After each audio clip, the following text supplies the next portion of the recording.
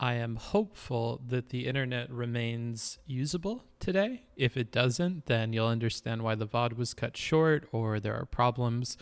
I am in Tijuana, Playas de Tijuana, which is the beach area. And so, we we run into Mexican internet problems fairly regularly here. We've also had some issues with blackouts. So just bear with me. Again, we're here for 2 weeks. I think we're here until the middle of March. And after that point, I may move over to Europe as long as we're not in World War III or things aren't heating up too much. That would be the plan, and that would solve some of these issues. Kind of moving on to talking about today's stream, we're going to be watching ChudLogic versus Erudite. And this will, of course, be on the topic of Ayurveda and those kinds of things. So talking about maybe some of the ethics of what Dr. K is doing. I have not pre-watched this. I am going in blind. I did see bits and pieces of it while it was live, but I definitely haven't watched it. We'll also have a stretch goal today where if we hit a donation goal, then we will move on to listening to Destiny and Pisco talk about something along the same lines. And maybe people would want that more. I don't know. I'll put the option out there for people. Yeah, so that's the plan. Hi, YouTube people. You guys got here quick. Mauricio and Durka, happy to have you guys. Obama. We'll jump into that in a bit here. I'm going to put up some of the tunes that I have. Let's see. Let's do something by Jacob Sampson first. We'll do that. And I'll set up some things in the background and then we'll jump into it.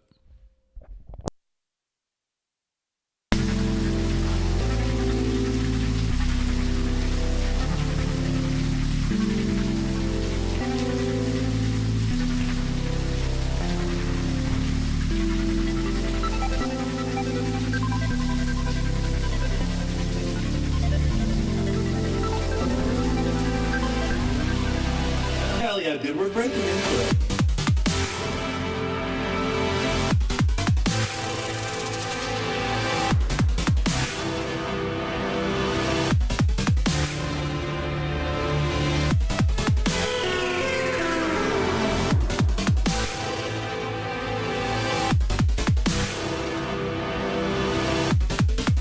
Oh, thank you. Wow.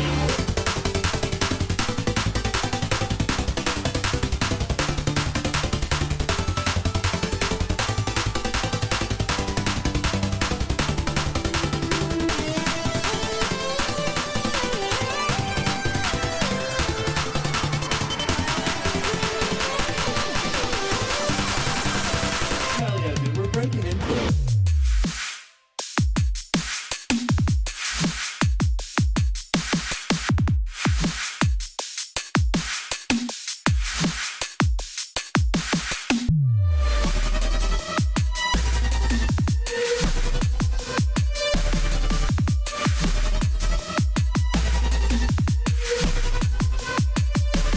Music Hassan fishing mode.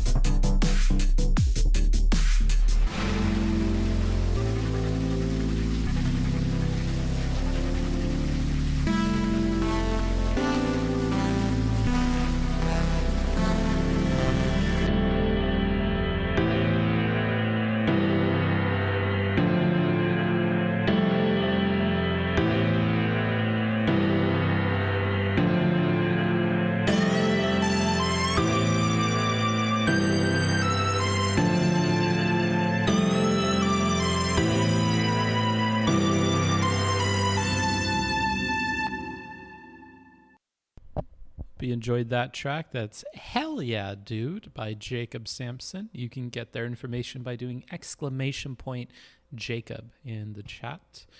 I'll do one more chat, or one more track, I should say, from Jacob, and then we'll be ready to go. Again, today we're covering ChudLogic versus Erudite, or Not So Erudite, I guess is their name, on the topic of Dr. K. Now, we're going to have a stretch goal, a donation goal for watching Destiny versus Pisco on the same topic. If we hit that goal, we can transition over into watching that if that's something you guys would prefer. Alternatively, I'm happy to just sit through this one. It sounds like Erudite came prepared with some notes about sources and other things to tackle some of the points that Chud has been putting forward, which is nice. And I figure we could appreciate that by watching through this conversation. If there's anything else you'd be interested in seeing, any other conversations going on that you'd be interested about, I'll ask about that once we hop into the stream for today. So if there's anything you'd like to see, just write it down and then we'll talk about that once we get into it. Next up is Cutesy by Jacob Sampson. Enjoy.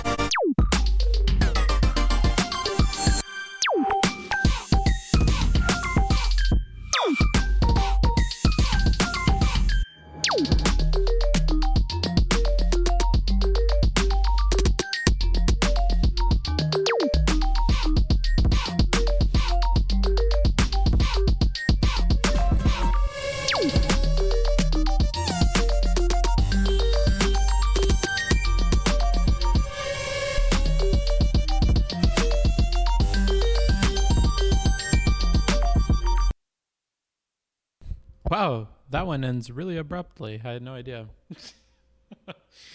Hi. You're gonna have to pardon my hair. I don't want to get it cut in Mexico. I kind of want to wait until wow, this kind of looks wonky. I kind of want to wait until I get back to the US, which again will be in about another week and a half. Yeah, and I'm not able to wash it either because after the power went out in Tijuana, I guess they started doing work on the pipes here or something. I'm not sure that that's entirely truthful. That's what my Airbnb host tells me. Apparently, it's supposed to be fixed by the end of today. So if it's not fixed tomorrow, I'm going to complain more. But basically, the water out of the shower head comes out in like a dribble, and that's not really enough to like get all the shampoo out of my hair. So I'm just choosing not to shampoo my hair because I don't want there to be shampoo left over and have like an itchy scalp and whatever. So I basically just have to do like a quick rinse of the rest of my body and soap that up and struggle to get the soap off. And then, yeah, it's not a great situation. I am somebody who really loves showers and baths and stuff. So not being able to have a shower every day sucks. It's like not being able to have like a cup of coffee in the morning for some people. I'm dealing with it because, you know, whatever, but just wait until I can move basically at this point. Hey, it's because hey, it's your chemical romance, not mine. What are you talking about? What are you even on about, bruh? I'm going to ask something real quick of you guys. Does anybody have a link to this ChudLogic thing that's timestamped? Because none of his titles seem to indicate that he was talking with Not So Erudite. Because he has a bunch of stuff on BX Billet, but I don't see any of his stuff about Not So Erudite. I'm just not seeing anything here. And he doesn't have any highlights that are that either. So I don't know where I'm meant to go for this. Maybe it's on his YouTube channel. Oh, there's a YouTube link. Maybe it's this. Okay, wonderful. It is on his YouTube channel. Okay, cool. So we'll check this out. That's the plan. We'll get into that in just a little bit here. I just want to hang out and talk with you guys for a bit. How is everybody? It was yesterday's stream, if I recall correctly. Yeah, yesterday or the day before. Emo hair is what he's talking about, I think. Oh, yeah, I guess. Maybe I should put on a different jacket. I feel like what I'm dressed in now is pretty boring. He talked to that woman, yes. Okay. Yeah, Not So Erudite came out of nowhere. Was she initially a streamer or sprang off of someone else's stream? No idea, honestly. No idea. I'm happy that she's around. I've enjoyed what little things I've seen of her, but I don't know where she came from or what her deal is. But maybe we'll learn about that in the intro to this. Maybe she gives some kind of introduction and we could learn a little bit more about her. If anybody else knows, let me know in the chat. I would be happy to know the history. But it was an MCR emo hair joke. Lamau, Grunge Smarts is hot boy. Thanks. Bookfucker ooh, yes indeed, we will be oohing today. Again, if at any point you feel like you don't want to watch this anymore, I do have this available to you. Okay, so you could get this done and we will watch Destiny versus Pisco. How was that storm yesterday? It ended while we were streaming. I don't think it continued too much into the night. It just kind of swept through. This morning it rained a little bit, I think, but I don't know, not that bad. Maybe we'll have another storm tonight, I'm not sure. In my opinion, she made really strong arguments and Chud just didn't come at the convo in a scientific mindset. That sounds ironic given that Chud is advocating for the scientific method to be the guiding force behind like medical decisions and whatever. So we'll see how that goes. Don't quote me on her being a DGG chatter. It was just something I heard. Oh, okay. So what you think is she may have been a DGG chatter, but she started streaming a few weeks ago and began by talking to Destiny. I see. I fell asleep in my computer chair while watching the review last night. That's crazy. I'm surprised that Haas can put you to sleep. It actually took me a while to fall asleep after stream was over. Because I kind of missed the window when I normally sleep, and it kept me up for a while. I slept through the entire day, though. All of the daytime here. I woke up as the sun was setting, and I tried to take my shower, and it didn't really work. I dreamt Destiny and Haas fought, and I was there. You're not the only one that had to dream about Haas. Mr. Thick, the guy that gave me timestamps. Oh, I didn't even put those on the video. My bad. Mr. Thick gave me timestamps for yesterday's VOD to put up.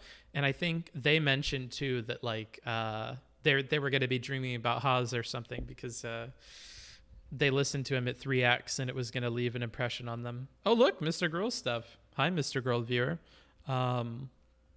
Yeah, God. If we don't have to cover another Haas thing the entire 2 weeks that I'm here, that would be lovely. I don't want to cover another Haas thing. I'm happy we made as much money as we did yesterday on stream, and that was really cool of Hot Bio Lava, but good God, having to sit through that Haas stream is just like awful. I don't know. But it is what it is, you know. It is what it is. I'm in a better situation financially, so thank God for that. But Jesus Christ, the entire Destiny and infrared modern day debate, Shoutfest and Haas never once thought to call him Breastiny. Breastiny's a good one if you want to focus on that. I don't really get the boob thing. Like Steven has boobs. I don't think Steven really has boobs, but that's something that people are saying. She basically said flawed or insufficient proof is good enough to make it acceptable to say something is overall negative.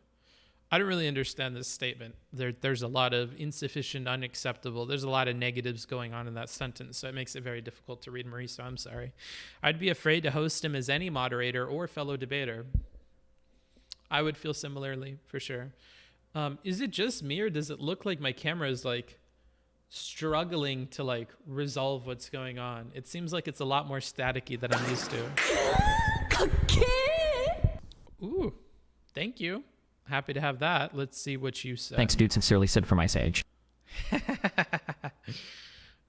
thanks. Good to have you. 6 months. There you go. The big 6. I think that changes your sub badge now. So now you get a special sub badge for that. Oh, yes. Who is that again? Hot Biolava? Shout out to that duder. That was nice of him. Glad you're so much more secure for a while. Yeah, for sure. I don't have to worry about like the next month of rent, which is really, really cool. Now it's just the determination of like, What the fuck? Sam. thank you. Thank you. I do appreciate that. Wow, that's your first month. Hey, what's up, Zardoz? Happy to have you, dude. Now you get the big one by your name. That's cool. If you have Twitch Prime or Amazon Prime linked to your Twitch account, you haven't used it for the month, you have that little crown that tells you could use it, I would really appreciate it this month of all months. I'm trying to get back into streaming and do it more regularly, so I think we've had like 3 like back-to-back, not a lot of waiting, no 24 hours in between streams, and I'll try to keep that up for at least the 2 weeks that I'm here in Mexico, and then we'll see where I go from there. If I stay in Mexico for another month because Europe is like embroiled in some like international conflict, or maybe if that kind of mellows out a little bit, we'll go over to Europe and hang out there and maybe visit some viewers and do a Euro trip round 2. That'd be cool. I always have visa tickers going in my brain ever since I was like younger and started doing traveling. So I keep in mind that like once a year, every year you get 3 months basically to go to Japan. That's one ticker that I keep in my brain. The 30 to 60 days for Thailand I keep in my brain. The 90 days in every 180 day period for Europe I keep in my mind. Yeah, so I'm keeping like a running track of these different like visa zones and when you're able to do what. Sounded like somebody was outside. But yeah, so we're coming up on the end of the 180-day period where I have to wait to go back to Europe. And all 90 days will have reset by the end of March. And so I could technically go to Europe and do another 90 days in the Schengen visa zone. So I'm looking forward to that. That would be cool. And I can see more of my lovely audience members. Hello, Books. How are you? I'm doing well. I'm doing well. If you could give anyone any superpower, who and what would it be and why? I like your look, goodbye. Okay, well then I won't answer your question. Basically, proof of any kind makes it wrong to criticize a concept or culture. Proof of any kind makes it wrong to criticize a concept. I don't know if that's... I guess we'll get into that, but I don't know if that's like a good summary of her points. Super excited for this review. I'm biased towards Erudite, and I thought she did some things wrong, so I'm looking forward to your fair analysis. Yeah, I'll try to be fair too, because I know that's what you guys are looking for. Rowie celebrates 3 months of membership. And in case you didn't know, on YouTube, you can become a member and use a bunch of emotes and stuff like that in that chat as well. It works the same way that a subscription would on Twitch. So if that's something that interests you, go ahead. I'm also considering releasing some content on the YouTube that is only available to YouTube members. It's just like, I want to really shrink my operation with streaming for a little bit and figure out like what the essentials are, and this is something that I also did in January and February, and then we'll kind of see what we can build on top of that in a sustainable fashion. So that's what I'm going for, and I figure a foundational thing is probably streaming more consistently. So I'm trying to put out more stuff even if I don't get to do the prep that I would like to do for these streams. You guys are fine with React Andy stuff. I don't think that the extra money that I make or the extra viewership that I get doing prep streams is necessarily worth the prep. So I'm just going to try to stream more often and closer to the dates that things happen. Zup with your hair, bruh. My hair is crazy. That's naturally how it is. I'd give Haas the ability to increase the volume of his voice so that he could always be the alpha he thinks he is, Kappa. Nice. I don't want something fair. I want you to be as misogynistic as possible. Leave it to the Twitch chat, dude.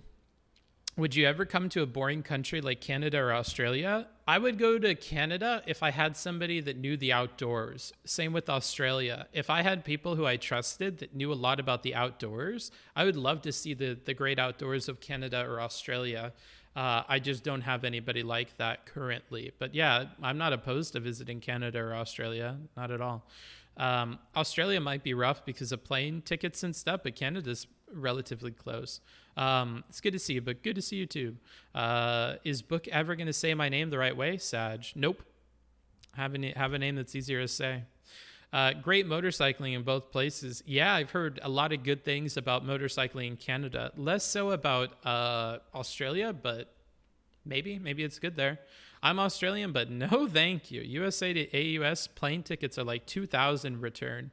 I never get return tickets. I'm a one-way guy. I just always get one-way tickets. So I think I could get it cheaper than $1,000 to go to Australia, though. Ever been to the national parks in Utah/Arizona area? Yeah, definitely. In the van too. Women don't poop. $1.99 from Unintelligence. That's certainly an unintelligent statement, so you're living up to your name. Gotcha. It's really lovely over here, but you couldn't pay me to touch outdoors. Yeah, I get that feeling from Australian people. That's why I thought it was interesting somebody mentioned the great outdoors of Australia is so beautiful for motorcycle riding and stuff. My understanding is that like Women don't poop. a huge portion of your country is like inaccessible and inhospitable and dangerous without excess fuel to like make the trek across parts of it. So it certainly wouldn't be a situation where I would be super comfortable motorcycling without like a backup plan that would save me. Have you ever been to Chicago? Nope, never made it to the Windy City, nor that state. If you want to see some place exotic and otherworldly, I invite you to hit up Wyoming. I've been to Wyoming before. Wyoming's beautiful. What's your guys' like state motto? You're the open sky country or something like that. Blue sky country, open sky country, something. It's really beautiful there. I went to a rodeo in Wyoming, actually, which I'm sure there's some people in the audience that are cringing at that and think it's unethical and feel bad for the animals and whatever, and I can understand that. But as an American, I thought it would be cool to go see a rodeo, so I saw a rodeo in Wyoming. I was also very tempted to go do horseback riding in Wyoming because Wyoming is known, at least in part, for like horses and stuff and horse riding, but didn't make it to do that. But that's on my list of things to do in Wyoming. Same with Montana. Montana is really, really pretty, and there's constantly like things you could go do outdoors, and that's another really cool place. Let's see. I know a few people that climb mountains and shit. Nothing about dirt biking in uncontrolled areas, though. Yeah, in Australia? Gotcha. The waters and beaches here are Pepe love. It would be cool to see Great Barrier Reef before it dies. Oh, yeah. I guess there's that. Scuba diving in general. When I lived in Thailand, when I was like 19 or 20, I was really tempted to rent a place for maybe 2 or 3 months in the islands of Thailand and to go out there and learn how to scuba dive and stuff. I thought that would have been cool, and it was like pretty affordable. If you go around February, I believe it is, January, February, March, that right around right now, I think that you can see manta rays and stuff if you go to the islands of Thailand. I think you for sure can in the Gulf of Mexico and stuff too. But yeah, it's like good scuba diving season for those sorts of places. So that was something I considered for a while, but never was able to do. That's another like on the list kind of thing. Have you ever been to Montana? Yeah, I've been to Montana a couple of times. Big Sky Country is Montana. Oh, my bad. You go to the rodeo in Cheyenne or Cody? I went in Cody. Cody also has a really, really, really cool firearms museum. So if you ever visit the U.S. and you go to Montana and you're going to Yellowstone or something else, I would highly recommend that you check out Cody. Cody's pretty cool. The firearms museum in Cody is amazing. Even if you're not super interested in firearms, I think the sheer like density of the population of firearms per like square foot in that museum is like nutty. There's whole little vaults that you go into, and they have shelves that you like slide and pull out, and it's just like a bunch of firearms from like World War II and Vietnam and Korea and like all throughout history, and they tell you about the evolution of firearms over time. It's a really, really, really cool museum. I would highly recommend it to anybody. But yeah, that's where I went, is the rodeo in Cody. I grew up in Cody and live in Cheyenne. That's crazy. Hell, maybe I was like within like a few miles of you or something at some point. I'm not sure. Once again, book being racist by asking people to change their name because it isn't a white name. Well, The shoe fits. Do you do any outdoor sports like snow skiing or surfing? I used to do a lot of like bodyboarding when I was younger. I did like cross country, so running. Believe it or not, this fat fuck did a lot of running. But yeah, Washington has some pretty great snow ski mountains. Washington has some pretty great hikes. I don't know if you guys know this, but like the van that was broken down at the beginning of my streaming career, I got a lot out of that van. I went to Washington and did a bunch of hikes and saw everything in Seattle and whatever, and the rainforest and all that stuff. Like, I did a lot of cool stuff in Washington. Washington has some really cool hikes. The eastern part of Washington is really, really boring and disgusting and gross. I wouldn't recommend it. Like everything between maybe Spokane and the mountains just before you get to Seattle is kind of gross and flat and ugly. But everything after that, everything to the west of that mountain range that kind of cups that Seattle Bay area is really, really cool. Whether you're going to that Mount Olympus, I believe it is, or you're going to that rainforest, or you're going to even that 5 Mile Park or whatever that's down by, what was it, Trenton or something? Even that place is cool. Lots of cool stuff in that area of Washington, the western part of Washington, northwest. Australia is strange just how uninhabited it is. Yeah, kind of. I mean, a lot of the U.S. is just like empty. So, book is talking about the Buffalo Bill Historical Center. Yeah, amazing firearms collection, really good info on a bunch of Western/Native American history. That too, they have a beautiful art collection too. So. I would highly recommend it if you're going to Yellowstone because there's a lot of paintings and history about Yellowstone there as well. So if you went to Yellowstone and you did the Four Corners, which means you go to all four corners of that national park, which is huge, by the way, you probably can't do that in a single day because it's like hundreds of miles that you'll be driving. If you do the Four Corners and you take pictures at all those places, it's really cool to go to that Buffalo Bill Historical Center afterwards and like learn about the people that lived there before, of course, the natives, and the people that discovered it afterwards, the Western settlers or whatever, the settler people that came, because they put out some really cool stories and paintings, and there's a lot of cool stuff there. Are you French? No. Endurance athlete Pog. Yeah. Did you ever meet MXR Plays? No idea what that even is. They do a lot of travel blogging in Washington. No, I've never even heard of them. Renton. Yes, Renton. That's that area with the what is that called? If you know what Renton is, maybe you know what I'm talking about. What is that park that you go out to? And I think it's on the peninsula. And you drive your car around the park, and it has all those like beautiful trees and a view of the ocean. Do you know what I'm talking about? It's kind of like it has a lot of ferns and like Washington native kind of greenery. It's some kind of park where you drive around it in a circle. That was really, really cool. I like that. If I lived there, I would probably go there pretty often. I don't know how much you'd be into it, but longboarding downhill is just an incredible experience. I wouldn't be very into it. It scares the fuck out of me. Maybe not downhill since it can be scary at first, but I really recommend trying longboarding. When I was young, I had a lot of friends that did longboarding. It's just I never really got into it. I'm very clumsy, and I'm goofy footed, and I don't know. I feel like I have a lot going against me for enjoying that. I just did a Weeb translation thingy, and it's what I heard. Maybe I'm deaf. Interesting. My uncle lives in Olympia, but I've only been there for a few weeks one summer. Gotcha. That's super cool book. I interned at the historical center after getting my degree. It's really neat to know that you appreciated it. Wyoming has kind of a rough rep sometimes. Love it. Yeah, I mean, like, honestly, every single state I've been to, I have a lot of positive things to say about it. Like, any state you could pick, California, there's nothing but wonderful things to say about it. Nevada has some really cool national parks, and Vegas is interesting. And then Utah, of course, is beautiful, wonderful national parks and stuff to go look at outdoors there.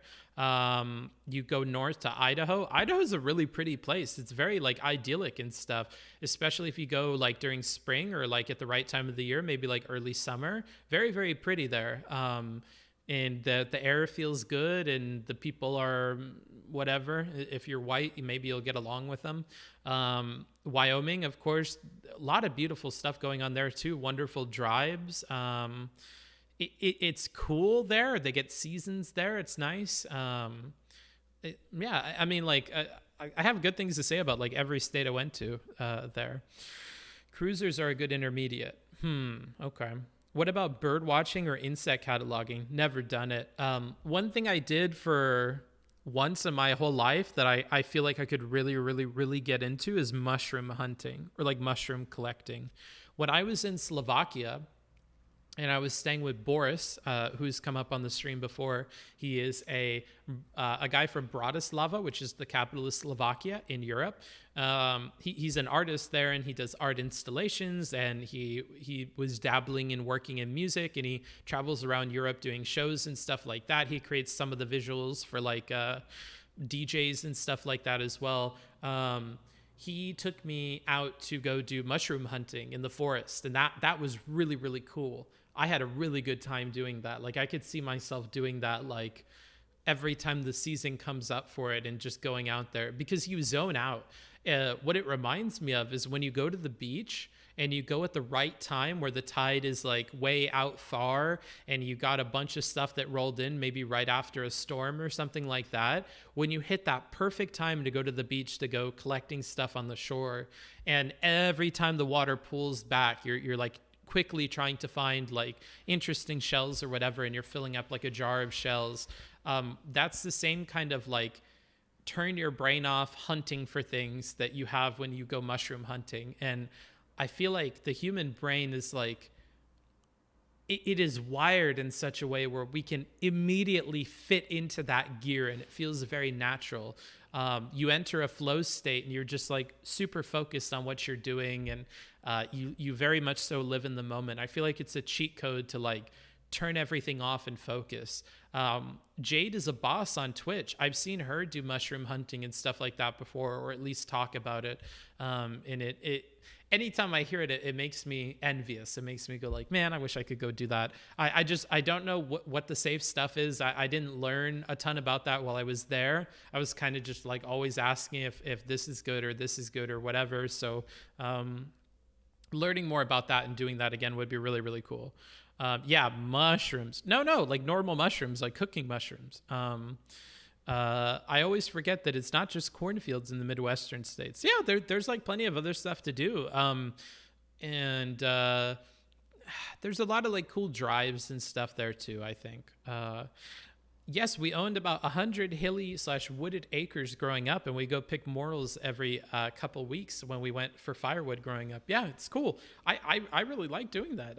I enjoyed that. I hope I could do that again. Anywho, cooking mushrooms. Yeah, bro, cooking mushrooms. Anywho, we should get into the video, okay? Enough lollygagging. Let's get into the real content here, huh? Let's go. I'm gonna put you guys in my other window here. Put you up there. Open this. Okay. Should be good.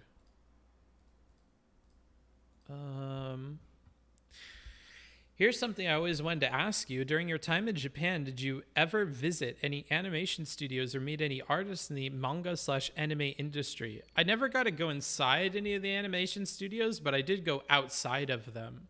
I think I ended up seeing KyoAni when I was in Kyoto, but I didn't know I was as close to it as I was, because I recognized some of the places in Kyoto as being some of the places that were in things like K-On! And whatever. And then I had learned afterwards that we were like right by the KyoAni offices. And this was before it was lit on fire and whatever. So at one point I was really close to that. And then I believe we visited 1 or 2 different animation studios, but we didn't go inside while I was in Akihabara as well. One of my Airbnb things that I was staying at, one of the hostels I was staying at, was right across from this like place that teaches people how to be animators or whatever. It is an animation studio, but it also, my understanding is like it has like the lower half of it is to teach people how to do it and to give them like industry experience so that they can get out there and go work for a studio. So and then right like outside of that block of the neighborhood and right like across the street was like Akihabara proper. So like my hostel was really close to a lot of cool stuff. I had a good time when I was in Akihabara. Honestly, like all of Tokyo is a place that you could probably spend 5 to 10 years of your life living and like not see everything that you would want to see there. It's insane how big of a city that is, and how much that urban sprawl just goes on forever in like every direction. So if you ever want to spend like 3 months in Japan, you could probably just stay in Tokyo and see a lot of cool stuff. I would recommend you get the rail pass and you go to a bunch of other different places and whatever. But even if you just stayed in Tokyo, there's so much to see there and so much to do, and it's really, really cool. Love you, books. Hope you're doing well. I am doing well. Here's something I always... oh, sorry. I already read that. My bad. All right, let's get into this. Let me make sure everything is working here. We definitely want that donation thing. There we go. So I'm going to plug the channel, and I'm trying to make a better habit out of doing this, because I do think some of the criticisms of Hassan and other React Andy streamers are not I think because like unfounded. So this is by ChudLogic. You can get his channel here. The title of the video is "What Are Your Credentials? Heated Debate with Not So Erudite Over Criticism of Dr. K." Let's go ahead and read some of the comments and spoil ourselves before we get into this. It's strange that she says there's evidence, but then explains that it isn't good evidence. I never said there was no evidence. I just said all the evidence for it was bad. Is certainly a take and is entirely sidestepping the other side of the argument without at all increasing the strength of your own. None of this makes any sense to me. I don't really understand. I can run a Google search and find local therapists doing conversation therapy who have licenses and credentials, not like experts of their fields abuse their qualifications all the time. I don't really understand this one either. God, I hope I can understand at least one of these comments without watching the video. Chud, you're maybe a racist for forgetting that white people own science and medicine is basically what this racist lady is saying at like 15 minutes. Jesus. I think I can sum up this whole exchange as this. Not So Erudite doesn't want you to make the claim that all Ayurveda practices aren't medically sound, because she believes that further research into some lesser research and perhaps less I don't know this word, centered ideas might yield future positive outcomes in the mental health space. I'd suspect this comes from a place of wanting to avoid a situation in which a practice from Ayurveda is later shown to be beneficial, but due to its prior designation as pseudoscientific, is publicly shunned and not accepted. That all makes sense. Yeah, I think that lines up with what I saw. She is then arguing the case that Chud should be more careful not to promote a blanket, uncritical dismissal of these practices. So far, so good. I think the main disagreement is that Chud believes the amount of harm done by this previous engagement with the topic is negligible. Yeah, especially in comparison to the harm Chud believes Dr. K is causing by promoting Ayurveda and making certain claims. Yeah. Oh, look who we have. Cool to see you. I'm happy you're here. Thank you for the sub, of course. I do appreciate the support. I look forward to watching this. I've not formally reviewed in public anything from you. I will admit that I have touched upon other parts of your content in private reviews, which if you didn't know, I do those as well. You can do !work to get access to my information about costs and whatever to commission a private review. Sometimes people that are new to the space, or even people that have been around for a while, would want me to cover something of theirs, and they ask in private, and oftentimes I can't get to those because they just don't stream very often. It takes a bunch of work, and so they'll have me do a private review of their conversation, give them tips, and have a usually 1 hour conversation with them afterwards, where I go through all my notes and share my thoughts with them. And you have come up before in those, but I don't think I've ever covered anything of yours on stream, so I'm very excited to today. And of course, this is a topic that I've already covered with ChudLogic before, although unlike you, I was unwilling to go and look for a bunch of sources for him. I don't find that it's worth my time, but I'm happy that you've done it. We'll see how well that works out for you here.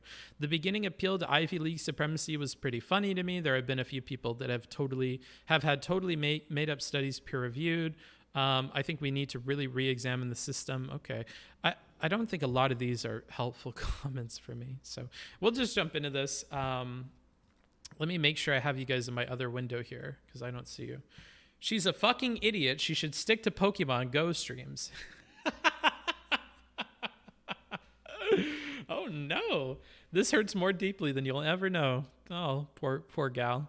Toe the line of potentially becoming racist, basically. I don't care about disrespecting cultures per. I'm going to let it buffer because my internet absolutely is trash here. So let's let this buffer a little bit. We are trying to push 60 frames a second. That's going to be real hard for my Mexican internet here. Tijuana in particular, I've had nothing but bad luck with like internet and stuff. So I'm going to let that process a little bit. It's an endorsement. What's an endorsement? Oh, you're talking about her Pokemon Go stuff? Yeah, maybe. I really miss when Pokemon Go first came out. I felt like that really brought people together and stuff in a way that I haven't seen since. Like lots of people who I knew were like stay-at-home shut-in people who like don't interact with anybody, were out in their cars and carpooling with people and driving around the city. And it was cool going to a bunch of like public places in the smaller town that I lived in. I lived in Riverside at the time, and did I live there or did I go there just to do this? I think I went there just to do this. Anywho, it was cool seeing everybody come to like the city center and like, go to all these popular places for the Pokemon centers and whatever, and driving around and trying to like find special events and stuff. It was a really cool period of time to live through, and I'm very happy I downloaded that app and like took it seriously from the get-go. I remember being really hyped for it to come out because I travel a lot, so if it would have been beneficial to people that travel and they would have been able to get different kinds of Pokemon, I was like, oh, I'm on board with that. I'll travel just to get certain kinds of Pokemon. I'll change my travel schedule around that. That sounds fun. That's not how the app exactly worked, but I'm still happy I was with it from the very beginning. That was a cool period of time. Damn, Chud specializing title sniping. I don't even see what you're talking about. Personally. No, it's a load of bull. No, it's not, because meditation works. Doshas, we've tested them, are absolute hogwash. I've mostly just found wait. research Sorry, listen, I'm gonna have to cut in here because you're going off at 1,000,000 miles an hour with complete bullshit. Okay? No, I'm not doing that at all. No, you are. No. You need to know that if you're levying these critiques. Why are you being so condescending? You've been condescending to me almost this whole conversation. No, to be honest. Why are you being so condescending? Oh, is this the problem here? Erudite is a relatively new streamer specializing in mental health in pursuit of knowledge.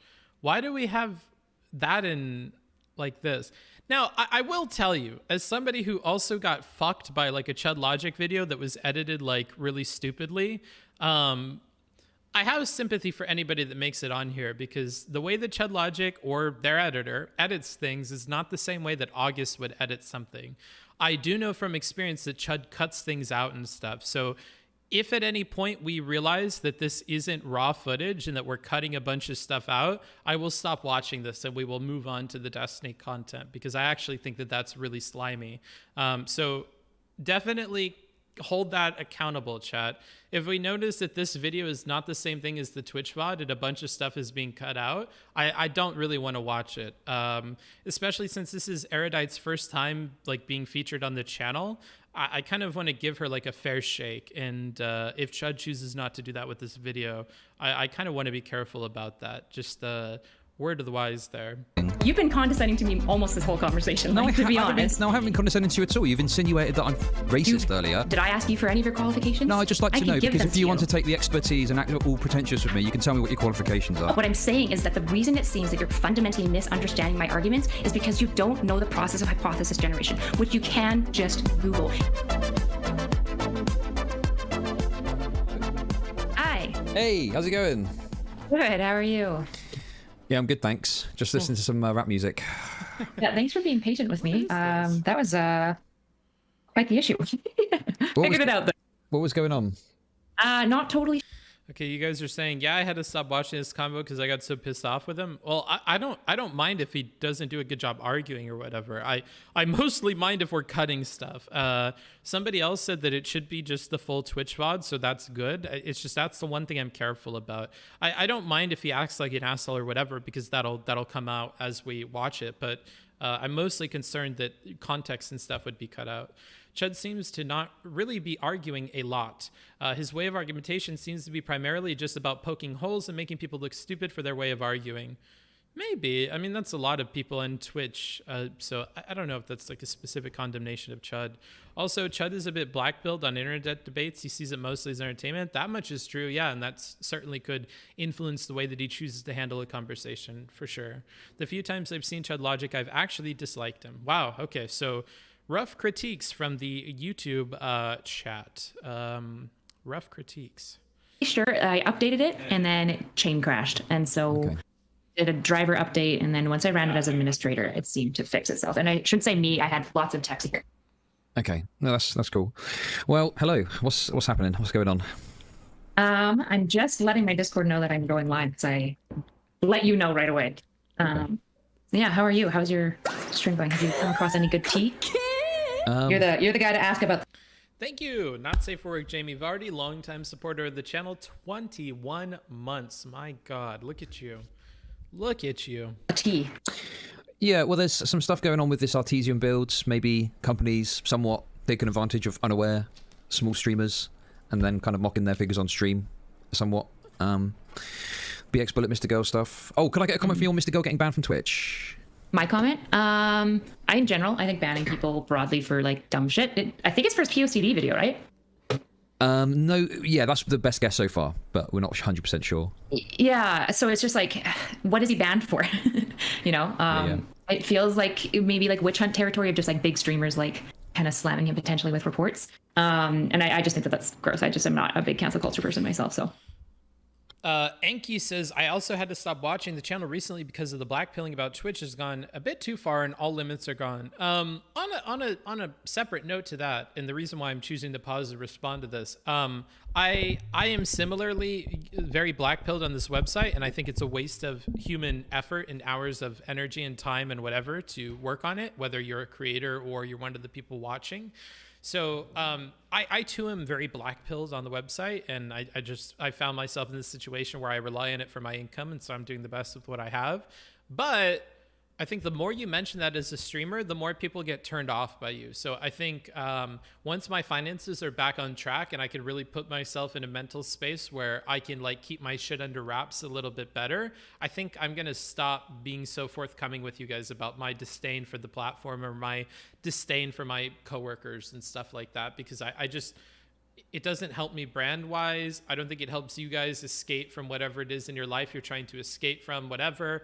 I think after we do these 2 weeks, I really want to talk about Chomsky more. I want to talk about Chomsky's ideas about the media and about, you know, manufacturing consent, of course, is a huge thing.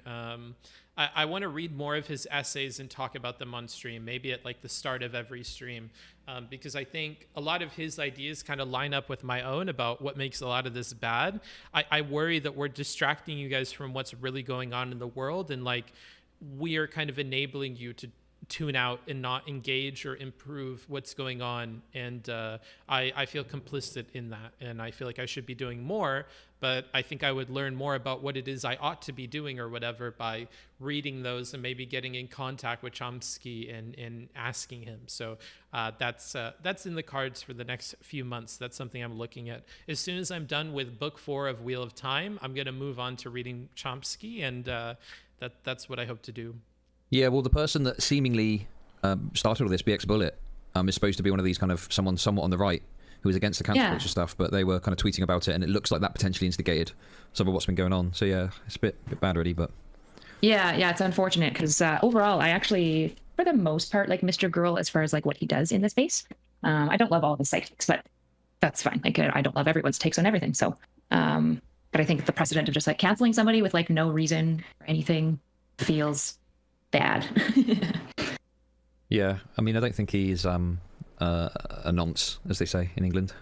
No, and like the reality is, like, to be honest, like we need to have nuanced conversations about pedophilia, like we just do. And I don't know. I listened to the POCD video. I didn't find too much that I was like, whoa, he pushed back, where I think was like smart to push back, and I don't know. Okay. Yeah.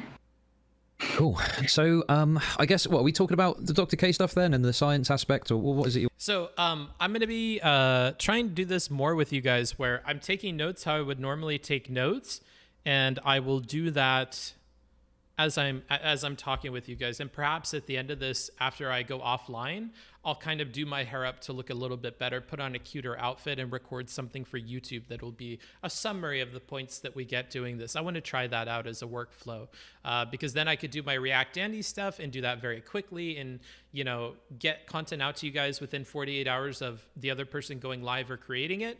And at the same time, I could put out that condensed, really nice YouTube video for everybody on the YouTube, of course. So I will be taking my notes, and I'll let you know what I'm taking notes about as I'm doing pausing. The reason why I'm pausing is because every time I take notes about things, I'd like to keep a running tally of when the timestamp is for those notes, because I find that if you keep track of like the temporal dimension of your notes, and this applies for everything, whether you're watching a lecture on YouTube, or you're going through a lecture in real life, or you're watching a movie and you're taking notes. I encourage people to take notes about any kind of content that they seriously want to remember things about, or come to like educated conclusions about. And if you're going to be taking the notes and you're already going to be pausing and stuff, keeping track of that timestamp will help you see how long certain parts of the conversation were taking, how much time was focused on one topic versus another topic, and maybe even how tone and aggression and things change over the course of the conversation. You can track back like, oh, we started going really, really crazy after this one topic here, or after this response here, or after this question here. And you can tally all those things. And as a YouTuber, as a Twitch streamer, it's also helpful to give those timestamps to my editor for examples of exactly what I'm talking about. The same way you would keep track of a page number if you're citing something in a textbook, so you can refer back to that. So that's what I'm doing here on the side. You wanted to talk about? Yeah, I wanted to talk a bit about science, Dr. K a little bit, but more about like pseudoscience and mental health, particularly overall. I think a lot of people feel like I'm a big defender of Dr. K, which actually is ironic, because all I've done is mostly critiques made against him, being like, these aren't the greatest critiques, and I've levied critiques against him. That's literally, I think, all I've done. And I think I've said he broadly seems to be like a decently solid psychiatrist who's well trained and seems to have decent efficacy with his clients. How do you know that though? Oh, well, he's trained by Harvard and then was hired by Harvard. So like that's a pretty good reference of skill by itself, I would say. I just wonder if that's... I don't know if this is a strong point by Erudite, and if you're still in the chat, just just try to be chill with me, because we're going to be handling this point by point. I already don't feel like this is a very good point by Erudite, so I hope that we get to things that are better than this. We're kind of already out of the gate making a mistake, I think, in our argumentation. I think appealing to the kind of Harvard label that he has on himself, or his like Harvard training, I don't think is proving your point that like he's good with clients, therefore, right? I don't think one therefore implies the other nearly as much as you think that it does. And we're relying on a big trust of institutions and things here. I worry that this isn't a very good point, and I hope we can move off of it and onto something else fairly quickly. Let's see how this plays out. Because you seem to suggest that you've got some insight into how he It's not much, but this is for the great work that you do. Keep it up. Thanks. No, that's huge, bro. For the average person, $20? Are you kidding me? That's great. That's food. That's like, that's solid. $20. That's a lot. I make $2.5 off of every sub. So I mean, $20, that's huge. It's like 10 subs or whatever. Thanks. I really do appreciate it. And I'm happy to hear that you appreciate the content as well. No, I would say how he treats his clients broadly. I would say, like, if Harvard has somebody hired to be training their future doctors, I would presume that they vetted him quite well to ensure that he treats his clients well and has decent efficacy. Your first 10 minutes are the weakest? Okay, well, we'll keep an eye on that. And ethical practice with his clients. Oh, okay. Doctors, I would presume that they vetted him quite well to ensure that he treats his clients well and has decent efficacy and ethical practice with his clients. Oh, okay. That's just a standard of Harvard, I expect, right? And like maybe we can call Harvard into question then, but it's like, okay, well now we're like calling all of Harvard into question, which we can do. It's just that's a much larger claim. You need a lot more evidence to prove that, Sure. It just it just seems like there's a lot of That's a good little recovery from slipping the second you walk into the ice rink. So I mean, like, she sets up like, okay, well, do you want to debate like the efficacy of Harvard or Harvard's training standards or whatever? That's not a conversation I think Chud can have. So you've kind of twisted his arm into having to give up on this point or to find a different in, because if he responds to exactly what you said, he's going to be in territory where I think he doesn't know what the fuck he's talking about. So I think you stumbled out of the gate, but you put him into a position where he either has to change and pivot or, you know, go down a line of questioning that I don't think he's prepared to go down. So, I mean, a good recovery, but I don't think it makes the point any better. faith being put in just the reputation of Harvard. I mean, what vetting would they... I mean, you know, I'm not trying to say, like, Dr. K bad in terms of his private practice and put that to one side, but I just feel like appealing to Harvard just because it's Harvard and saying, well, you know, they're a good university, they're going to do the vetting. Like, do you have any insight into, like, how they vet people or anything along those lines? I don't personally, but I don't work for Harvard Medicine, right? It's Oh, so then he asked, like, oh, okay, I'm ignorant about this. What are the vetting processes for Harvard? And she doesn't have any idea. Oh, no. Okay.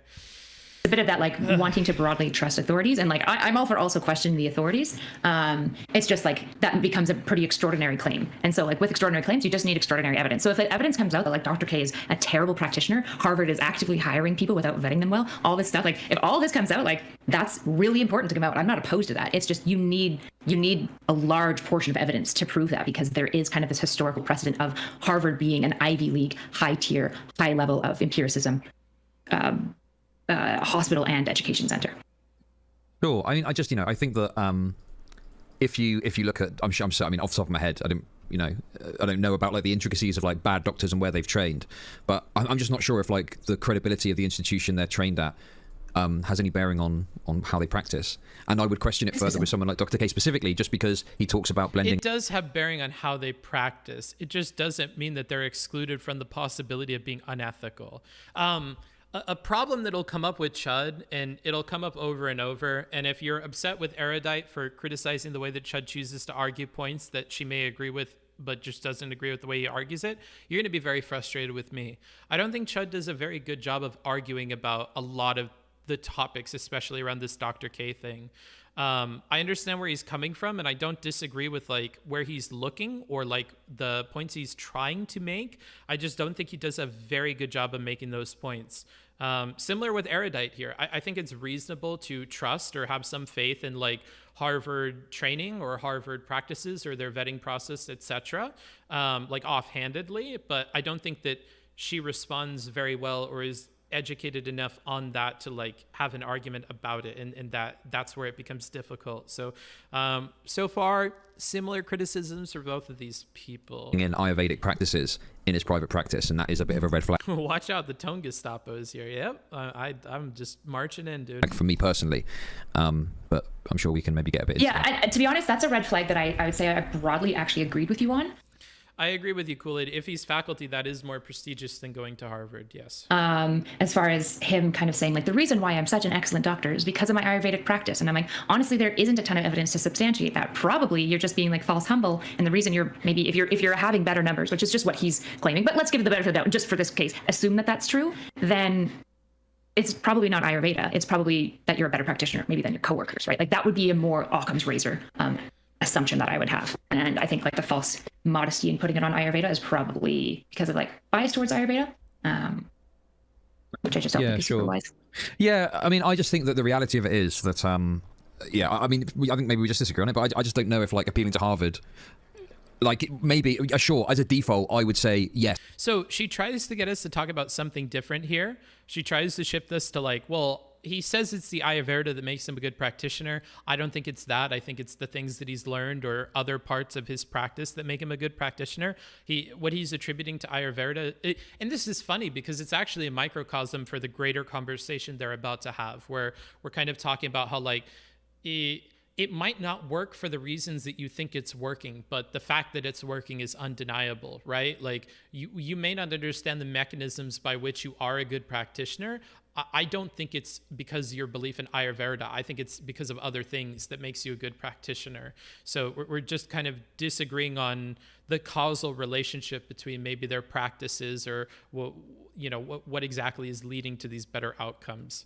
Yes, like they would probably vet people, But Chud is going to go back to the Harvard thing, which I think is fair and makes sense for Chud, because if you are trying to hook her and really get her on things that she's saying that could be incorrect or could be a losing argument for her, continuing to focus on this appeal to Harvard generally without knowing a ton about the practices of Harvard, how they're vetting people and that kind of stuff is a strong place to focus. Now, I know that some people mentioned a criticism in the chat that most of what ChudLogic is going to do in this conversation is focusing on how Erudite argues or where you can poke holes in her argument rather than trying to reach some kind of agreement about the truth, or rather than trying to expand his current understanding, or rather than trying to pick her brain as somebody who might be more educated on this stuff. We're already kind of seeing the seeds for that here. But again, if Twitch is a place for debate where optics really is important and catching people on places they're wrong is really important, and we see that in everything from the debate that we watched yesterday to all of the content that we've covered in the last 2 years, he is in line more or less with the way that everybody else engages. I don't think it's like particularly egregious yet. Perfectly fine. But I think when you're looking at like some of the Ayurvedic stuff, yeah, I don't know, I just feel like, would they be permissive of that? Would they be okay with him talking about Ayurveda to this sort of level? Do you think the prestige of an institution, though, like, doesn't really matter? Like it's meaningless, more or less? Well, I'm not saying it's meaningless. I just don't know if you can appeal to it in its totality. And Erudite, similarly, I think is good at like asking follow-up questions that are attacking him. So like, I would have wished that she continued to push to get out of this, because I don't know if this is great territory for her, but putting the pressure on Chud and flipping this back on him is certainly one way of handling this. Totality, when you're talking about like an individual actor as an outcome of that, or working for that institution. Yeah, I suppose that's potentially fair. I just like, I guess I don't want to like engage in like, I guess I just want to elucidate that nuance, because I don't want to like engage in like appeal to authority is cringe, but there's also a time and place where it's not fallacious, right? Like we trust experts because broadly they've been vetted to be experts. And then if it, I will disagree with her here. I get what she's saying about cringe. It's one of like the key, like going back to Greek or Roman society or whatever, it's one of like the key appeals that you can make. There's emotion, there's logic, there's authority. I don't think it's cringe to appeal to authority. I think we have to appeal to authority to some degree or whatever on almost everything that we talk about, right? Like if she even was educated about some of the vetting practices of Harvard, she would have to appeal to studies that say that those vetting processes produce better outcomes than other things. And she has to trust that the methodology used to evaluate these different vetting processes is good. There's always a hint of authority in everything. And I think the dumber, or maybe the less educated you are on a topic, the more that there is appeal to authority cooked into every statement you make about something for which you are not an expert. So the more that we're talking about maybe reports of what's going on in Ukraine or Russia, or reports from governments about what's going on there, the more that we are having to rely on authority to make those points, right? A lot of that, we're trusting these sources, and we have to trust these sources because of where they're coming from. So I actually think appeal to authority is cooked into a lot of things, and maybe that's not something we think about too much on Twitch, but it's something worth considering in your real life, because you'll see it all the time if you try to look out for it, right? Nobody ever goes down the rabbit hole all the way to make something purely logic. A lot of the time there is a stopping before the fog of war, where we're talking about things that we don't know about, and we just kind of mark that point. We're not going any deeper than there. I trust what else is going on in that fog. I don't have to learn about the methodology or whatever of this study or of these practices or whatever to make comments about them. I trust that, the authorities that are there have a good reason to believe that. Like with maybe even Mr. Girl, we don't look too deeply into why certain ethical practices exist. We take it on its face value because it's a collection of things that a lot of professionals over time have put together that are meant to be guidelines that we follow. So just a note on that. It is the case that they're giving bad information. The fallacy is when you appeal to authority on a topic. Yeah, you just said, it can be fallacious when it can be fallacious for sure. It's just not. You want to keep in mind that, like, just because, oh man, how do I explain this? I think you guys get what I'm saying. I don't think I need to spend more time on this point. There are fallacious appeals to authority, yes, and they are worth pointing out. I'm just saying appeal to authority in general is cringe or whatever. I get why she's doing it. It's to keep optics with this audience that that's going to be a statement that they take at face value. But like, it's just a note I want to give you guys because I have more time to expand upon these points. Burden of evidence seems to be a little bit higher to prove that like somebody who's like a professional doctor is maybe whack compared to like a lay person being unempirical. Okay. So did you have any like specific critiques or issues with the coverage that I've done about Dr. K? Yeah. Yes, I did. So I was so I think that we can either start with what was good or what was bad, whatever you prefer. Okay. Let's get the good stuff out of the way first. Okay. Maybe I'll do it. Maybe I'll save one of them and then we can have a nice sandwich, a nice shit sandwich. Oh yeah, the old classic. Yeah. So where you said in the video, I think you explicitly said, Dr. K says that I'm not better than my colleague, and you basically attack him for this claim. Because he said, I'm better than my colleagues because I use Ayurveda. And you're basically like, you attack him for that claim.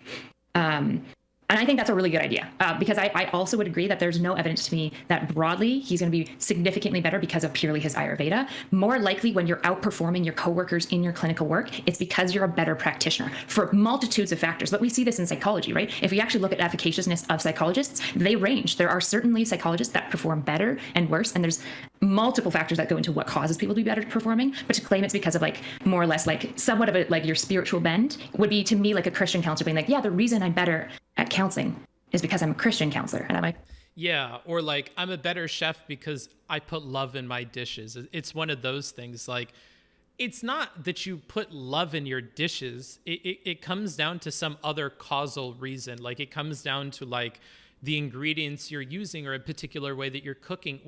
We can track it to something else. It's not because the love you put in your dishes. It's a bit of a silly thing to say. So I get what they're saying here. But at the same time, I also get how colloquially Dr. K could respond with this when asked, like, hey, dude, what's your secret to being such a good therapist? Like, well, honestly, I just try to view everything from the lens of Ayurveda and about balancing chakras and whatever. Like, that may, honest to God, be the reason from his perspective that he does better, because that's how, from his first person point of view, he is operating. The same way a chef might think like, well, I love everything that I put in the dish. I love my ingredients. I smell them before and I pick the best things.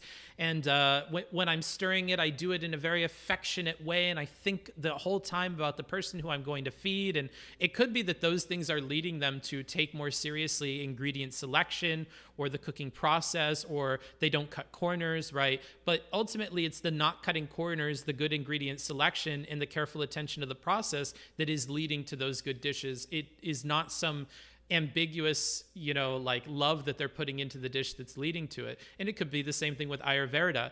It could be a focus or very particular practices he does or ways that he approaches clients in a clinical setting that is leading to his better outcomes. But to chalk that all up and summarize it as Ayurveda is worthy of criticism, I would agree. Or maybe you're just really talented at counseling, and the Christian thing is something that you add, and maybe it helps some of your clients. But yeah, it feels like a false modesty thing, and I just think that's wrong. And I don't like false modesty. I just find it very annoying and disingenuous. Yeah. Okay. So did you want to do it one at a time? Do you want to do a shit sandwich? You know. By the way, shit sandwich is not the best way to give feedback. I don't know if you know that or not. I mean, I don't like shit sandwiches. So we have another meta-level criticism of the way that she's arguing that Chud is putting forward here. Again, we saw that those were comments that you guys were giving me in the chat, and this is something that I saw reflected in other comments and in other places in Discord and wherever else. So we are seeing a recurring pattern here from Chud, and if you guys are tuning into that and that is something that is upsetting you, we'll see if that keeps happening. But so far, if this beginning part is any indication of what's to come, this will be something that's in my YouTube video about like a repeating pattern that people are picking up on and having problems with. And I guess the solution here for Chud is to try to be a little bit more productive in a conversation, a little less like focusing on ways of criticizing people. This is a problem that I have, of course, as well. So, but the whole brand for me is criticizing people in the way that they argue and giving advice on that, and less so for Chud. And for Chud is somebody who I don't think does a very good job arguing his points, and oftentimes takes a path of arriving at points that I think is flawed or not exactly efficient. It's interesting to see those criticisms coming from him. So that might be part of why people are having a problem with it. I'm not sure. But I'm going to play this while I go grab some water real quick. Mostly meeting you. Okay, that's fine. Yeah, just go ahead. Okay. Say something good or something bad, whatever you want to say. Okay, credence he's lending it, even unintentionally, could possibly lead people to further explore it on the belief that it is more credible than it is regarding Ayurveda. I would say that that is also a good point, because it's not hard to go online and find bad YouTube videos of not great Ayurveda, a very pseudoscientific Ayurveda. I've got a link in here. I can send it to you, but I'm sure you've seen more than I have of bad Ayurvedic advice that is deeply pseudoscientific. And I would agree with you. I think that that's also a really good challenge, is that if you see Harvard on his shirt and you assume the prestige of the institution somewhat on him, because I think that's broadly how we interpret individuals in some part, and he's talking a lot about Ayurvedic practices, you're going to give more weight behind it. It would be the same if a Harvard doctor talked a lot about any other form of treatment, right? Even if it's a legitimate treatment or not, if you hear a doctor talking about it, you're going to be open to exploring it more. And I think that that's true, particularly when it seems like the evidence for Ayurveda is mixed, mostly because Ayurveda is a super huge branch of medicine, right? Which means that there are practices that we are finding empirical evidence for, and there are practices that we are absolutely finding zero empirical evidence for, if not even harmful, like some of the medicine you found that had like high levels of like cyanide and lead and stuff in them. I mean, when you say Ayurveda is mixed, I think it's more so that like there's maybe some practices within it that might have some benefit, but then if you test that and it turns out that that's legitimate, you can just take it out of the framework of Ayurveda and just have it as a normal treatment or a normal piece of medicine. So I don't know. But why do you need to like denigrate? Why do you need to denigrate the entire like? I don't. It feels strange to me to like take, for example, something like acupuncture, and there seems to be like some evidence in support of it, particularly in comparison with placebo. We have no idea why, to be honest. It's not something that theoretically we probably would have come to in allopathic medicine, right? But it seems to have some positive effects, particularly for people with chronic pain. There is some effect sizes for it, and so. The issue is that if we just take it and then we just call it our medicine, right? It's just medicine, but all of Ayurveda is still pseudoscience and quackery. It's honestly like really disrespectful to the culture that created it. I don't care about disrespecting cultures personally. Like at all? Okay, so this is a moment that was brought to my attention that people had a problem with Erudite. So here's a rhetorical critique for you. The saying "our medicine" or whatever, a lot of people focused on that as a really bad thing. And you did open up Chud to a dimension of the conversation that if you did any research beforehand, you'll know that he won't really care about this in particular. You're going to have a hard time getting him on board with like taking into consideration cultural critiques that he's doing. I don't think he cares very much about culture, and culture is not an important dimension of the arguments that he's making here. He's making very empirical arguments. What Chud had said just prior to this, where he's like, why don't we take the practices that are good from Ayurveda and remove them from the context of Ayurveda? I think that that is something worthy of encouraging. I think that that's a salient thought from Chud. The difficulty becomes like we have to figure out what it is causally that is leading to those things working. When you take them out of the framework of Ayurveda, you may lose some of what is making them work. I think you have to understand why they're working before you're able to incorporate them into modern practices and stuff like that. I think you have to do a little more work than just looking at the outcomes and then copy pasting it. I think you have to be careful about that a little bit, but we don't choose to go that direction arguing this. We choose to go the direction of disrespecting cultures, and I just don't think we're going to get very far with Chud on that point, but let's see how this goes. No, why would I be? I think because like you toe the line of potentially becoming racist, basically. Okay. Do you think I've been racist in any way? I don't know. I'm definitely not going to assume a major trait about you based on like a video and like two brief conversations. Yeah. Sure. It just there's this tendency people have sometimes, and don't think you're doing it, maybe touching on it, but it's this idea of like implying or pointing towards like some sort of bad trait that someone has in something they say, even though they're not explicitly doing it. So it's kind of like the idea that because like I don't respect the idea that, oh, well, Ayurveda is an Indian practice, and by criticizing it or saying that you're going to take something out of it, you're being disrespectful to the culture. Like, I don't think that's racist. To me, that's just like, I don't know how to describe it. Like, why? Well, if it's like, if you're saying like one culture is like I guess it's kind of like you got to own the extent where you're like, you got to say your positions with your chest. Like you can say that one culture is just demonstrably better than another. You could say that. You just have to own it. I don't even think he got close to this at all, though. And that's a problem. Crab Navy, thank you for your subscription with your Twitch Prime. If anybody else has their Amazon Prime for the month and they have not used it, I would appreciate it. Thank you again.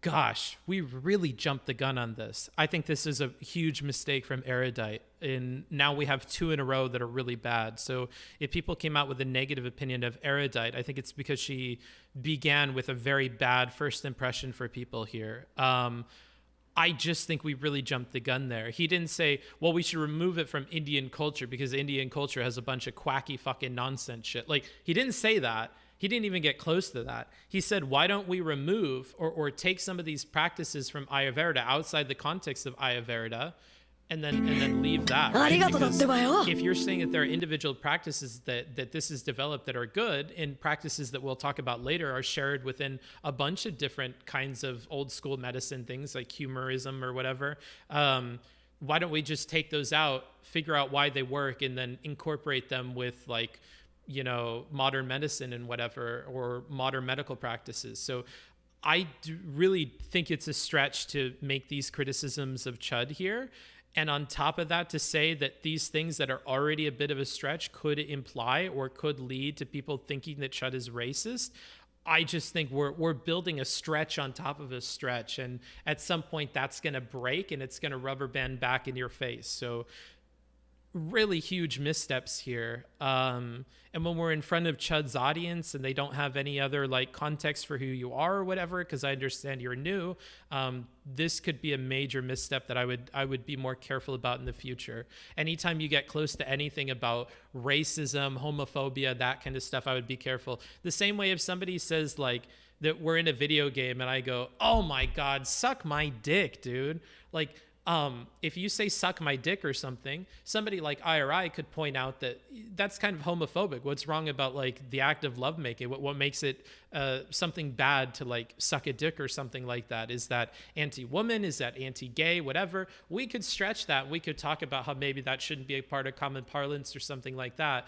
But you want to be careful because that carries with it implications for the character of the person who is sitting across from you. And then you have to have a whole conversation where you diffuse the idea that just based on that statement, you are saying that they are homophobic or they are racist or they are culturally insensitive. And so that you're walking a very fine line there. And I think you want to wait until you have many more things and you're okay with having like 5 other examples of maybe why Chud would seem racist.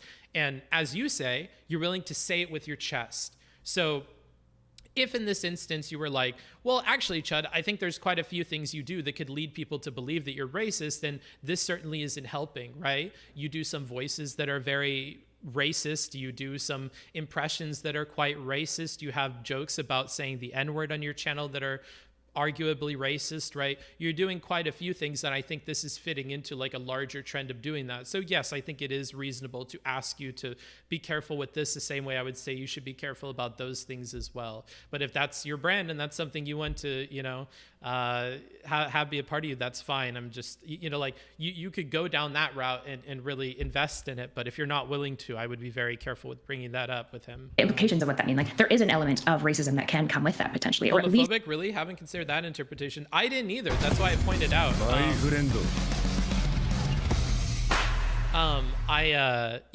When ChudLogic or when I'm Really Important mentioned that to me, I had never thought of it that way before either. And I'm Really Important puts it in a very nice way to get you to understand why it would be that way. So I had never thought about suck my dick or whatever, or suck a dick as like that kind of thing. But he opened my eyes a little bit to that, and I tried to be more careful about it. So that's why ethnocentrism, maybe even xenophobia. Like there's a lot of extents where it's go, which is why I'm saying I don't know if you're racist. I have no idea, like at all. You should talk to her after you're done with this. I'd be open to it. I might be very tired though. Sometimes people also have inconsistent beliefs where they say one thing that's like, oh, that doesn't sound great, but they're like actively also not racist, right? Sure. So the way I'd respond to that is that, I mean, firstly, I would be critical of any pseudoscience regardless of where it came from. Even in my Dr. K video, I was critical of homeopathy, which I think comes from Germany originally. So yeah, I don't know. I find it's weird how, like, I could be critical of homeopathy and no one's going, oh, what about the German roots of it? And, you know, you're being unfair to the Germans, etc. But then when I criticize Ayurveda, it's all about, you know, the cultural practice and the fact it's from India and stuff like that. It just doesn't really make sense to me. I think, you know, there's some stuff from India which presumably is fantastic in terms of medicine, and we should, you know, embrace that. But I just don't know this idea that because it comes from Ayurveda, we have to pay some respect to it coming from Ayurveda, even though broadly it is largely considered a pseudoscience and it's not really worth considering in its totality. Right. I guess the issue for me is that it's not the criticism of Ayurveda as a whole. It's the problem of saying if it works, it's ours. It's just modern medicine. If it doesn't work, it's quackery. It's Ayurvedic medicine. That's the distinction that doesn't feel.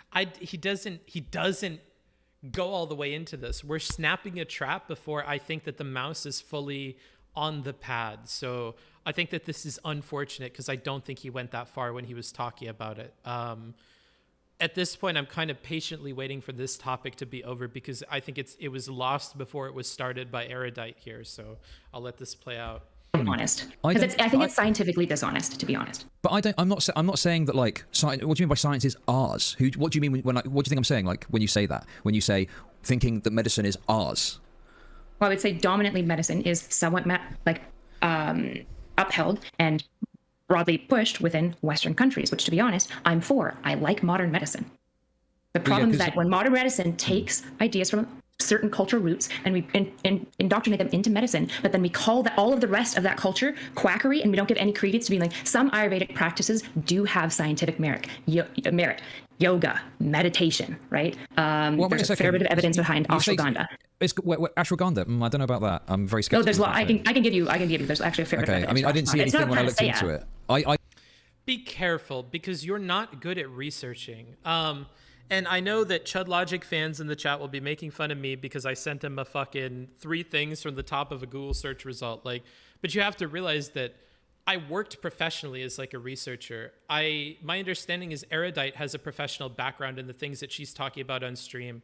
I think you want to be really careful about comparing your research practices to the research practices of somebody who does these kinds of things professionally, because it's very frustrating because there's a ton of time investment that you're going to have to put in to disprove Chud here, which it sounds like Erudite has already done and has on hand. So I'm looking forward to that part of the conversation.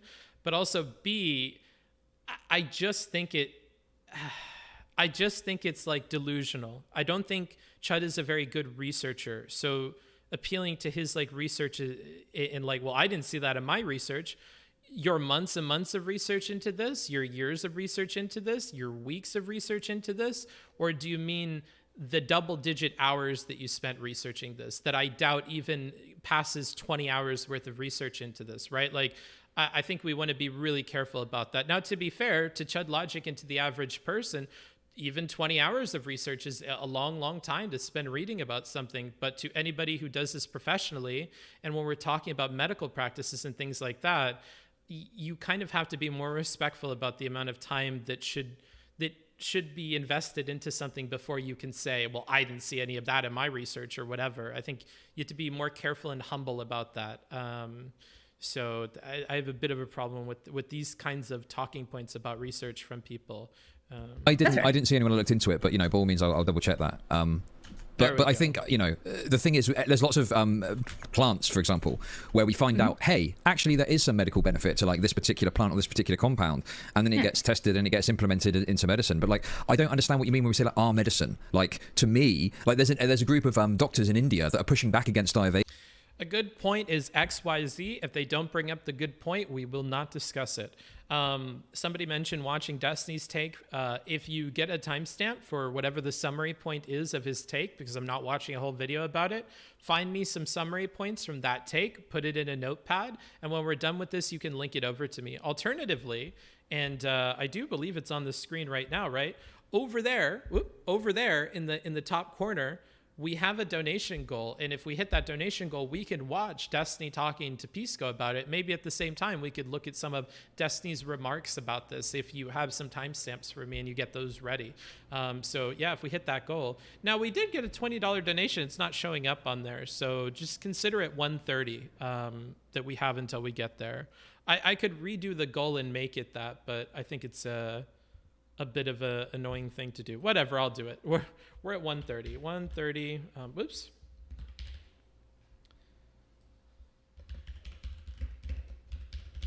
This is our stretch goal. We're trying to get there. Actually, I can make this 20 and start it at 150. That's what I can do. And end on 0306/22. There we are. And they want this, as you would call it, this Western medicine. So like, where does that fit into like? I'm learning to say from what little I've seen. There you go. That's a good way of being humble about the research that you've done. You're saying if they are because I think for this Western medicine demonstrably has evidence that it treats most things better overall. It's had tons and tons. We've tested lots of what you said, Western medicine, and it's proven to be efficacious. So I'm totally fine with most cultures wanting to adopt whatever we're coining as Western medicine if the evidence is behind it. The issue is that if we take an entire culture's form of medicine, we call it quackery, but the few pieces of it that are valid, we say, no, that's good, but that's just medicine. It's disrespectful of the culture. Okay. I think my issue with that is that, like, Now, if this was a point brought up exactly worded that way at the start, this would have played out a lot better. I think now we've kind of reached a point where we've improved the way of delivering this point in a way that I think we can engage with it. Pointing it at Chud like a gun and then pulling the trigger and trying to hit him with it, I think was a mistake. But this is a good topic, more generally speaking, given Chud's coverage and dismissal of Ayurveda and other kinds of like traditional medicines. So I'm interested to see if we can engage with this. the problem you've got, and the reason I think you have to separate it out, is because if you give credence to it, like, the thing is, like with Ayurveda, for example, it makes excessive claims. It would, my belief is it would make excessive claims about what that particular practice is. And things like meditation, yes, there's some merit to the idea that meditation is beneficial for mental health, but it's nowhere near the level that like Hinduism says it is.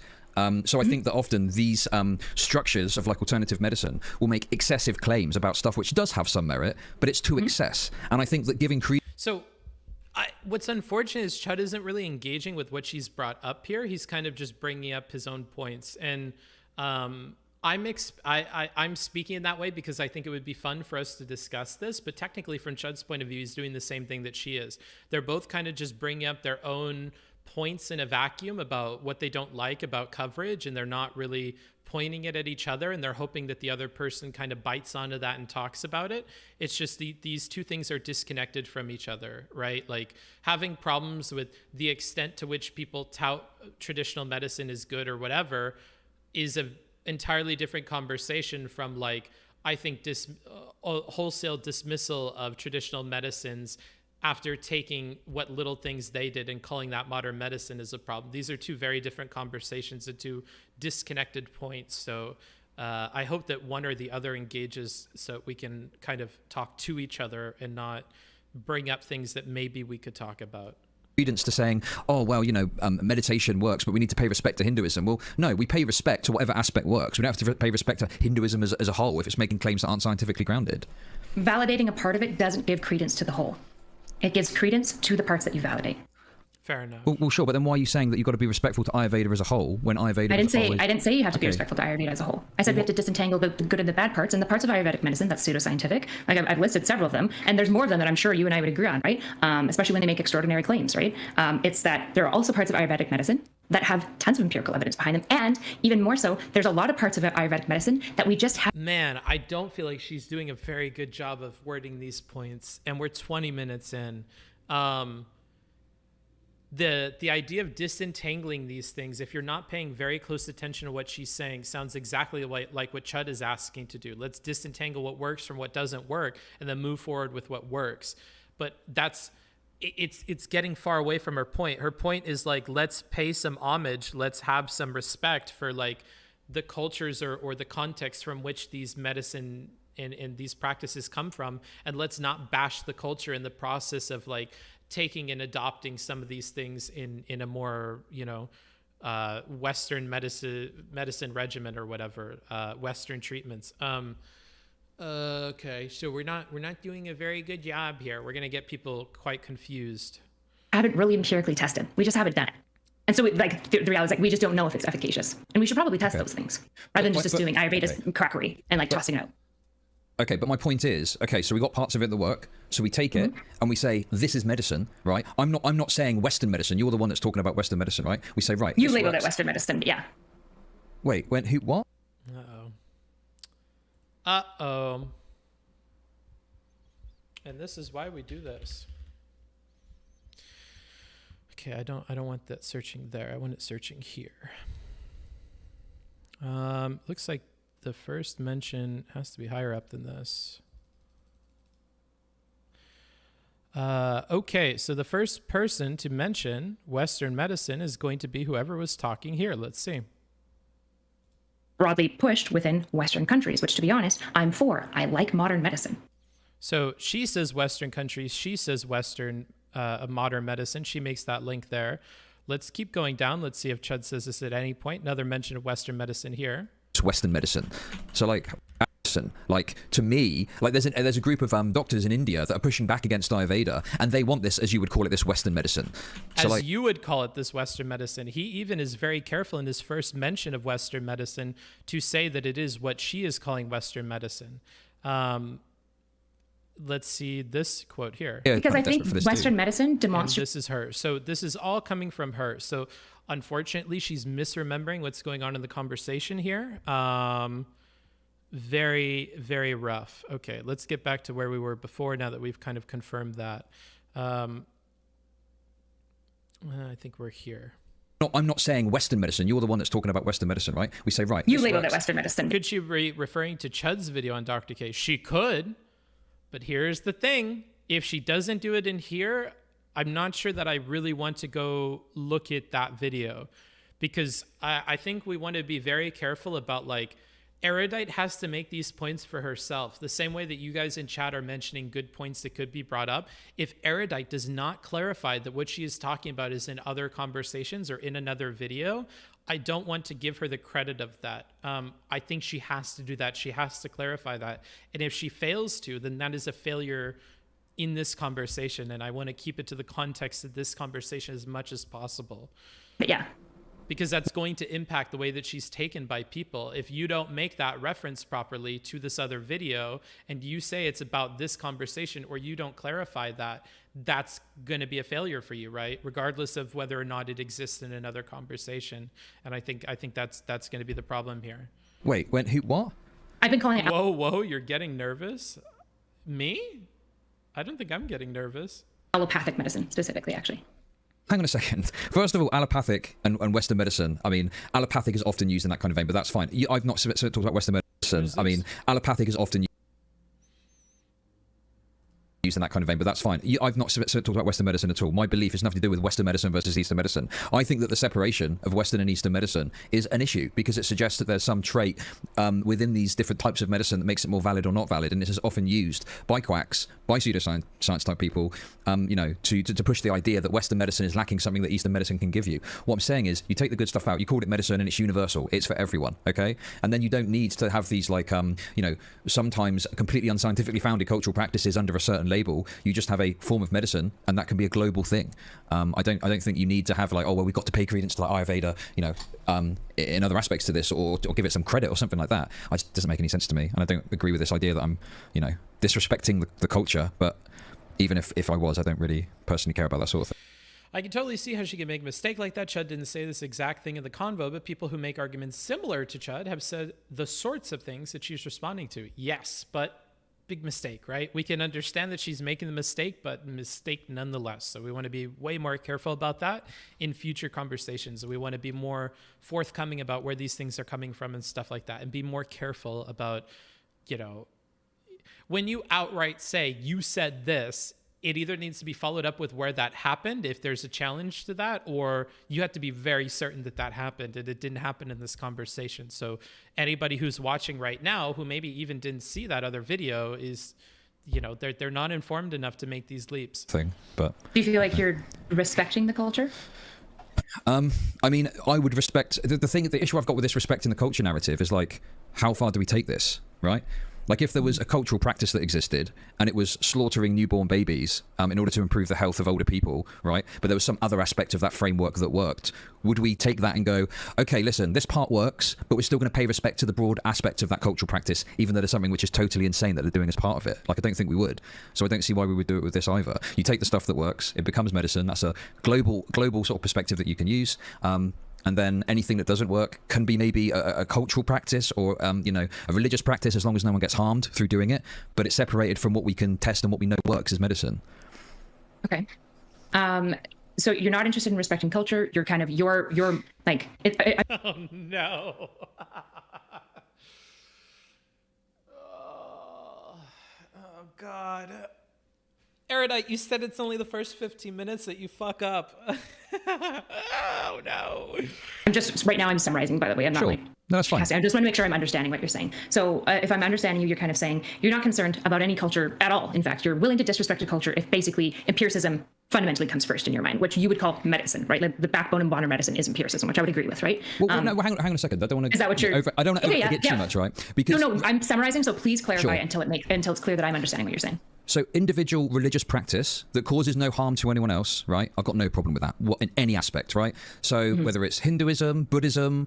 Now, here's one thing I would give as advice to Chud to just shut this down. If he doesn't want to shut this down because it's making Erudite look bad, power to him. I don't think he's thinking at that level, but if that's his plan, then sure. If you would just use the terms that she's using, we could shut all of this down. Just talk in terms of respect and culture and really untangle that so we can get past this, because she just keeps repeating this and we're not really dealing with this. So I wish instead of constantly just reiterating what he thinks in his head and the picture he's seeing in his head and hypotheticals that are reiterating things that he's already repeated numerous times now. And to be fair, Erudite is doing something similar. I don't think that she is like trying to parse out what Chud is saying because she believes that he is being disrespectful of this culture and he doesn't respect the culture. If one or the other were to just use the terms of the other person and really make a dedicated effort at untangling this, we could move past this, because I feel like this is such a lame point. It's not something that I think Chud was clearly doing at the start of the conversation. It's built on what I believe to be a misunderstanding Erudite has about what Chud had even said. Like, this is an awful point to continue wasting time on. So I think one or the other needs to start making some concessions in language so that we can just get past this point and just resolve it and realize that I don't think it's that Chud is necessarily disrespectful of culture, or if he has, bring up when he has, and let's talk about that specifically. But I don't think you're necessarily being disrespectful of a culture to want to take the good parts of it and highlight those and prop those up as medicine that could work for anybody, anywhere. And I think that there is a in-between where we could say, just give some historical credence to where this thing came from.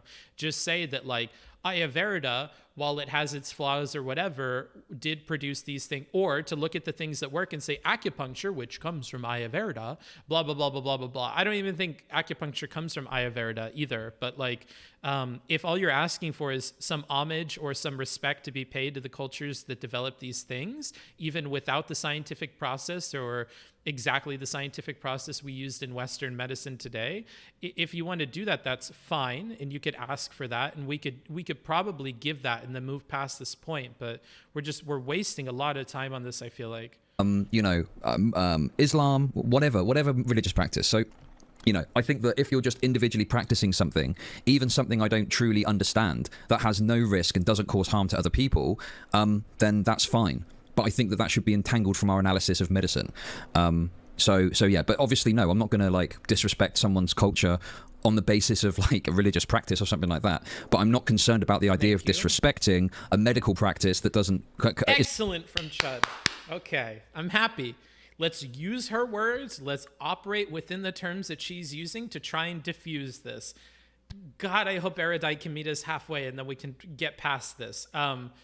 Using the terms, I think, is going to help us get this along. So let's hope that that's the case here. Isn't confirmed to work on the basis that it comes from India or comes from some other country. And I wouldn't apply that standard to any medical practice, regardless of where it comes from in the world, even if it's a white country. Do you think there's value in giving credit to the inventors, though, of certain major practices? Yeah, of course, yeah. If someone's invented a medical practice, the person that invented it should be credited. See, we're moving along. We're starting to hit some, like, we're untangling the knots that are in the conversation and moving forward. Okay. Credited for that, of course, no problem with that whatsoever. But I don't think my position prevents that from happening. Yeah, but some of the Ayurvedic medicines were invented within Ayurveda, and they are empirically sound. And we should probably give credit to those things. We'll give person that created it then. We don't have this problem over here. I don't think it's like if someone came up with a cure for cancer. But if the person who made it was an Ayurvedic doctor, are we willing to call them an Ayurvedic doctor in the credit that we're giving them? Why not? Well, I just don't see why that would be necessary. Like, if... Oh no! Wait, why does this matter? Why are we arguing on this? I don't see why it matters. This is like, well, can't we say that because this was a Hindu practice, we could say it came from a Hindu doctor? No. Hold on. I was with you all the way up until there. Why do we have to call him a Hindu doctor? Like, why does that matter? Let's just move on. I don't think that's really the problem that we have here, but maybe there's some deeper level of problem that Chud has with this. I just don't think it's that big of a deal. But they've created a practice that is medically sound and can be scientifically proven to work. Just call them a doctor like you would anyone else. I don't know. I don't understand how the process would work. Because the Ayurvedic doctor probably cares about the fact that they're an Ayurvedic doctor. Sure. Like, if you're going to give them credit, you have to give credit to the way that they want to be. It's the same thing with, like, if you're going to give credit. But, like, didn't you do the same exact thing with Dr. K? When Dr. K was asked what makes him such a good medical practitioner or whatever, his response was that it is my Ayurvedic practice. It is my belief in Ayurveda that leads to me being a doctor. But you were dismissive of that, and you said that I just think he's being humble or whatever, and I think it actually has to do with things he's doing in his practice. I don't think it has anything to do with his being following Ayurveda or whatever. I feel like you were doing exactly the same thing when talking about Dr. K and his success, being dismissive of his Ayurvedic practices as having anything to do with the outcomes of his practice. No, like, but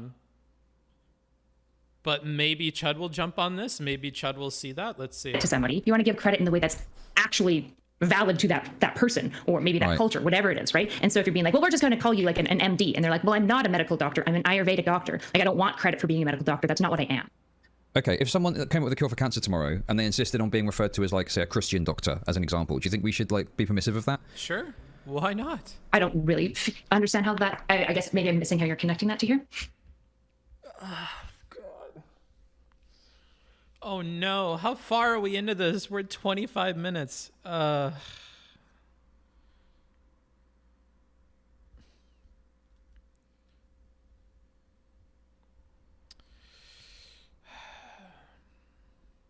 not taking a note on anything important. I'm just saying that we're still in this quagmire that I noted that we started way up at like 7 minutes into the conversation, and we're at 25 now, so we're kind of stuck here. Doesn't Ayurveda deserve credit because the methods of Ayurveda were the reason that a medical breakthrough or a new kind of treatment came in the first place?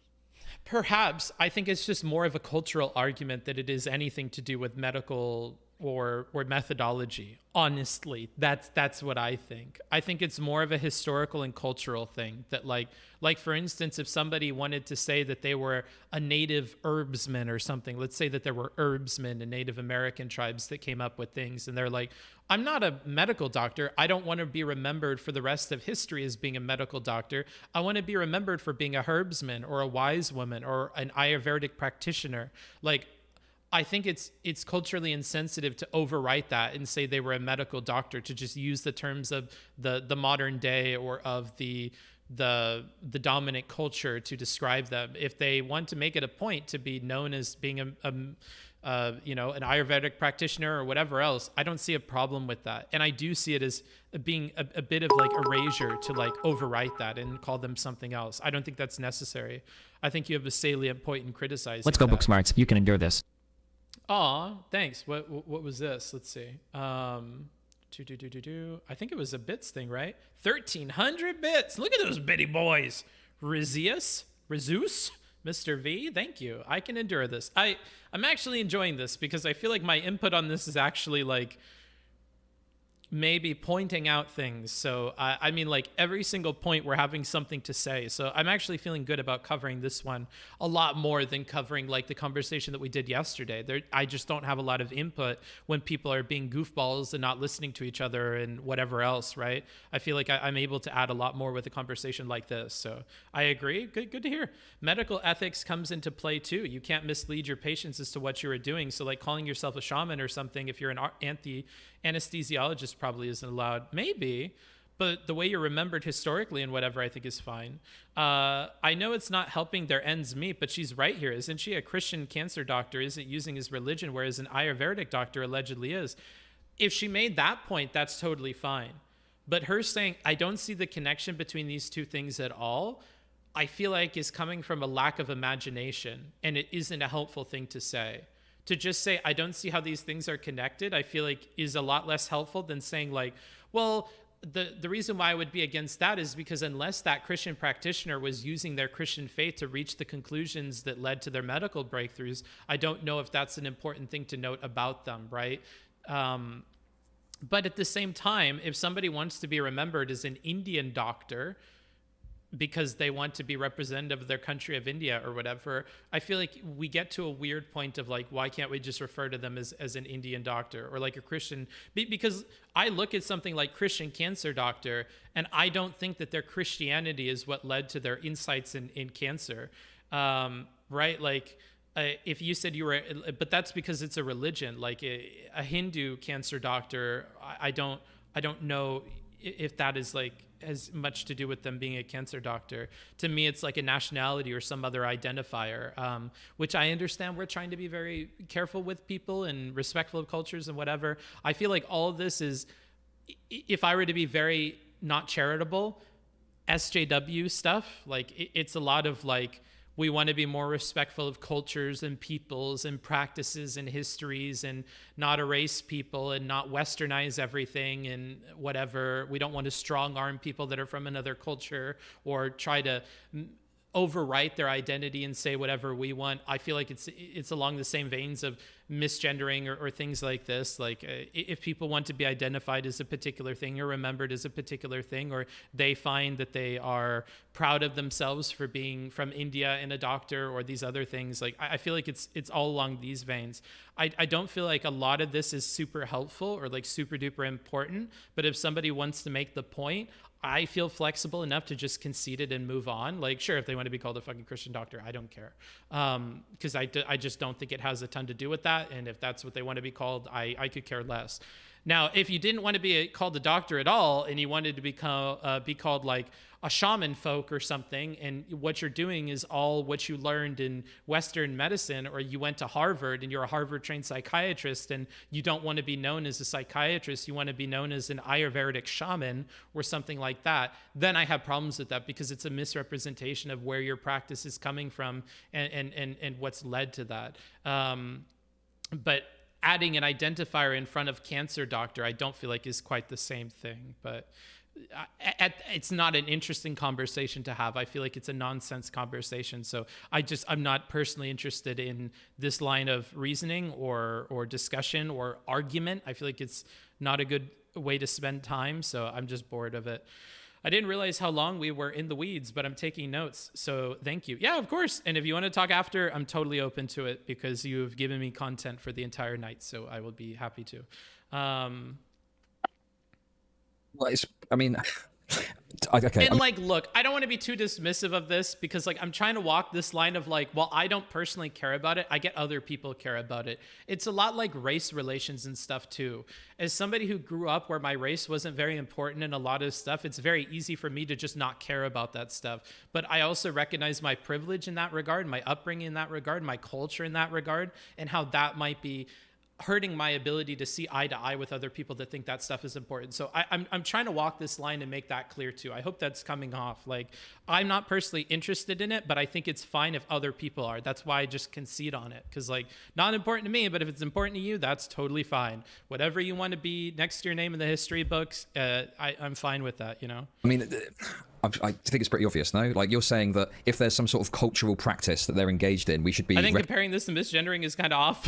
It can be kind of off. That's totally fine. I'm picking something that's going to be more egregious, okay? I think it's more egregious to, like, overwrite somebody and insert your own ideas about what they are. That's what I'm talking about. Like, if you want to be a trans woman and you're a trans woman doctor and you want she, her pronouns to remember you and whatever, and that's how you want to be referred to, and somebody's like, yeah, but they weren't really a woman, they were XY chromosome or XX chromosome, whatever, like, I think it's just stupid and it doesn't need to happen. You don't need to be jumping over people's heads to like draw an identity on top of them different from the identity that they believe in and whatever. I feel like these are all like identity issues and like labeling issues. That's what I'm saying.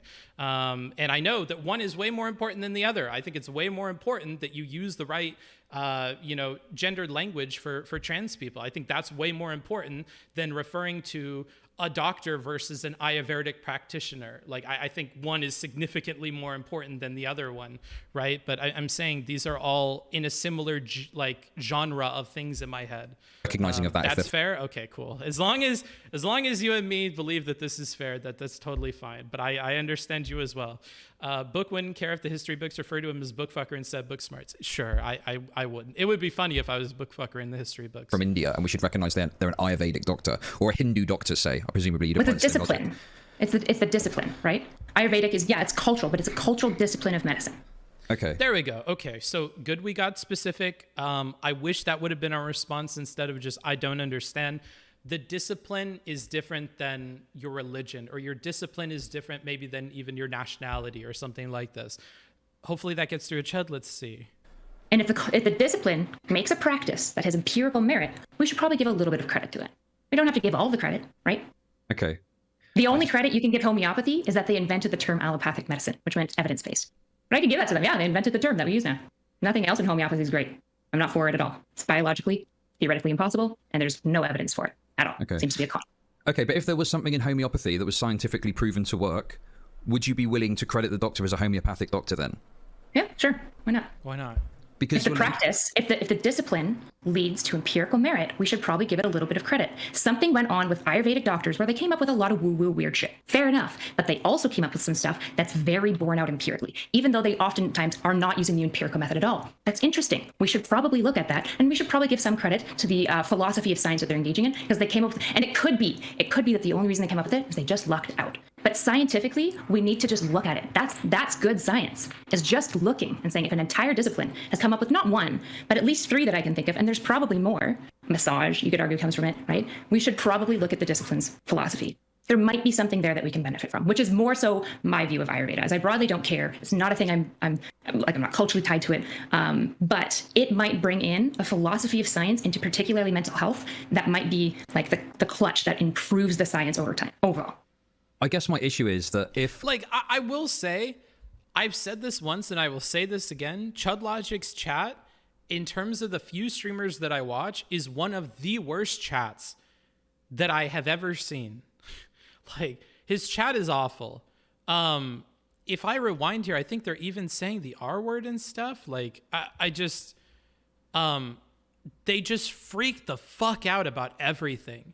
And it's reflective of the way that Chud normally covers content. Chud can try to have a normal conversation like this, but when all of Chud's other coverage of things is him screaming and yelling and freaking out over stuff, it's reflected in his chat. His chat can't keep their fucking wits about them. They go nuts. They just freak the fuck out. Especially this XL encrypted person. This person's fucking unhinged, dude. If science into particularly mental health, that might be like the clutch that improves the science over time, overall. I guess my issue is that if that by some crazy chance there was some aspect of homeopathy that turned out to actually work, by then by You weren't watching Haz's chat last night? Haz's chat is another shitty fucking chat, dude. I think I also say Bad Bunny's chat. Not Bad Bunny. Casey Tron has another really bad chat. Bad Bunny's probably too. By, saying, oh, hey, we've got this homeopathic doctor and they found this treatment. First of all, I don't think it's anything to do with homeopathy that it's worked. Just like I don't think it's anything to do with the concept of... We don't know that. We don't know that. We have to test it. We just have to test it. And it's not crazy if it works. What did he say? Treatment, first of all, I don't think it's anything to do with homeopathy that it's worked. Just like I don't think it's anything to do with the concept of... We don't know that. We don't know that. We have to test it. We just have to test it. And it's not crazy if it works. Every time, if it works in randomized control trials, if a meta-analysis proves it works, there's something there. We might not theoretically be able to understand what it is. That's kind of where acupuncture's at. It doesn't work for most things. It's not a panacea for all, but it's decently effective for chronic pain. There's lots of studies that show this. That's interesting. We don't know why it works, but we certainly need to look into it. Okay. And I think, by the way, have you got some of these studies just so I can have a little look through? I've got lots of studies. What study? Here's an example. If you guys need more creativity to understand why it's important to not always divorce the discipline from the thing. Let's say acupuncture, okay? Let's say that we know that acupuncture works to some extent, that maybe it helps people with chronic pain or helps people with certain kinds of injuries. And then we have 2 splitting dimensions. One where we completely separate it from acupuncture text and philosophy and whatever, and one where we don't. Let's say that we struggle for a long time figuring out why it works and we drop it and we don't have the historical context to even understand it, or we think that there's better treatment options, so we just drop acupuncture altogether. Then in the other one, let's say that we read some text and we figure out that in acupuncture, maybe they believe there are chakra lines or something like that. And we notice that, chakra line A actually seems to empirically work. For some reason, all of the acupuncture points along chakra line A seem to do something. So that gives us a better place to start looking for empirical evidence of why this is working. So let's say we look at it and we're like, oh, what they think is a chakra line is actually this nerve that runs from like the base of your spine to like the bottom of your toe. And they actually are hitting a nerve there when they're doing this acupuncture thing. So you're going to have more kind of footholds to maybe maybe understand and learn from people in the past that notice these patterns, if you don't necessarily divorce it from like the practice or the history or all of the other evidence that those people believed in for pursuing that, right? There might be deeper connections that if we took a more holistic view of the whole practice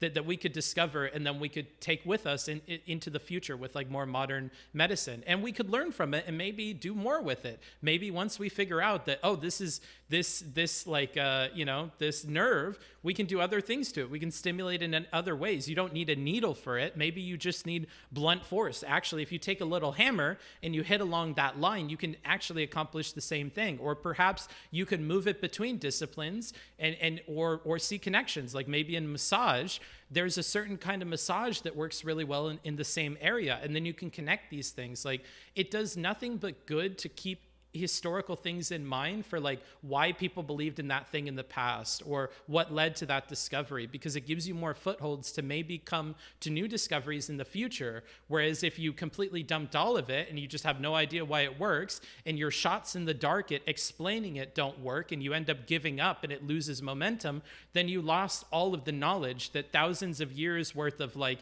human ingenuity had discovered or stumbled upon in the past, right? So like I don't think there's a ton of use in like burning down everything that had to do with like those discoveries or led up to those discoveries. I think looking at that history can help you to form more educated decisions or more discoveries about why these things are working. So I see it as nothing but a positive to remember where things came from. It could help people in the future. So that's just one imaginative example of why it might be important to not remove this from the context of like the broader practice that it came from, right? What specifically are you wanting? Like which, do you want like acupuncture, or what are you thinking? I'll just send them to you. I have a lot of studies that I've prepped, so I don't want to just send you. Yeah, it's obviously. Like You know, Would you say Chud's Chat has always been this bad, or has his shift in content affected this? People tell me it's a shift in content, but I didn't pay attention to or notice it until I started talking with him more. Yeah. Articles. I want to send you specific articles that you want. Yeah. it can be a bit tricky to obviously. And no, I've not read about how schizophrenia is treated in shaman cultures. But if it worked for them and you find certain practices there that are working, it's the same thing as what I gave with the acupuncture example or with what they're talking about here.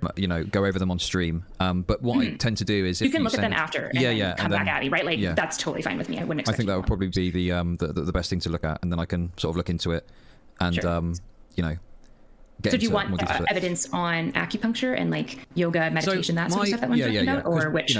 So just an example off the top of my head, right? My understanding with acupuncture is there's like some limited signs that it is somewhat beneficial for pain relief. But chronic pain specifically. Yeah. But it's not something that is, like acupuncture. I tend to look at I was looking at the NHS about this. Acupuncture is something that is very seldom sort of prescribed or used because there isn't. I think on what you're going for. Like I've seen a ton of physiotherapists that, to be honest, I don't like acupuncture. Actually, I hate it.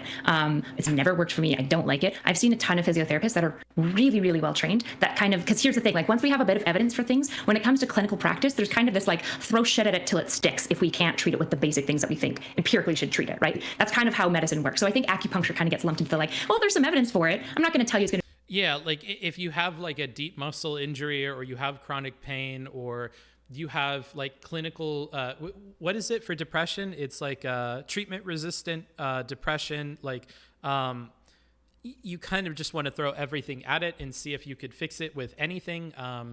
Pain is like this. Pain is a very interesting thing in the medical world. Like anybody, whether you're a nurse that's done some papers for nursing or you're a doctor that has worked at like a very high level of research about something, you probably know that pain is an interesting thing, right? Like we can talk about placebo effects maybe that get people to not feel pain anymore. Pain is like, it works in strange ways. So if somebody goes and does acupuncture and it magically fixes something that over the last 6 years has like tormented them, great. If I take you to a hypnotist and the hypnotist does something that fixed your fucking treatment resistant stuff, when we have things that are resistant to treatments that we're already trying to give through modern medicine, I think it is okay to then try other things, right? Like when I got my injuries from work, I did physical therapy, I did acupuncture, I did chiropractic stuff. I actually found whether this is real or not, whether it's all cooked up in my head or not, which it seems like pain, a lot of it is cooked up in your head. I found that the second round of chiropractic stuff that I did really helped. I was able to walk around and be fine for like a day. Now, here's the catch. I don't think we understand super duper well, or the science isn't very good for why chiropractic stuff it does anything. And I had a back spasm that locked me up, and I was on the floor of our garage, and I had to like cry for help. I was literally crying, tears rolling down my face, and I was basically in a lump on the floor because my whole back locked up and I couldn't move. And it was one of the worst pains that I've ever experienced in my entire life. And that was after the day that I went to the chiropractor and felt really good and felt like I had all of my mobility back after getting my back cracked. So if Chud makes the argument that we want to be more careful about like issuing things that we know could lead to negative side effects with people, then I think that's a salient argument, but it's not the one he's made so far, right? So there's a lot of discussion to be had here, and that's why I'm interested in these conversations. That's why I think the outright dismissal of some of these ideas is a bit wonky. I think you need to be more careful when you have these conversations. Anywho, I'm going off track, so I'm just going to continue with this. And a good doctor would say, it's not going to fix everything. I'm not going to fix your Crohn's disease with acupuncture, right? That would be a ridiculous, absurd claim to make. And some acupuncturists make it, and those people are engaging in pseudoscientific proliferation, right? Throw the book at them. But if somebody's got chronic pain, you've tried physio, you've tried everything, and they don't really want to get on pain medication for really valid reasons, because being on long-term pain medication, the implications with addiction are very serious. And so they're like, well, before I go on pain medication, maybe I'll try acupuncture. And we'll just try it, because there's some evidence that it seems to work with chronic pain. Maybe it'll fix. And again, I love that she kind of realizes real life examples. This was the example with me and my back. In case you didn't know, I hurt my back because when I worked as a security guard, this shoplifter lady was fucking crazy and hit me with her car and dragged me and fucked up my whole lower back. And I was fucked up for like a year or two straight. And I didn't want to take medication for that because I have a history of addiction in my family. I know I get addicted to stuff from personal experience. So I was very concerned about being hooked on that stuff. I did everything else that I possibly could, but I purposefully and very intentionally avoided taking pain medication for that, right? So I just, it's refreshing to hear somebody make the caveats I know are important in these kinds of discussions. And that's what attracted me to Erudite's handling of this conversation towards the end of it. But we just ran into a lot of stumbling blocks in the beginning. Fix their problem, and that's great.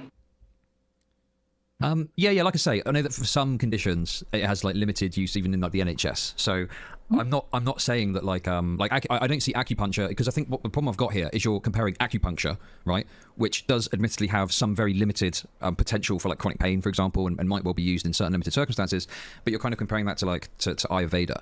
And having no, I'm not comparing it to Ayurveda, no. What I mean, right? but you're using it as an example of like. Am I using it? No, because what you're doing is you're going, oh well, and you've talked about Ayurveda, and then you bring it over to acupuncture, and I haven't even mentioned or spoken about acupuncture. And I talked about Ayurveda. But I feel like maybe he's lost track of what's going on. Maybe he's only looking at optics. Hey. So you mentioned one thing that I think could kind of be okay, but then you mentioned another thing, and I don't like that other thing. Like, can you listen to why she's bringing these things up and comparing them, though? Because I think that's where he's missing out. So I feel like this criticism is falling flat because of that. Like, she's making a very intentional comparison between these two things, and it's not to say that like one is good and one is bad. Like I don't know. She makes clear that one is better than the other and stuff. I don't know. I don't really get this criticism. I don't think he understands what she's doing.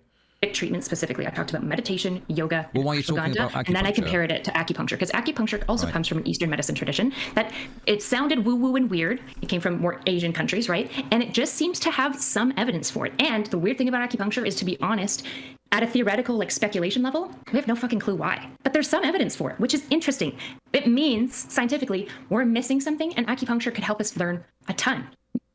So she explains it well, a little bit long-winded. I would have cut off a lot of the fluff at the end, but hopefully this clears up why she is comparing these two things and the way that she's comparing them. There's something going on there. Yeah, That's why we're having this evidence. But the point that I'm making here is there is nowhere like near the same level of evidence for Ayurvedic treatments as there are for acupuncture. So I just don't want to talk about acupuncture. Like I've not really mentioned acupuncture that much in my coverage because I know that in some limited cases it is even prescribed on, like, say, the NHS. So I sort of put that to one side and say Ayurveda is the stuff that I've kind of done coverage on, and that's the stuff where I genuinely don't think there's any. I think there's maybe, I can't remember. There's one study I think off the top of my head that had limited findings that maybe showed some evidence, but more research was required. Bennett says, at Booksmart, see, I think she came at this combo from a scientific point of view, and Chud had no idea how to handle that with his debate mentality. I don't know if it's a debate mentality. I think that Chud is prejudiced. I will say that.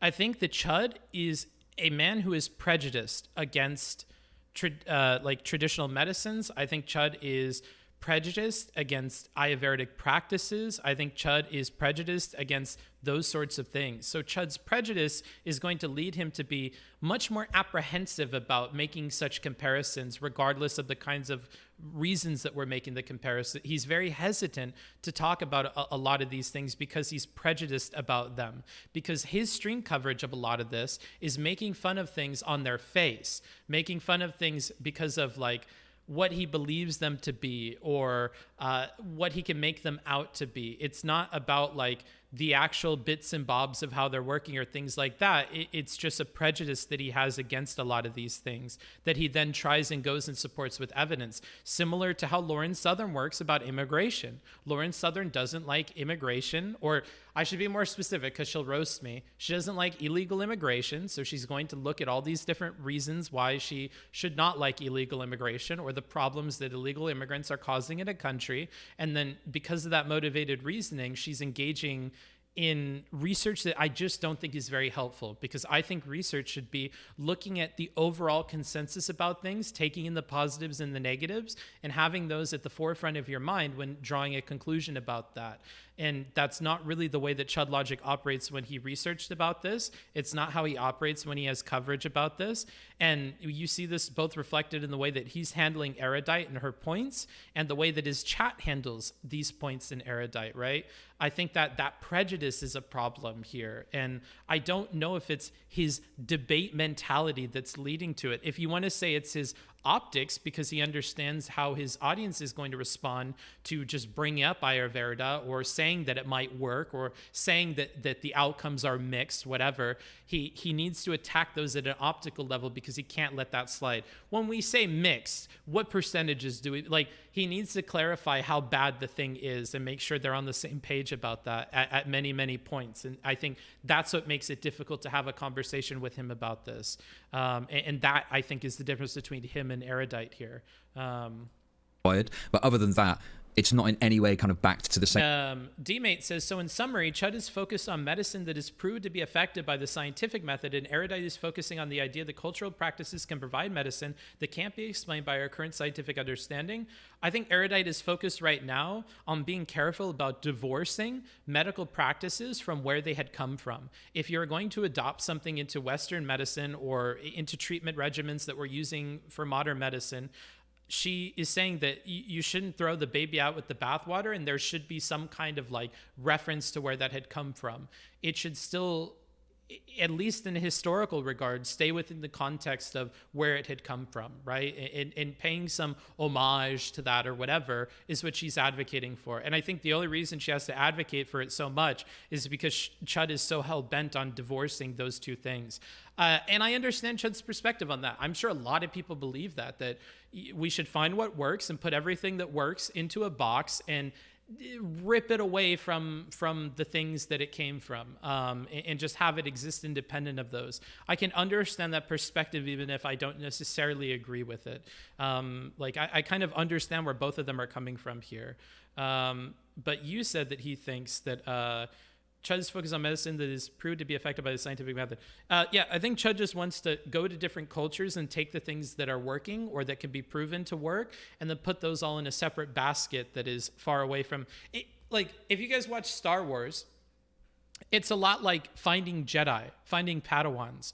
You go to different places in the galaxy, and when you find somebody who is spiritually in touch with the Force or whatever, you steal them from the parents and you put them on a planet far, far away from them and raise them in an entirely different culture because of the potential that they have, right?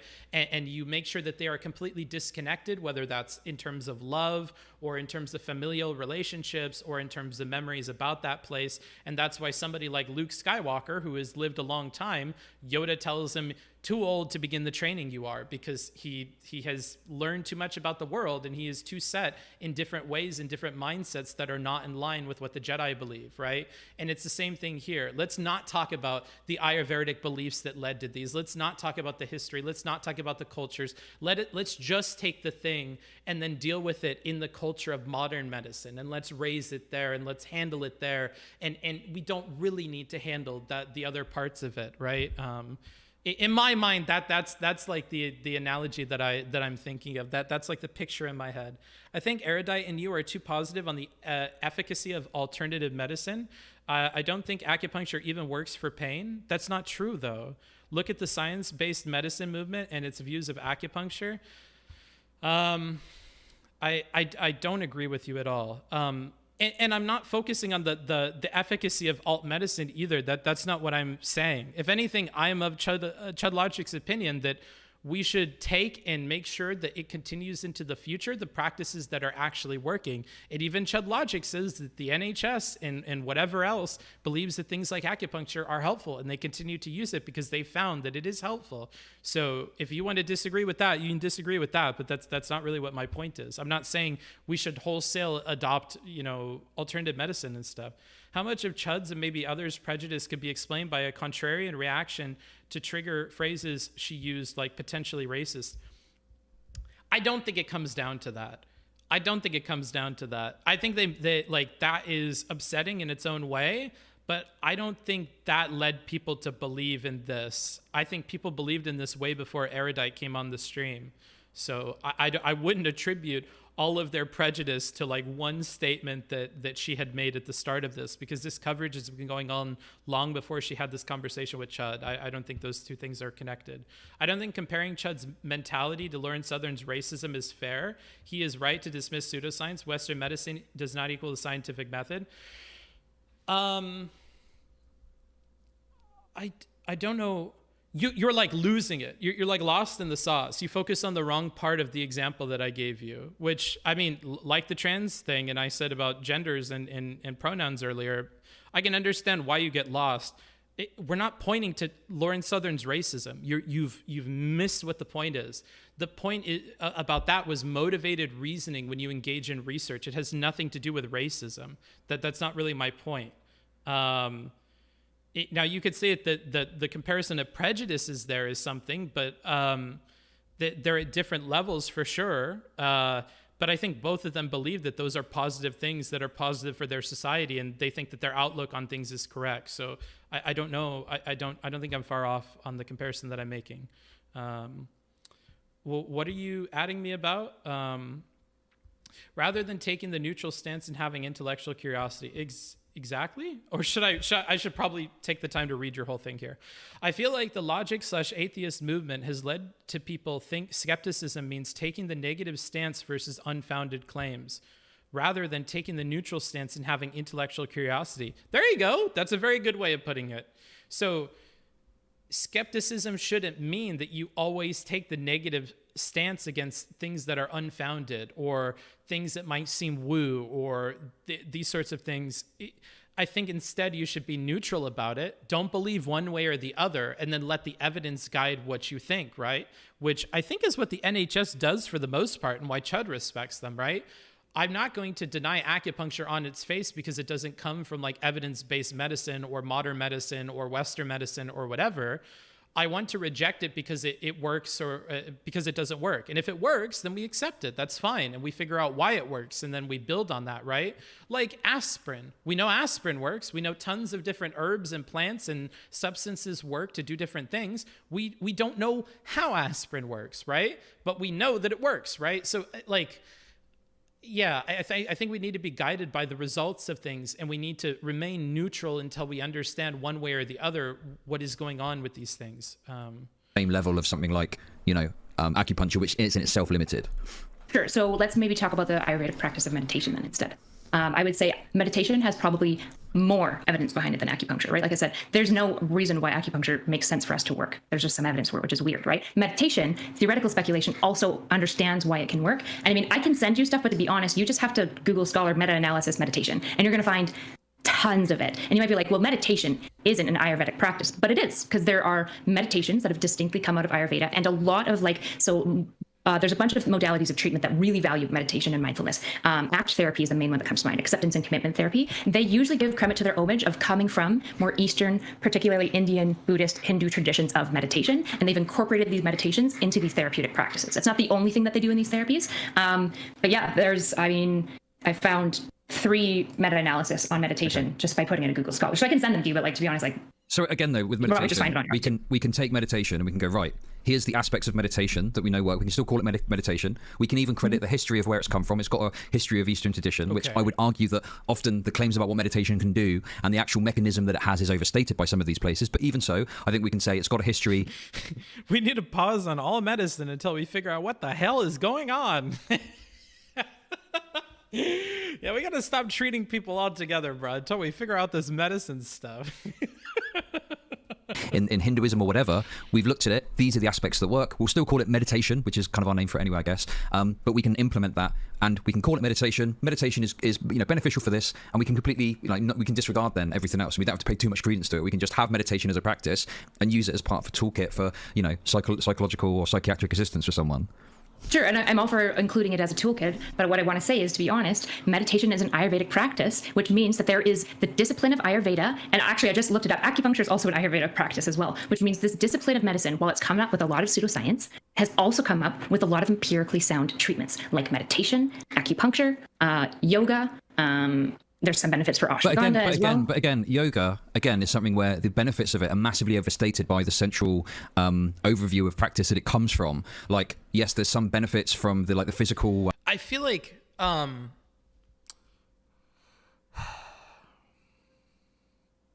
if we have an orchestra and we're all playing together and our chords are running together and we have a harmony and whatever, when he mentions that things are overstated by these practicing bodies or whatever, it almost feels to me like there is a trumpet in the back that's randomly playing an off note in the middle of all of this.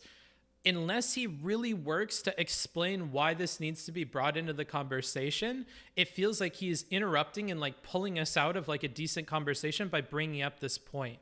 I think he has to do a better job of showing us why this point is important when we're talking about the conversation, because from my perspective, it feels like it doesn't really do anything for us. It doesn't help this conversation along. It might be related in some way. You guys might even be able to come up with that and type it in the chat, but he's not doing a good job of that.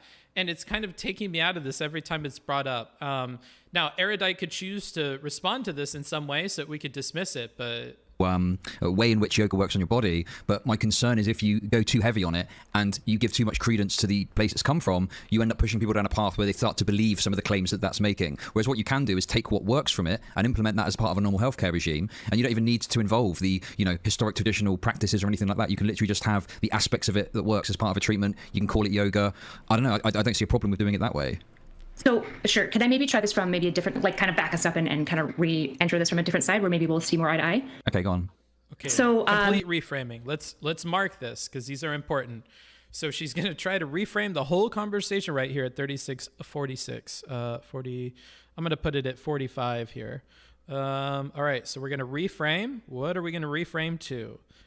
Solid point to do it, since again we have the trumpet playing in the back that's not really doing anything for us. So let's see if we can get the whole band to stop and restart. Maybe we could play a different tune that might even include that trumpet, or doesn't involve a trumpet at all, and we can kick that guy out of the room and do something else with maybe the cello and the bass and the flutes up front. Would you say that we are in a mental health crisis in at least most of the areas where we could study mental health really consistently? So more first world countries, Western Hemisphere countries, and Australia. Yeah, I'd probably say that's accurate, yeah. Okay, why do you think we have such a massive mental health crisis right now? I think there's like a number of things. I think our lifestyles contribute massively to stress, which contributes to mental health issues. I think that even in the UK, where we've got healthcare provided by the state, there's massive deficiencies in the way that's provided, and local authorities have a lot of trouble, even in the NHS, getting people the help that they need. There's long waiting lists. So oftentimes, you know, obviously, like antidepressants, for example, are not meant to be a long-term treatment. They're meant to be, like normally it's like a year or maybe 2 years that someone is on antidepressants to take the edge off the more serious, What does Ayurveda have to do with meditation? the more serious, sorry, Scott, I don't know, the more serious symptoms. And then people are normally able to seek out or are told how to seek out like therapy that helps them manage their symptoms of something like CBT long-term. But the problem is with the waiting lists the way they are, people can often end up on medication for like a long time, and they don't end up getting the assistance from therapy. So even if they end up coming off the antidepressants, they can end up relapsing because they haven't actually dealt with the core fundamental issues at the heart of their psyche. I don't know, that's kind of how I would say it. Okay, cool. So she reframes the mental health crisis. He gives his explanations on, yeah, I do believe there's a mental health crisis. Here's one of the examples of that mental health crisis. Let's see where we go. Okay, so there's a growing concern within the psychological field as a whole that the medical model of psychology is dominantly responsible for the plateau. CBT is trash. I said it. Who the fuck even said this? Oh, God. Oh, Chud's chat. I'm going to stop looking at his chat. I can't. In efficacy we're seeing in our pharmacological and therapeutic treatments. I can send you another article. It's a really, really strong article that kind of goes through the whole history of the medicalization of mental health, the benefits that have been gleaned from the medicalization of it, and then the serious drawbacks that have also been made. And to be honest, fundamentally, some somewhat anti-scientific approaches that we've had by trying to force a medical lens on mental health. What do you mean by medical lens on mental health? What do you mean by that?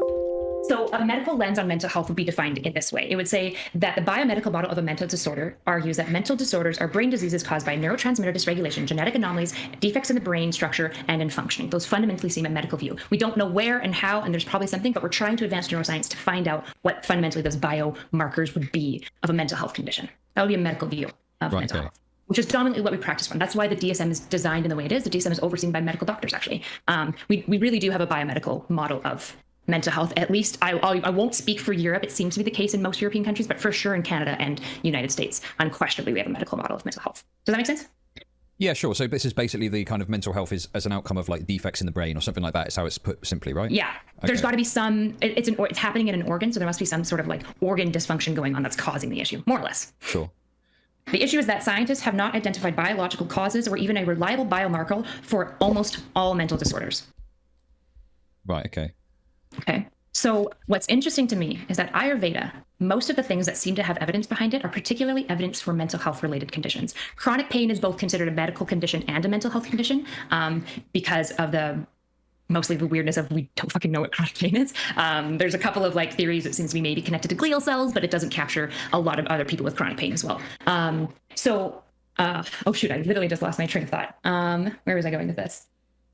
The medical model, glial cells, chronic pain. Okay, so the main methods that I think are empirically sound that Ayurvedic discipline has brought up has been meditation, yoga, and It sounds like pseudoscience. Let's ban it.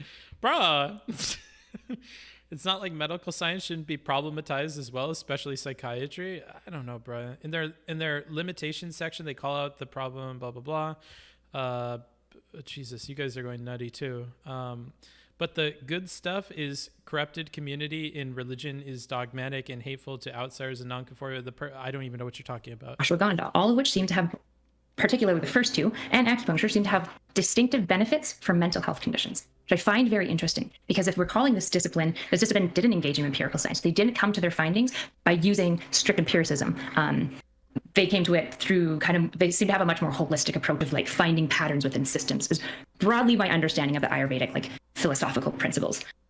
The fact that this discipline has come up with multiple methods of treating mental health that have been, particularly meditation, instrumental in moving the entire mental health field forward in treating mental health is very interesting to me, and it needs to be analyzed, and I'm not comfortable calling all of Ayurveda just quackery when the discipline itself has come up with very solid methods of treating certain mental health conditions. But it has solid thesis statement and put all together and whatever, similar to ChudLogic's point about mental health and depression and antidepressants and whatever. We have a very solid thesis and whatever stated here. Let's see how Chud handles it. hasn't come up with that because of any standards within Ayurveda itself. If anything, it would be chance that some of, because you know, Maybe Indian medicine, think- like the chance, come up with that because of any standards within Ayurveda itself. If anything, it would be chance. Oh God. You don't know that though. That's the problem. Like again, I think the acupuncture example I went to is really, really good for this. You could say that they stumbled onto this vein or this nerve that's in your leg that they are hitting with all these needles and whatever. I think you are doing a disservice to the practitioners and the history of that thing to say that. I think you're being very dismissive in a way that you don't need to be.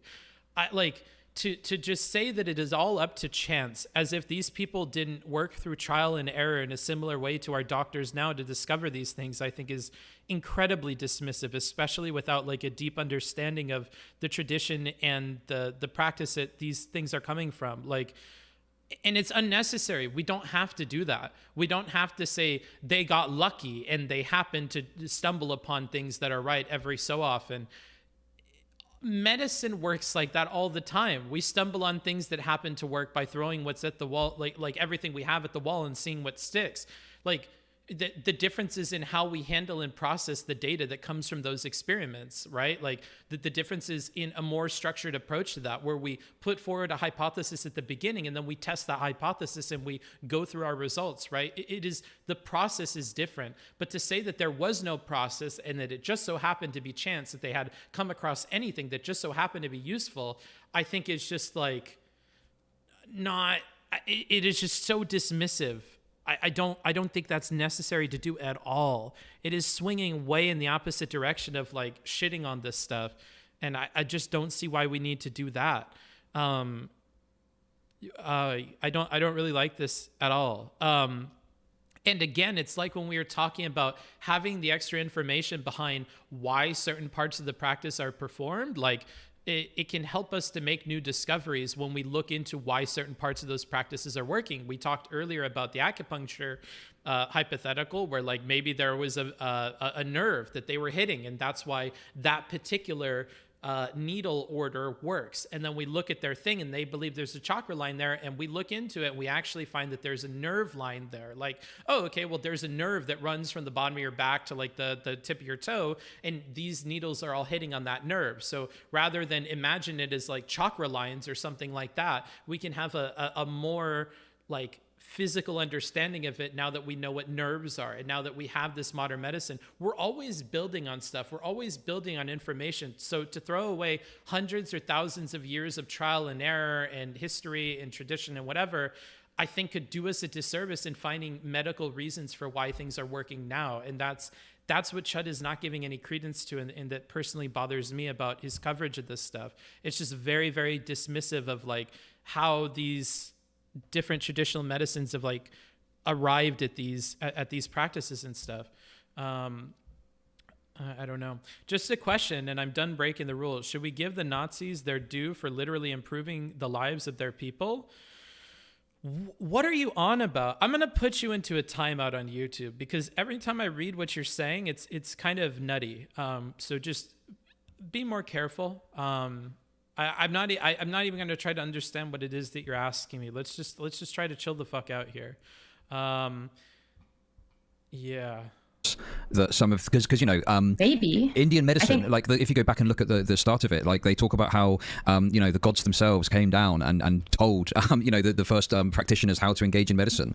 Like, you know, this isn't that they've got a sort of specific methodology that they use that gives good results or something like that. It's more so through chance, like lots of history of medicine. Like there's lots of history of medicine where through chance we found that something works, and then we kind of go with that and we develop it in the you know, adoption of the scientific method. But it's not all chance. So for instance, if you believe that there are different personality types that will tell you what kind of, I don't know, chakra energy somebody is or whatever, like there's Vata and whatever that Dr. K talks about, it could be that when we're looking at like personalities are a great determining factor in how we choose to care for mental illness or something like that. Maybe if somebody has a personality that is in line with the symptoms that we see of ADHD, we could start to map our modern understanding to these traditional understandings. It could be that people that are a bit all over the place, that have a difficult time focusing, that have like hyper focusing tendencies, that like meet all these things, are described in the text. And then we can start to build upon what already exists there. Like, oh, okay, they were touching upon ADHD when they were talking about this. We're just using different terms. And for people with ADHD, they seem to have these solutions. So maybe we could start to map these things onto each other. Or perhaps there are therapies in Ayurveda for people that seem to display anxious tendencies, and we map on anxiety and anxiety disorders to treatments that are related to that form of chakra in Ayurveda.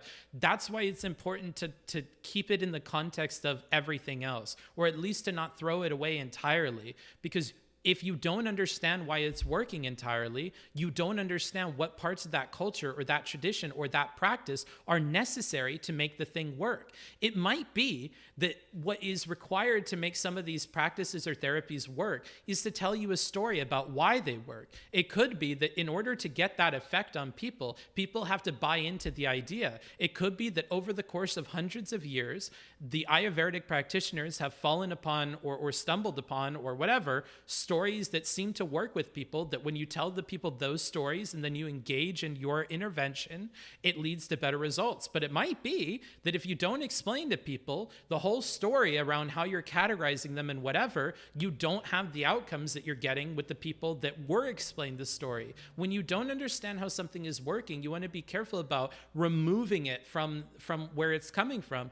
But alternatively, if you find out exactly causally why it's working and you understand the mechanics of it, like we do with all sorts of herbs and like medicines that we created for people, that we then understood the way they were working in the body, then we can separate it. Like, what's actually helping somebody here is this bitter root. It's not the 7 other ingredients you mixed in the elixir. Those 7 other ingredients include 3 of which that are carcinogenic, and those are doing nothing good for you. So when you have a deeper understanding, then you can feel more comfortable removing it from the context in which it was happening. But at the same time, you may find that 2 of those ingredients, when put together, make it to where that can be absorbed by the body as a medicine, right? So like, you want to be careful and not too hasty about separating these things. The only reason that Chud wants to separate these things is because of prejudice he has against those traditional practitioners or against the tradition of that medicine and stuff. It is his prejudice that's leading him to be hasty about like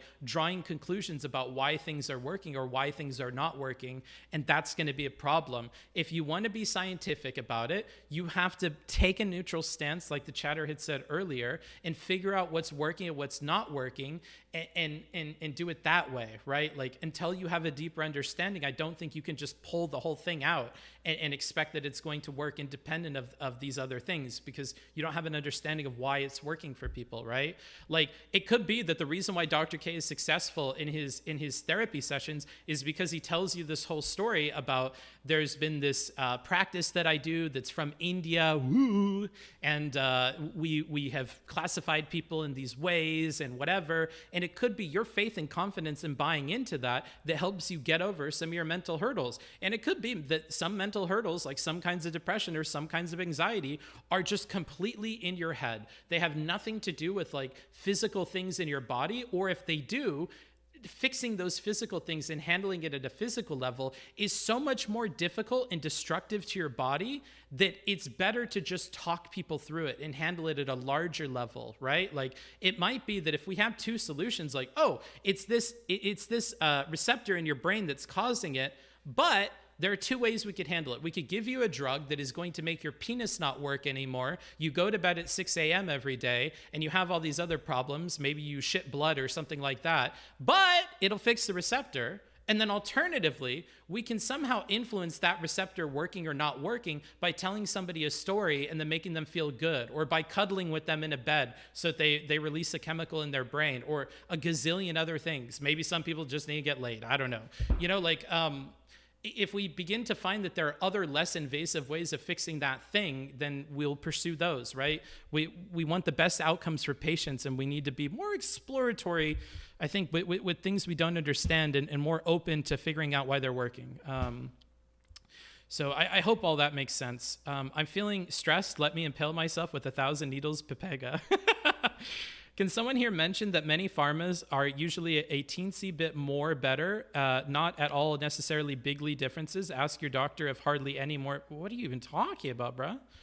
How much? Wait, what do you? Why are you guys adding me with this how much more person? What are you talking about? Part of why psychology is so complicated is because we don't know so many of the mechanisms to why things happen in the brain or mind. Yeah.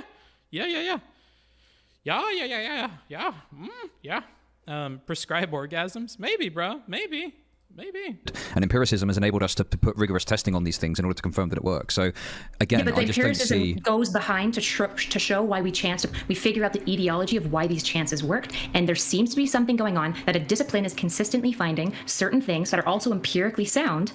We should probably, I'm not even saying we should wholesale all become Ayurvedic doctors and let's all drink juju berries and be happy and kumbaya together. Like, I'm not saying that at all. I'm saying it's anti-scientific to just call all of Ayurveda just quackery and pseudoscience when the discipline itself has come up with certain treatments that are empirically sound, like meditation, like acupuncture. Okay, so are we saying that, like, basically in places like in America and England, etc., wherever, there's like a mental health crisis, but in India it's better? Is that right? That's not at all what I'm saying. Right? Because an issue that India has is that they have mass amounts of population. They're not a first world country, and you could argue that to some extent mental health issues seem to arise more when you have a lot of your foundational needs met. It's hard to stress about whether or not like somebody hurt your feelings if you're struggling to like just basically survive. There seems to be some evidence for that. So it's not a good one-to-one comparison between like mental health in the Western Hemisphere and like a second or third world country. It just feels like a really disingenuous analogy. Okay. So I'm saying disingenuous. So again, I guess the question I've got is like, again, I'll just say, okay, so you're saying there's some stuff in Ayurveda which might work. Great. Let's rigorously test it, see what works, and then we can implement that. I just don't understand why you feel this need to credit Ayurveda or go back to Ayurveda or say, oh, there's some stuff in Ayurveda that might work. Fine. Let's have a look at it and see if it does. We know that some does work. There's things in Ayurvedic medicine that work, which means this is like a minor stumbling block from Chud here rhetorically. Like, she is going to constantly correct you when you say this. This has happened like numerous times where like, well, not like, God, I almost feel like we don't need to do it, but I know that Erudite will continue doing it, so maybe we need to be more careful about this. Philosophy of the scientific discipline itself might have some merit to it. And to be honest, we've been using a dominantly medical lens of research when we look at mental health, and it seems like we've stagnated and plateaued for a while. What if the scientific principles that led Ayurvedic doctors to chance upon these treatments, what if there are certain principles we can analyze, incorporate into our empirical method that would vastly improve, alleviate suffering because we find major breakthroughs? Okay, finally, thank God from Erudite here. Let's be specific. Why are we holding on to these? Well, because some of the principles in here may be helpful for like further things that we discover down the line. It might be that some of these principles or some of these approaches at a broader level, when we don't start from zero, when we start from this point, we're able to find even more therapeutic solutions when we start from that point versus like fumbling around in the dark and knowing nothing. And you're going to lose any opportunity to have those like saved checkpoints that are further down the line of understanding what the fuck is going on if you just throw it all out and you start from zero. It's like shooting yourself in the foot for no reason to just throw everything out because you're prejudiced against the thing and you believe negative things about it, right? In mental health treatment because we need it. We desperately need it. But to be fair to Chud, he's also saying that like once you reach the point of getting all you could get out of it, you don't really need it anymore. And I get that. I still think we don't need to throw it away. I don't know why we're so passionate about throwing it away, because it might be that we get 100 years down the line and then we look back at it and we need it the same way we were hundreds, if not, I think over 1,000 years down the line from when Ayurveda was starting or whatever, and we're realizing we're going to need some of that for like the mental health problems that are coming up in Western countries, right? Like, it's difficult to know when that's going to become useful to you, so you may as well keep it in your back pocket. But I also get that, like, once you discover everything there is to discover about it, then separating it or talking about it independently of the culture from which it came from it should be okay, right? Like, you don't need to mention it every single time, but at the same time, you also don't need to not mention it. If somebody's really adamant about that, I'm one to concede on it, but I don't have prejudice against these things. Are these practices in Ayurveda that are being used that you think are basically superior to what we're doing when it comes to mental health and we should consider? Like, what if we're using the scientific method, what are they using that we need to be consider? Is it the dosha? Is it the pitta? Like, what is it you think we should use? Yeah, the doshas, I looked a fair bit into it to try to see if there's anything. So what I found when I looked into the evidence for doshas is pretty weak. Most of the research on anything like, to me, I kind of akin doshas broadly to just like Myers-Briggs personality psych, which isn't like the most empirically strong form of personality psych. It can be benefit for clinicians to use because it can help people like introspect about themselves, which is really valuable for therapeutic benefits. When I tried to look at like doshas like genetically mapping on to people's genome and stuff, to be honest, the evidence was pretty weak. I wouldn't say that I'm broadly for that, like, because like I said, I'm not here to like set out everything. But that's the framework of Ayurveda. That's what they use. So right, what else which is is there? Interesting, right? Which is interesting. So well, no, it's a load of bullshit. No, it's not bullshit because meditation works. Okay, but meditation would be utilized in line with figuring out what someone's dosha is. So I wouldn't still stay so gung-ho. People are going to think you're crazy here, Erudite, because we're presenting a scenario where like we're at the point where Chud is like, well, we could technically throw this away. We know that thing doesn't work. Like, you could say like, oh God, can I listen to this one more time? So right, what else which is is there? interesting, right? Which is interesting. So well, no, it's a load of bullshit. No, So like, if we discover this thing doesn't work, I think it's okay to say that we don't need to look at things necessarily from this perspective, but it's helpful to keep it around as context to understand other practices we don't have fully figured out yet. Just because doshas don't map onto the fucking genome does not mean they're not useful. We're not at that point yet, because the dosha thing seems to be intrinsically tied to the other practices and whatever. Just because it doesn't map onto the fucking genome does not like completely disregard it or whatever. Like, I think that there's better ways of arguing this, and we really don't do a good job of expecting the way ChudLogic's audience is going to handle this. And I don't think we rhetorically move like into this point super well here. Just saying it's interesting and whatever, after we just talked about how like, well, it doesn't seem to map onto the genome and whatever. Like, you have to realize the momentum is going against Ayurveda here for Chud and his audience. And you saying this interesting thing and whatever just seems like off color and strange. And it's counter to like the direction that we're going by like disproving the genetics thing. I think you had to be more careful here. it's not bullshit because meditation works. Okay, but meditation would be utilized in line with figuring out what someone's dosha is. And if it works and it's empirically sound, we need to look at that. So what I was going to say about doshas is I think that there needs to be, so when you look at so there's a ton of articles on doshas, but if you look at the journals, they're dominantly from journals that are going to have vested interest in proving Ayurvedic medicine. It's Journal of Ayurvedic Medicine, Ancient Science of Life, which is like basically I just sorry, I don't want you to go off. Sorry, you're just kind of going off and down the. No, can I finish dusty actually road. what I'm saying? Because I'm going to bring it to the important point. If you don't mind. If you can bring it to the important point, that's fine. Bring it to the important point, and then Yeah. we'll go from there. Okay, so the important point of this is that it seems like most of the research that's been done on dosha has been done by parties that have vested interest, which is not great research, particularly if they're only publishing in journals that do it. The problem is that we don't publish non-findings. So when it comes to dosha, if there has been like less biased research being done, if it's not being published, then we can't know whether they're true or not, right? It's like, what if this is a form of personality psych? That does have a fair bit of merit. Like, what if? We just need to test it. And it just, to me, I would say with doshas, Dr. K, it seems like is stepping back and doing actual research on this stuff, which is the best practice that he can do. He should be empirically testing these things if he's peddling them so strongly. If there's evidence that comes from non-biased things, that there is some validity, specifically if doshas can be predictive and prescriptive for individuals, that would be really interesting and could be really, really helpful to the mental health field. I don't think that there will be, but it's possible. And I'm not willing to just say doshas are silly, stupid, dumb, because it's just like... Yeah, because we can't make this conclusion until after we do the research on it. And I don't think the research is done when you're like, well, it doesn't map on your fucking genetics. Maybe it's not a genetic thing in the first place. Maybe the mental health stuff is not necessarily all genetic. Like, like we could cut that claim out. We could cut out the claim that doshas have anything to do with your genetics if it's found time and time again through in-depth research about this from parties that are not personally invested, that it has nothing to do or doesn't map onto your genetics in any way. Then chill. Then we can set that aside. That doesn't disprove the entire thing, like I was saying earlier, right? Like, it's just, it's one branch of it. There isn't honestly evidence strongly against it. Like I couldn't find an article saying doshas, we've tested them, are absolute hogwash. I've mostly just okay, found a lack of wait. research Sorry, listen, I'm because- gonna have to cut in here because you're fucking going off at a million miles an hour with complete bullshit. Okay? No, I'm not doing that at all. No, you are, because the thing is. Okay, so now he's being dickish. Let's see if that was warranted, because I have to say that, like, with what she's been saying so far, unless he has like a counterexample with studies or something, I think this is quite harsh. And I'm worried that it was because he was upset and wanted to interrupt her before, that now he's just upset that he wasn't able to interrupt, and now he's being a little bit rude. But hey, maybe he is something really important that he has sources that like counter what she just said. Let's see. That's right. No. So you're talking about the dosha. I'm not doing that at all. No, you are, because the thing is, right? No. So you're talking about the doshas, right? Has there been evidence proving the 4 humors is completely bunk? Okay, so no, he's just being an asshole. Unless after this, then we get to something that points out why what she was exactly just saying there is bullshit.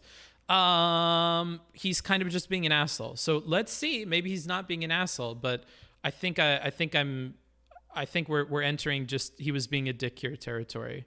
I'm not talking about the 4 humors. We're talking about. I know what we're talking about. Okay. Okay. Well, if you're going to accuse me of going off on like hogwash, like I don't know, okay. It just feels like it doesn't feel like. Good. If he puts his fucking hand in the cookie jar and you have a trap there, slap it on him. Yeah, he's being a bit of a dick here.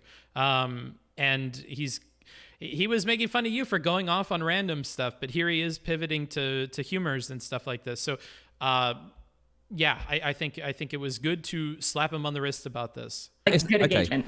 Okay. And I'm being a really good faith actor. There's a reason I'm asking. Yeah, she's been fine with him. Now the beginning with the racist shit, you were fucking walking a fine line, but I think at this point we've had like 20 minutes of like decent shit. So, you know, I don't know if this lady deserves like being a huge asshole to her, but here we are. I'll explain, okay? So, sure. It's difficult to prove a negative, and when you're making a positive claim, the onus is on the person making the positive claim to prove that it works. The reason I mentioned the 4 humors is I would not point to the lack of evidence showing that the 4 humors don't work as strong evidence to argue in any way for it, right? I would say if you want to prove the 4 humors work, you need to argue and make a strong... But I also don't think she, like, oh God, he's so lost. He's lost.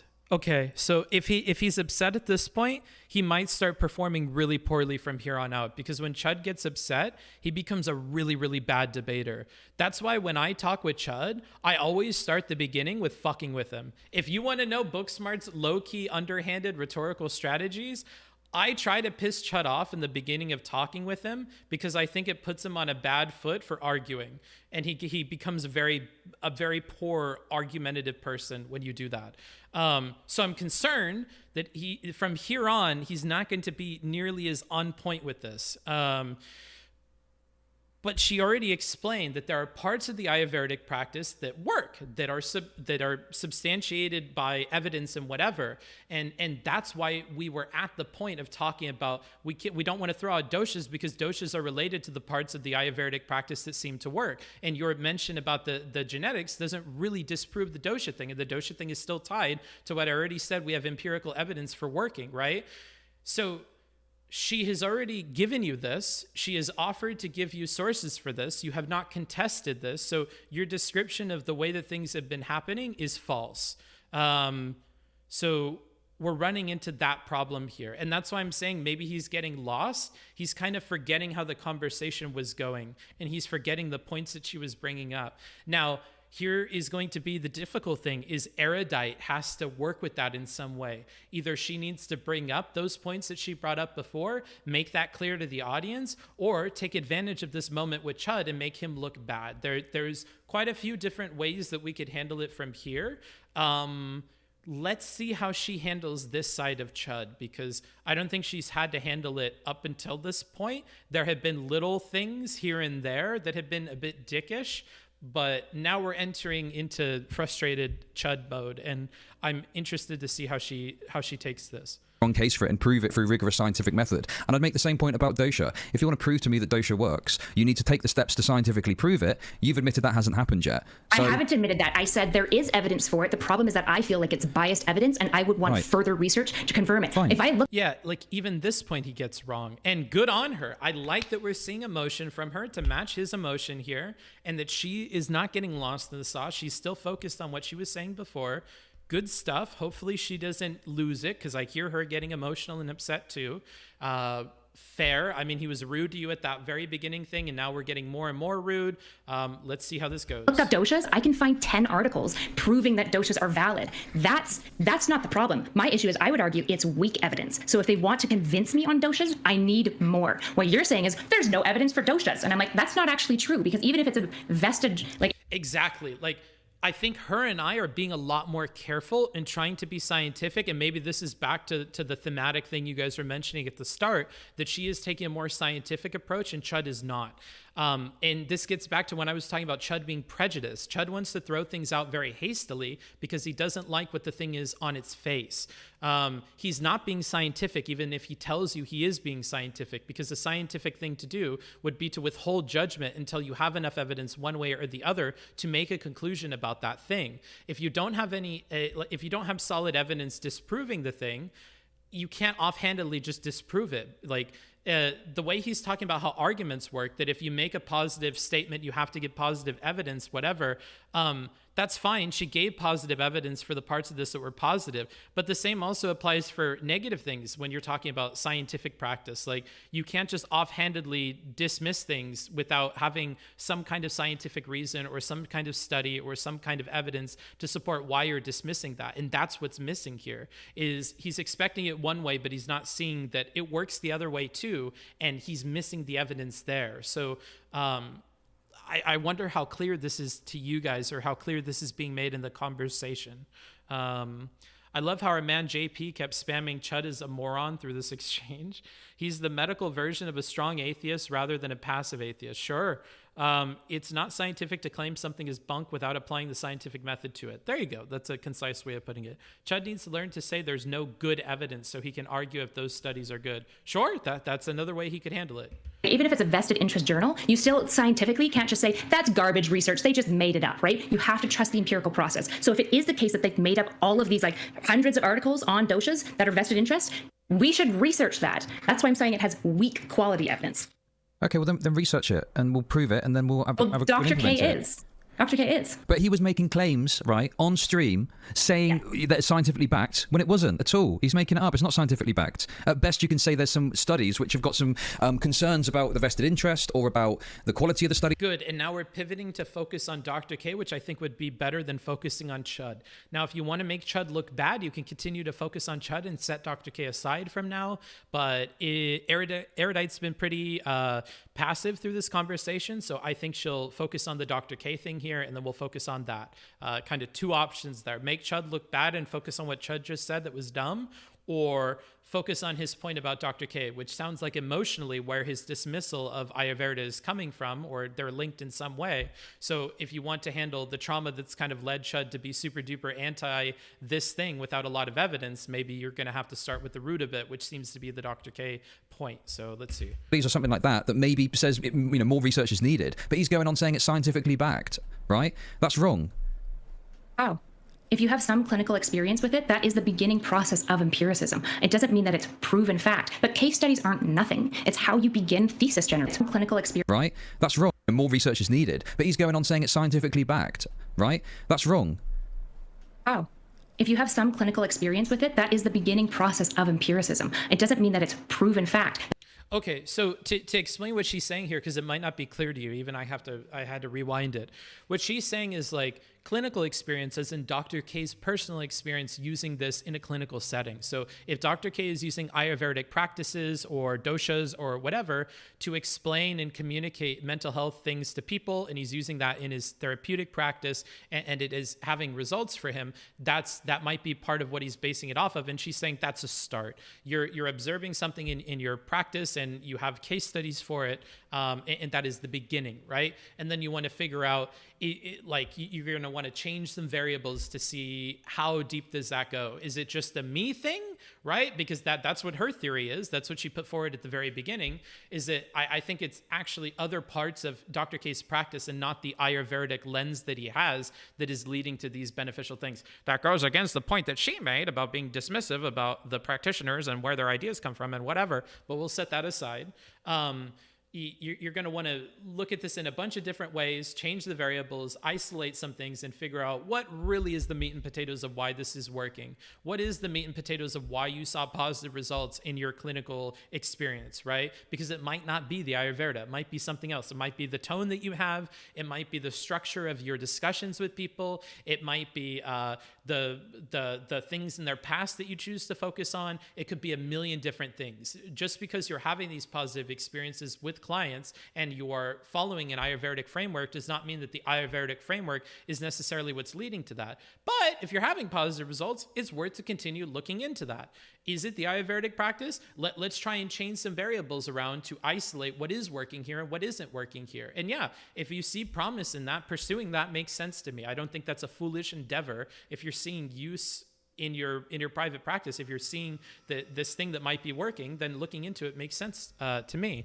I don't think it's a waste of time. Does isolate the variables take into account looking for more variables you aren't considering? Yeah, of course. And you'll do that over the course of trying to isolate these things, right? Like if you teach like 50 different people this Ayurvedic method, or you use this Ayurvedic method with other practitioners that aren't you, and they don't have success in that, but maybe 3 or 4 of them do, and those 3 or 4 share some pattern, you may discover a new variable. But you're going to have to make hypotheses, put forward what you think the reason is, test if that reason is the reason, and then you're going to go based on those results to inform future hypotheses that you're going to make. And you're just going to keep doing that until you narrow, like this is a scientific process, right? This is what ChudLogic is advocating that we use, right? So yeah, you might come up with different variables you didn't even think of at the start, but the only way to do that is to start exploring that and start, investigating more of them and try to narrow that down, right? It's a process. On the one hand, she says Ayurveda, and on the other hand, she says Dr. K was just being false humble, and the results aren't. Yeah, I get that. I've pointed that out. But case studies aren't nothing. It's how you begin thesis generation.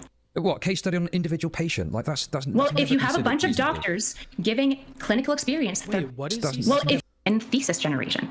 What, case study on an individual patient? Like that's doesn't. Well, if you have a bunch of doctors giving clinical experience, their doshic prescriptions are helpful, we should probably research that to see if it's true. Right. Okay. But then we're not going to do anything further with it, in my mind, until we've researched it and confirmed it's true. Again, I think he's lost.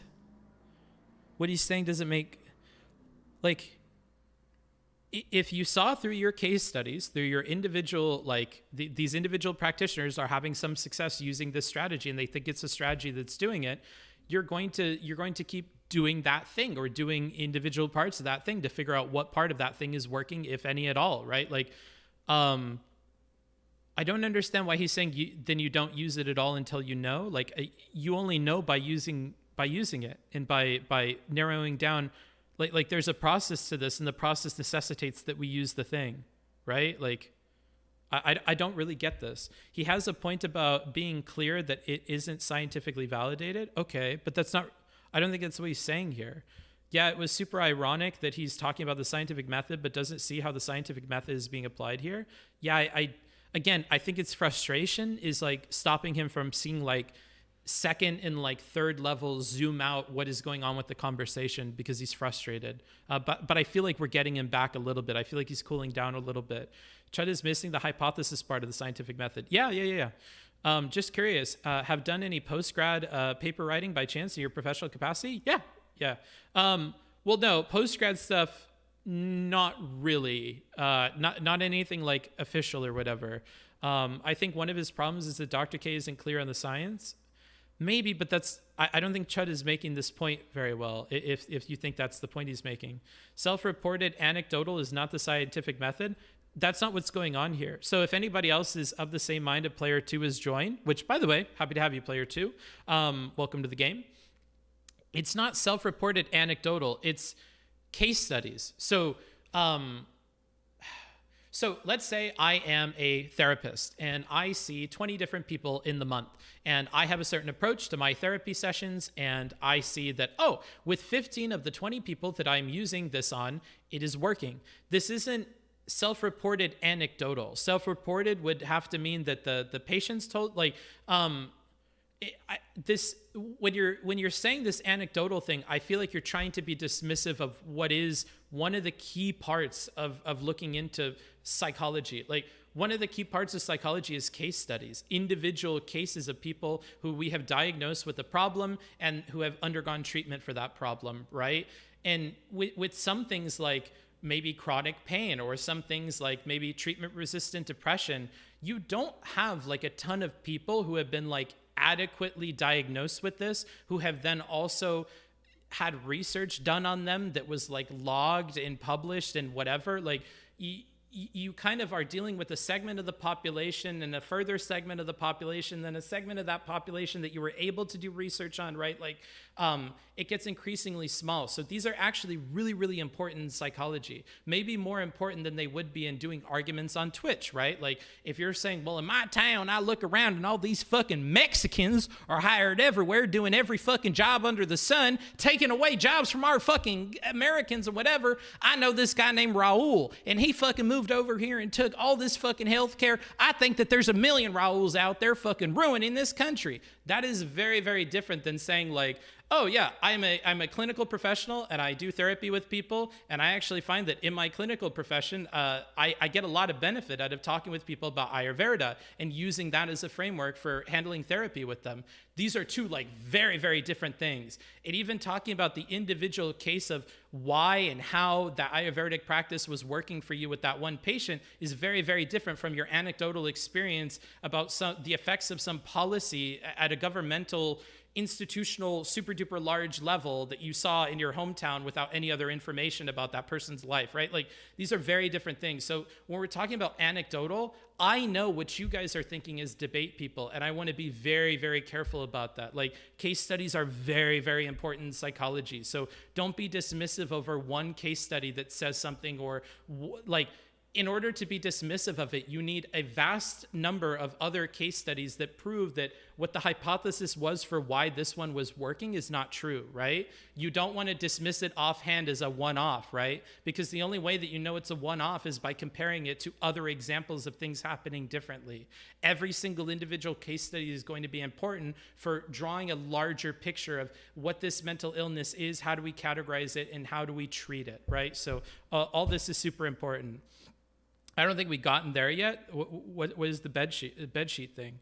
Not really, but it is dog shit evidence, like a verse report. I don't know what you mean by this. Also, the studies did include more than one person. I'm not super following it, but like, no, what I'm saying is even a case study with one person is important in psychology. Like, with the people that I helped at the master's level with behavioral psychology, we read individual case studies all the time, because some of these case studies are like every single person is so very, very different with their history and with their background and with what treatments have been tried in the past and where they live and what culture they're from. And there's a gazillion things that make every person different. And you can't isolate variables about personhood very well in psychology. It's really, really tough, because again, if we're working with a population of people with like, and I keep going back to this, like, treatment-resistant depression, there could be massive differences between the people that are going through that. Maybe some Indian dude living, on the other side of the world who has very different problems in his life. Maybe the reasons why he is going through treatment-resistant depression is different from somebody else. And maybe the reason why a solution worked for him and eventually broke that didn't work for somebody else. Every single person is so different that it is important to look at them individually, and case studies are an important building block for psychology. I hope I'm explaining this well to you guys. Case studies are so damn important in mental health with how flimsy our understanding of things is. Yeah. Why every time I find someone I think is smart, they got to go into some racial or ethnic supremacy or impose inferiority based on me? I hope you don't mean me. I don't feel like I'm doing that at all here. Cases are starting points. They can be proven or disproven, but no. What are you talking about? You don't prove or disprove a case study. A case study is a story about a single patient. You don't prove or disprove a story about a single patient.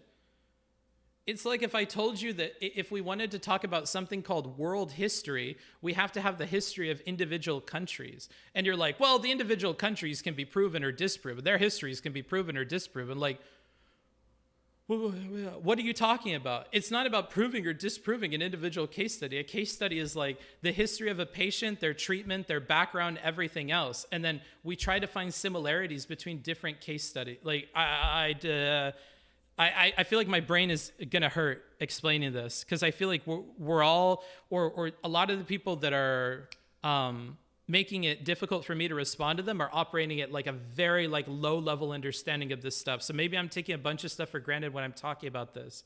You are giving an education to this guy for free. Stop. Who are you talking to?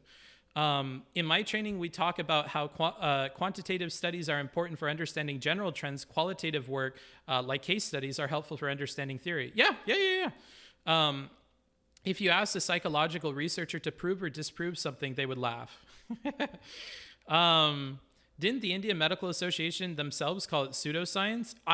Again, until this is brought up, I don't want to handle this. I don't know anything about what you guys are talking about with this. I'm ignoring the comments about that because I don't know about it. They're not mentioning it in here, so I'm not focusing on that because I don't know about that.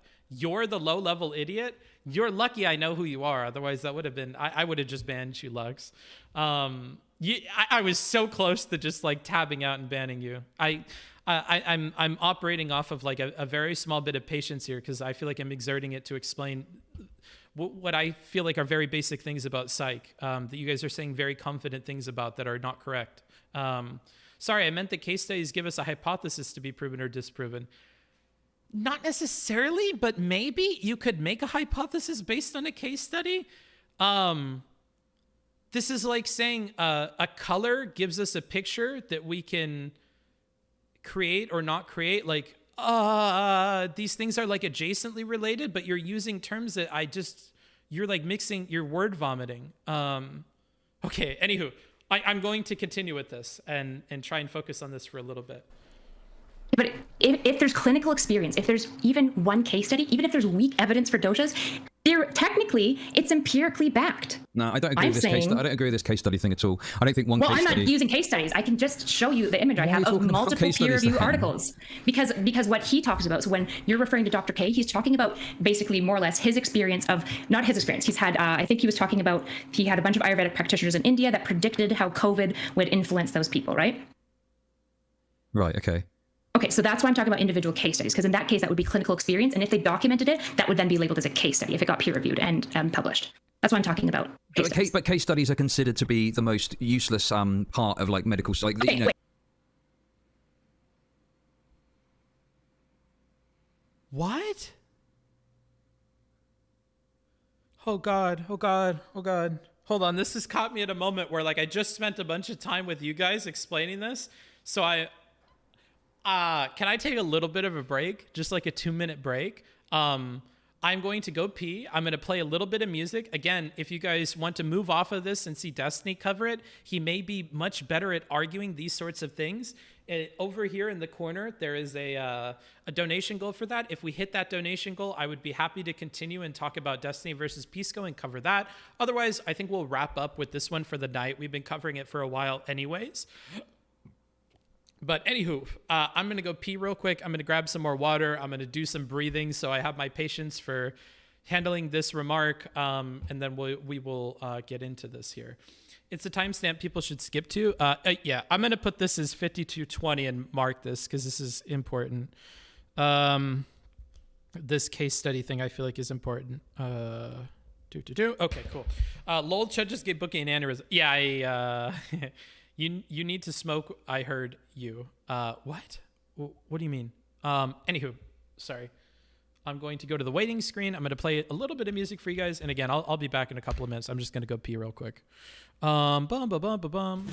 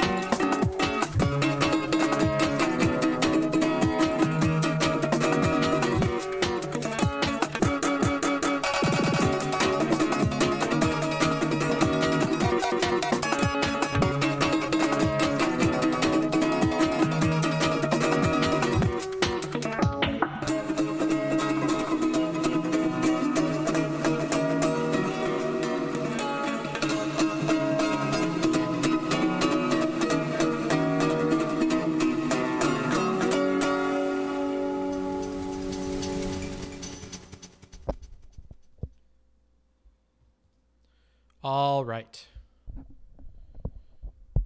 I think I'm ready. Okay. I'm going to talk with you guys first, okay? If you have questions, comments, concerns, let's do a little bit of meditation here, okay? as would maybe be fitting with what we're covering. So all I'm going to do is breathe, and I'm going to do a bit of a Zen meditation. So what I'm going to do is I'm going to count in 1, out 2, in 3, out 4, so on and so forth until I hit 10. And then I'm going to start over. 1, 2, 3, 4, 5, 6, 7, 8, 9, 10. When you notice that you mess it up, when you notice that you went to 11, 12, 13, 14, it's okay. Don't have any aggression or frustration or anything take over your mind. Switch back to 1 and start over. When you find that you are hitting 10 consistently every single time and you're not getting frustrated at your mistakes and you feel a little bit better and focused and sharper, then you're good and you can stop. I'm sure that people that practice Zen go on for much longer in my experience, and they can do that for a long time or do other things that are more creative while they're breathing. But that's like a very simple one that you could do. And if you're frustrated or something like that at work or somewhere else, that's an easy one that you could do in your own time. And I find it helps with frustration. So I'm going to do that really quick, okay?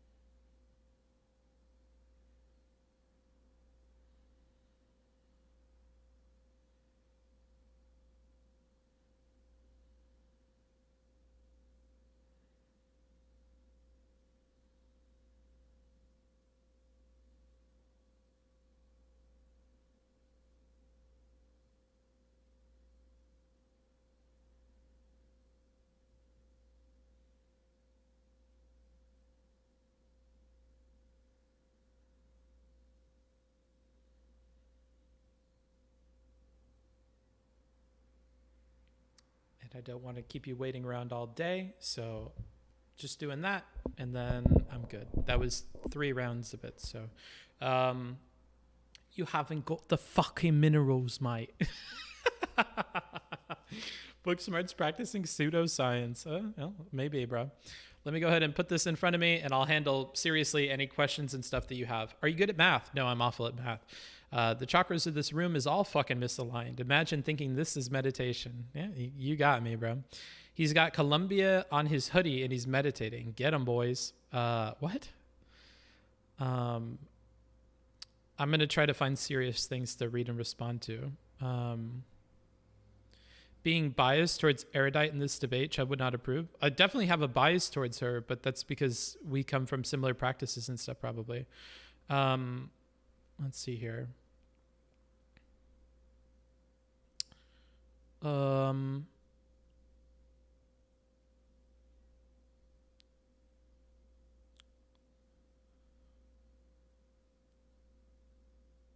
I feel Chud should try to be more diplomatic, as they say. Honey gets more than bees.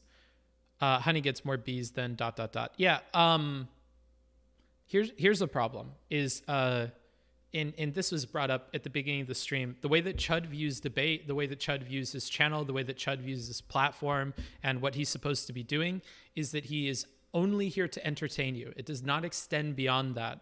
So when Chud is making decisions in a debate or a conversation or whatever, you have to realize that he is not trying to be diplomatic. He is not trying to get people to his side. He is trying to put on a show for people, and that's going to impact the way that he handles things. This is also why I'm not interested in spending time or energy getting research for Chud, because Chud doesn't handle these things seriously. If Jangle's Science Lad asked me for studies and we were going to have a conversation, I would gladly invest a few hours into getting studies for him. If not so erudite. If we got into some big disagreement and she wanted studies for something, I would be probably tempted to do the research and grab the studies for her. For ChudLogic, who doesn't really take these things seriously, he doesn't have any background in any kind of research that I'm aware of. He seems to have fundamental misunderstandings about the topics that we're talking about. I'm not interested in that because I feel like that's, and this is going to sound really mean, and you could judge me for it, it's at a level that is above where ChudLogic is at. And I don't think it's necessarily helping or is worthwhile to be doing that. So I choose not to, right? Because Chud's platform and everything is dedicated to entertainment and not taking things seriously. I am not going to give him the time of day on that and take it super seriously. Not interested. Sequential explanatory design or any what are we talking about here? I think it's important to think about deductive and inductive reasoning when doing science. Maybe. It's a very vague thing to say. I think it's important to think about red and blue when you're doing art. Yeah, I suppose. Red and blue certainly do have something to do with art. They are used for art. That is true. A lot of art I can think of uses red and blue. I meant you need to smoke one. The frustration on your face is evident. Yeah, well, I think I'm handling it fine, all things considered. I don't think I'm necessarily lost in the sauce on this one quite yet. I was getting close there at the end with that comment from Chud. That's why I am taking the break. I know myself enough to know that. Everyone is a fan of acupuncture until they see it being done on a toddler. Jesus. One of the biggest things you have to develop to deal with these online spaces is a filter to read and instantly ignore dipshit comments. Perhaps. The rules of chatter are supposed to be no back and forth. Yes, that is true. I just don't want you guys arguing in the chat. If you want to argue, go on my Discord. Argue on my Discord. We have debate rooms on the Discord specifically for arguing. Just don't fill up a chat and fill up the fucking screen. And, it's a lot like if you were arguing in the middle of a movie theater. That's how I view it. I don't want to look or at a play. I don't want to look out into the audience and see two people arguing with each other over something even tangentially related to the play, because you're here to watch the play and talk about the play maybe, but I don't think you're here to argue with the person sitting next to you about the play. I think Chud's whole point is that Dr. K didn't have a research board sign off on it first. He just tacked on Ayurveda to his practice on his own. Now, Chud hasn't made this point, so maybe he'll make this point, but Chud hasn't made this point that you've just told me, and that he shouldn't be putting it in practice until it's been studied fully. I also don't know if you totally understand the way that therapy and stuff works. Now, I may be wrong, Bill. You may be a trained clinical therapist, and you could explain to me what kinds of ethical violations we're making or something like that by him including Ayurveda, but I don't know if you have the education to be saying this. But you certainly are confident about it. And it's not something Chud is saying. So either way. But Chud wants to censor it before it's proven. That's his argument. He wants Dr. K to stop research into this idea because he thinks it's pseudoscience. Yeah, it very well might be, but if you make him stop now, we will never know. Yeah. And to some people, it's going to sound cringe, and I get it, but we really don't know a lot about mental health, and people are trying all sorts of things out there, which is why I think you should always be shopping around for your therapist and trying different ones, because everybody has their own personal way of approaching it, even if they've all been trained in similar ways of doing it. And I think that's why it's worthwhile to try different therapists, because the field is so open and you can try so many different things, have their own little pet ways of handling people that they think is best based on their own personal experiences or what they've read or their training or who they were shadowing. And that's going to have an impact on the way that they handle their patients. And it just might not fit for you, so you want to shop around. Seems hard for people like NSE, not so erudite, to debate for a gray area in regards to potentially effective medicinal practices, because the whole point of the gray area is that it leaves said practices undefined. Yeah, it's difficult because I think when we're talking about science and we're talking about scientific things, we're often thinking that we have a binary between works and doesn't work, between quackery and truth, between falsehoods and truth, right? And that is the pursuit, to find what is true and what and separate it from what is false. The difficult thing is when you go into areas where we don't have things figured out nearly as well, and that's plenty of different fields of medicine in particular. So, you know, I just think this shows like a lack of understanding about that, a lack of understanding for like the meta of something like psychology, and that'll lead you to expect some things of the field that are just not happening and are not where we're at currently. People were complaining about a Lumi thing yesterday on our Destiny. Lumi is in they, them Lumi, or Lumi is in... I almost just got in trouble. Lumi is in the other Lumi with the long hair. That's all.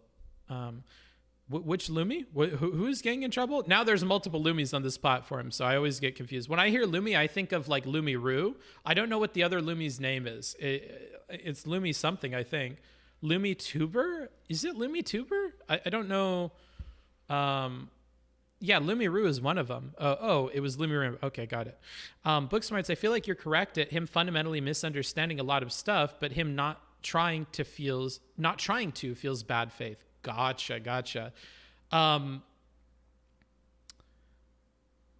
I think when we debate, when we argue with people, sometimes we can be very, very focused on the point that we're trying to make, and it takes attention away from what the other person is saying. When I first joined this platform, one of the biggest pieces of advice that I gave to people is to focus more than 90% of your efforts on listening and trying to understand what the other person is saying. Because here's the thing. Oh wow, $5. Let's hear what Wolfgang has to say, and then I'll complete that thought. Thanks for the stream. Excellent company. While working late night. Wish I could finish watching, but I'm going to crash. Here's some money as a thank you. I truly appreciate it. Thanks. I'm happy to hear it. And thank you for supporting the stream. That's $5 towards the goal of covering Destiny versus Pisco. If we hit that stretch goal, we'll continue that after this, hopefully. What I was saying is I often advise people to spend more than 90% of their energy on listening and understanding the other person. Here's why. I think that people inside of themselves know their own points pretty well, or you should before you start arguing with people. So I think you already have an intuitive understanding for what you're trying to say. And I think the mistake that people make is spending a lot of time trying to think of how they're going to communicate their point, and not a lot of time on thinking about what the other person is trying to communicate. Communication's hard. And I think listening is even harder. So I think most people are poor listeners, and they need to spend more of their effort on listening to be better at listening. So I think that Chud is falling into this issue of like, he's only listening for the things that have anything to do with what he's saying. And when he notices that it's out of sync with what he's saying, he then spends a lot of effort on reiterating his points and saying his points again. And I think that this focus only on your points and only on your perspective distracts from trying to understand what the other person is saying, or trying to build bridges with the other person. And I see that with a lot of debate people, and frankly, people in real life as well. So that would be my advice there, and that my response to what you have said about this bad faith thing. Political rhetoric, good. Analysis of a person's actual understanding of things one barely understands. I'm not reading all this. That's not how it works. You can't study therapy without being allowed to study it until it's proven. Yeah. Do you think Mr. Girl has the same flaws as Chud with their Dr. K arguments? I have not watched... I think Erudite needs to hear your assertions about the benefits of shopping around for therapists. Brennan. Huh? Oh, that you became a member. Okay, cool. Good to have you, James. 5 months. Wow. In case you didn't know, you can become a member on YouTube and use emotes. I think Erudite needs to hear you re-roll your assertions on the benefits of shopping around for therapists. Is she upset about that in the chat? I'm so far behind. I'm trying to catch up. We'll get to that. If she said something in the chat, then we can look at that in a second here. Do you think Mr. Girl has the same flaws as Chud with their Dr. K arguments? I haven't watched a ton of Mr. Girl's thing. I think Mr. Girl's problem is he doesn't have a holistic understanding of what Dr. K does. That would be my TLDR. Doctor, know thyself unknowns. What are we talking about here? What is your personal hunch on whether Dr. K's results are a result of Aya Verda or something else? I like that you said personal hunch, because that's all this is going to be. I think it is a result of his experience with Ayurveda. I would bet that it is a key part of why he has the results that he has. But I don't think it's intrinsically because of Ayurveda. I think it's because Dr. K has a lot of faith that Ayurveda has helped him and other people. And I think when you have a therapist that is really, really confident and can make you feel the same amount of confidence for the conclusions they're giving you and the things they're telling you to do, if you can get buy-in from your patient on doing basic things to make their life better, like forming connections with other people, getting out more, forming healthy relationships, fixing some obvious things that they're doing wrong, improving their general health, like eating healthier and getting more sleep, whatever. If you can get buy-in from your patient in faith that the things that you're telling them to do will fix it, that's good. Like same with Jordan B. Peterson. If you ask me, do I think... It seems like your Twitch donation button doesn't work. Just take my money. Oh, okay. I'll try and fix that then. You can do !dono and do that way, but I'm sorry to hear that. I'll add 20 onto the Destiny Pisco thing. No, I won't. I'm just going to keep track that it is $20 behind, okay? I'll write it down. That's $20 towards the goal, okay? Because I want to focus on these real quick and get these done. I also think if you were to ask the same question, but instead you replace Jordan Peterson with Dr. K, and you replace Ayurveda with his political beliefs, I would also answer maybe, yeah. I think that, like, Jordan B. Peterson is somebody that because of his political beliefs and because of the other things that he says, people are willing to buy into the advice that he's giving them that will work for most people. And I think that if you were to go as far as to say that, like, getting people's buy-in and their faith in what you're telling them to do being correct and actually trying it and sticking through it, if you're able to do that with people, whatever caused you to be able to do that is impacting your results. So in the same way that you could say maybe Jordan B. Peterson's political philosophy gets people to buy into the advice that he gives them and improves their lives and their outcomes, maybe Dr. K in his faith in Ayurveda is similar, that if you can get buy-in from the patients and, it positively impacted his life and he thinks it can positively impact their life, then so be it. But I think those are both kind of on a similar level in my opinion. And I think if we're really to attribute his success to anything, I think that Erudite is correct in saying it's probably the other things that he's doing. It's the advice that he's giving and it's the insights he reaches with people. And if Ayurveda is the vehicle to get there, then so be it. Or if it's the vehicle to get people on board with the advice, then so be it. But I don't think that means that it is necessarily like the thing that is fixing people or the thing that is figuring out their problems. Let's see here. Case studies allow practitioners to observe behavior and thought processes. Therefore, implementing certain practices with the permission of the client allows practitioners to see whether there is a validity in a local space. Yeah. Are psychologists meant to conduct research in their normal therapy sessions? No, but you can have I think some people do.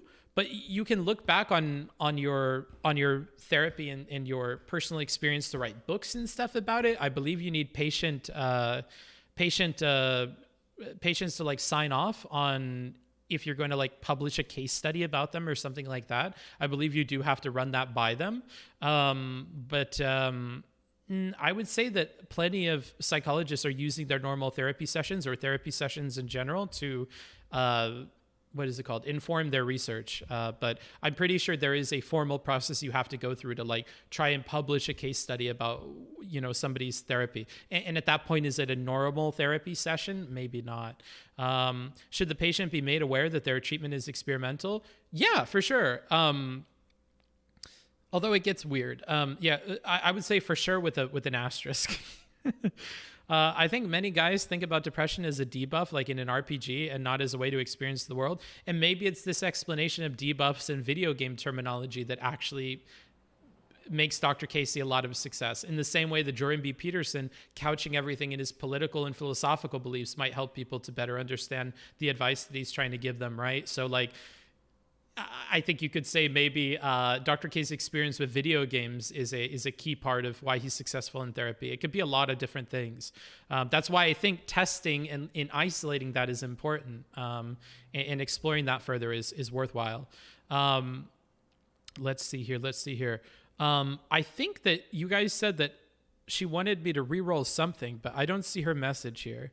I don't see her message here. This is experimental. You could die.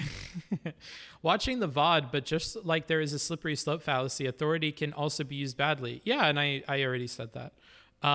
That's an awesome answer. I've had one really good therapist, and I had assumed that it was from his technique of DBT, but thinking about it, I had a lot of buy-in with him. Yeah, like, and this is why, like, when Chud and I talked and he was shitting on the placebo effect, I was like, well, be careful. Like, if I can give you a pill and tell you a whole wonderful story about how that pill is going to help you and whatever, and it actually makes something that no other treatment made disappear,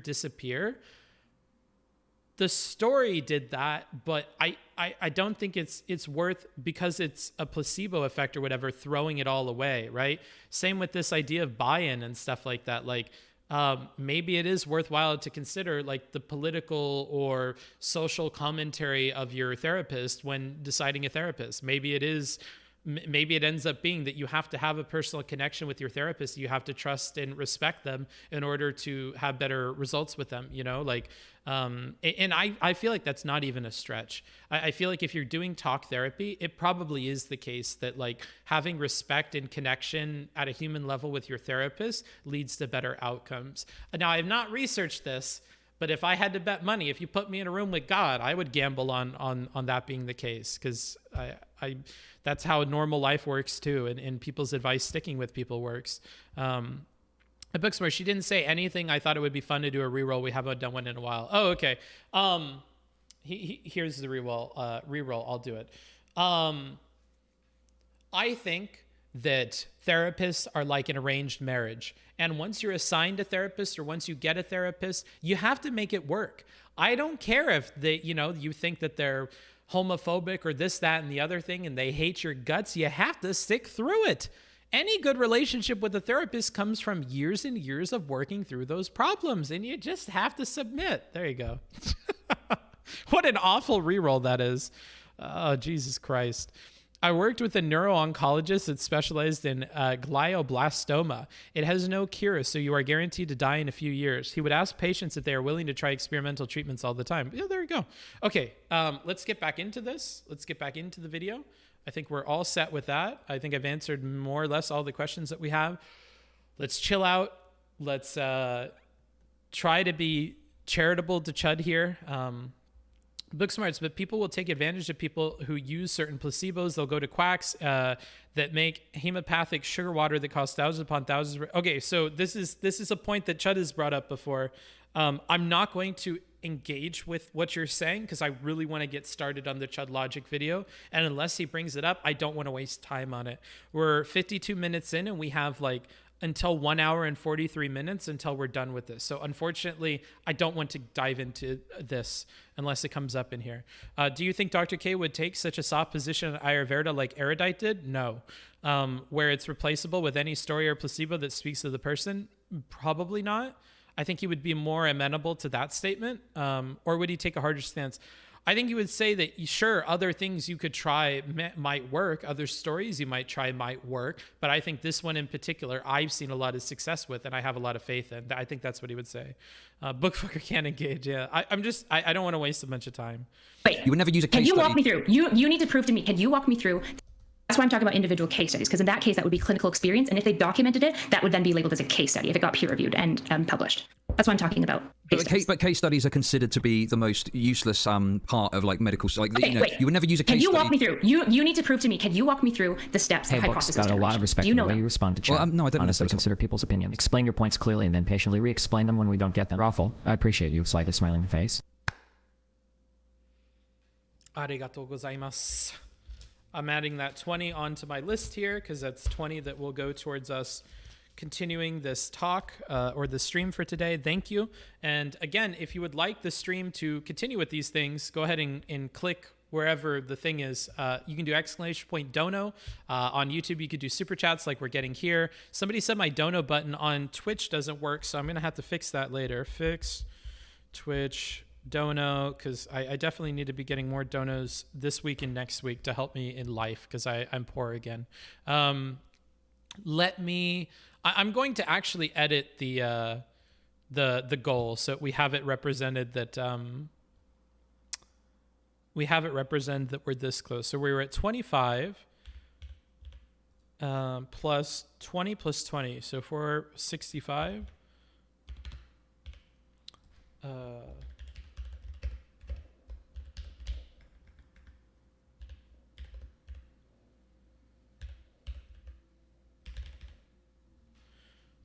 there we go.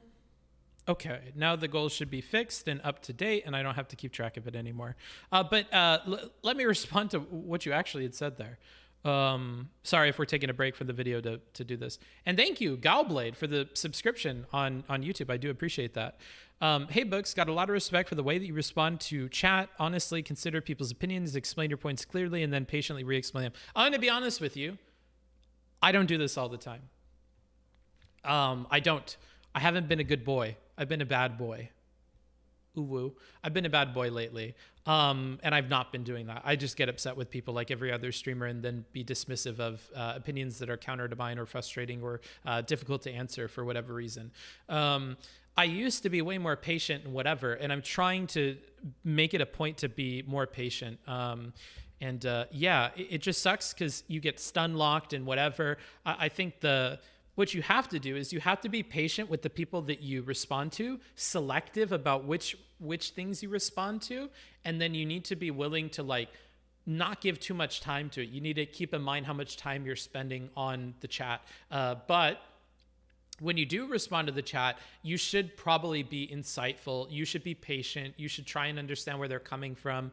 I think you should do that. And if you can't do that or you don't think they deserve it, why are you choosing to respond to that one chatter of all the chatters to respond to? Unless at the end of that statement you're going to ban them or whatever, I don't think you should be choosing those chatters to respond to, right? So yeah, I'm trying to be better about that. I appreciate that it comes off that way, and I'll try to keep up with that. Do you react? Sure. I mean, I can't help but read some of the stuff you guys write here.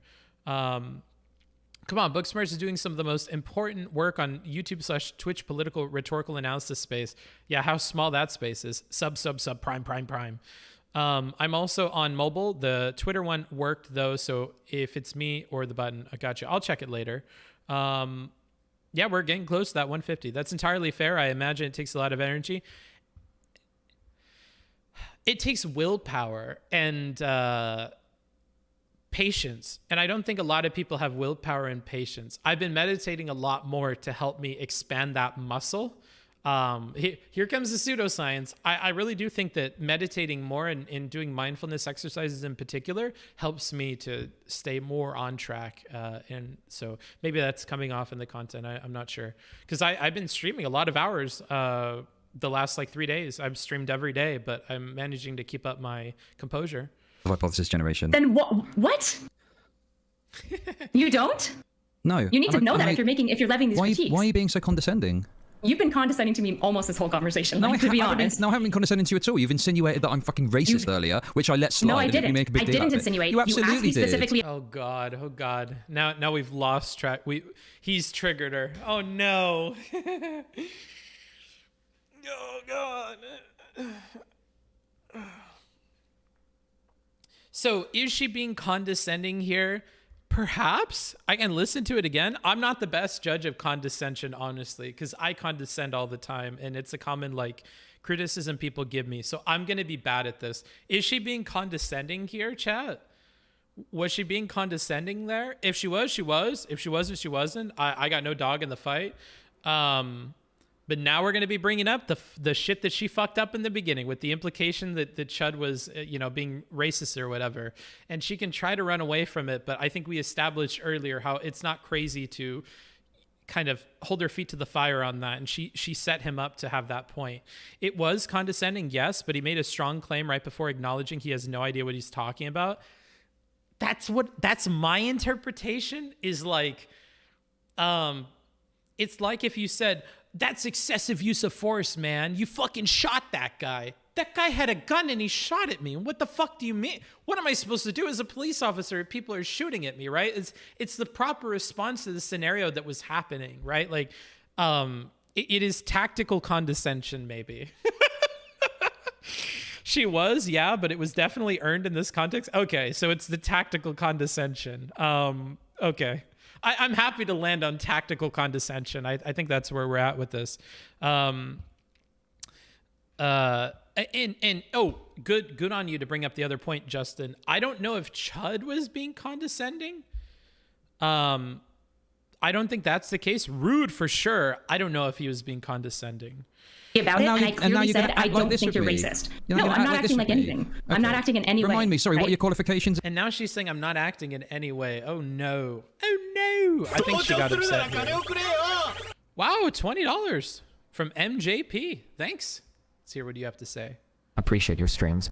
Thank you. I appreciate you. Thank you for the $20. Very, very cool. Thanks for the support for the stream. It means a lot. I'll be putting out a lot of content this week, so don't feel like you have to spend it all in one place. I'll probably be live tomorrow doing even more of the same thing. Again? What does that matter? Did I ask your qualifications again? What does that matter? Did I ask you for any of your qualifications? No, I'd just like to know, because if you want to take the expertise and act all pretentious with me, you can tell me what your qualifications are. Okay, sure. Why don't I tell you the process of hypothesis generation? Since apparently you didn't know it, and then we can be on the same page. Tell me what, no, I'm not interested in that. Tell me what you... No. And if she has no qualifications, I unfortunately think that this is going to land for Chud. So I don't think not answering this and trying to escape this is smart. You're on Chud's platform with Chud's chat, and the more that you try to run away from this, the more that people are going to see you as being Weasley and stuff. So I don't think the play here was to just not answer this, unless you really think the answer would be that bad, that like detrimental to your image. Your qualifications are? I'm not going down that road with you because it feels like bad faith argument. I can. Well, no, I'm just everyone knows asking. what my qualifications are in my channel. You're welcome to ask You want to me be them. super pretentious with me? This isn't Let's good go. faith argument. This isn't good faith. I'm not being pretentious with you. And like, again, if your point was it was bad faith, you could start by going, let me begin by saying, I feel like this conversation is getting hostile and bad faith, and I don't think that this should matter. I never once asked you for your, like, it needs to be worded better. It was not worded very well, this thing here. Bad, like, poor choice of words and order here. You could say all the same things, but put them together a little bit differently, and this would have come off better, but here we are. I'm saying, let me explain to you why it's important that you need to understand hypothesis generation. You've done enough explaining. If you don't understand hypothesis generation, then you're fundamentally misunderstanding. Oh no, now you sound like RGR a little bit here. This is feeling RGR-ish. We've lost you because you've become upset, and it's not going to sound good, and oh god. The conversation continues for a while after this point, so I hope we don't stay at this tension level the whole time, but I'm just going to let this whole thing play out. I'm not going to give a ton of comments on what is going to be both of these people's like worst, most heated moments, but I'll let it play out for you guys.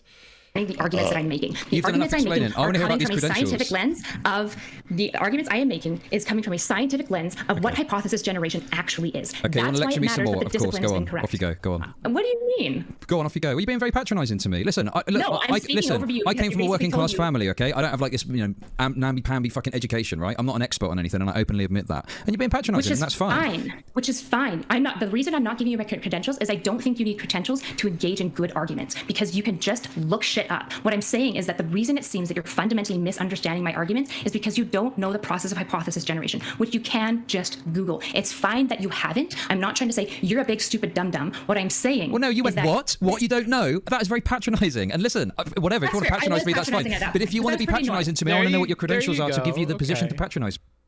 Like, unfortunately, we're going to have to bite on these like points that Chud is putting out because they're fair. And if we bite on those and we diffuse this and we just, you're gonna have to, lose face over this, right? But yeah, we have to get out. We've done something unfortunate here, and there's going to be a cost associated with it. It's a lot like the Afghanistan pullout. Like, this isn't really going to work well. Even in the best case scenario, there are going to be losses.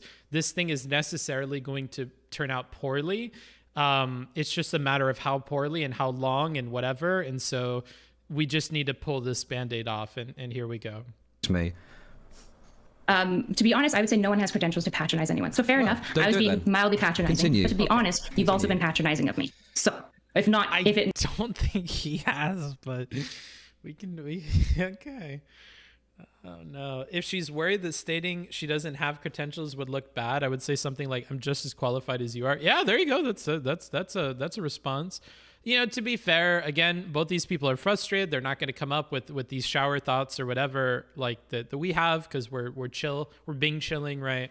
But yeah, unfortunate, this whole situation. At least condescending. Okay, continue. Okay. Do you want me to walk through?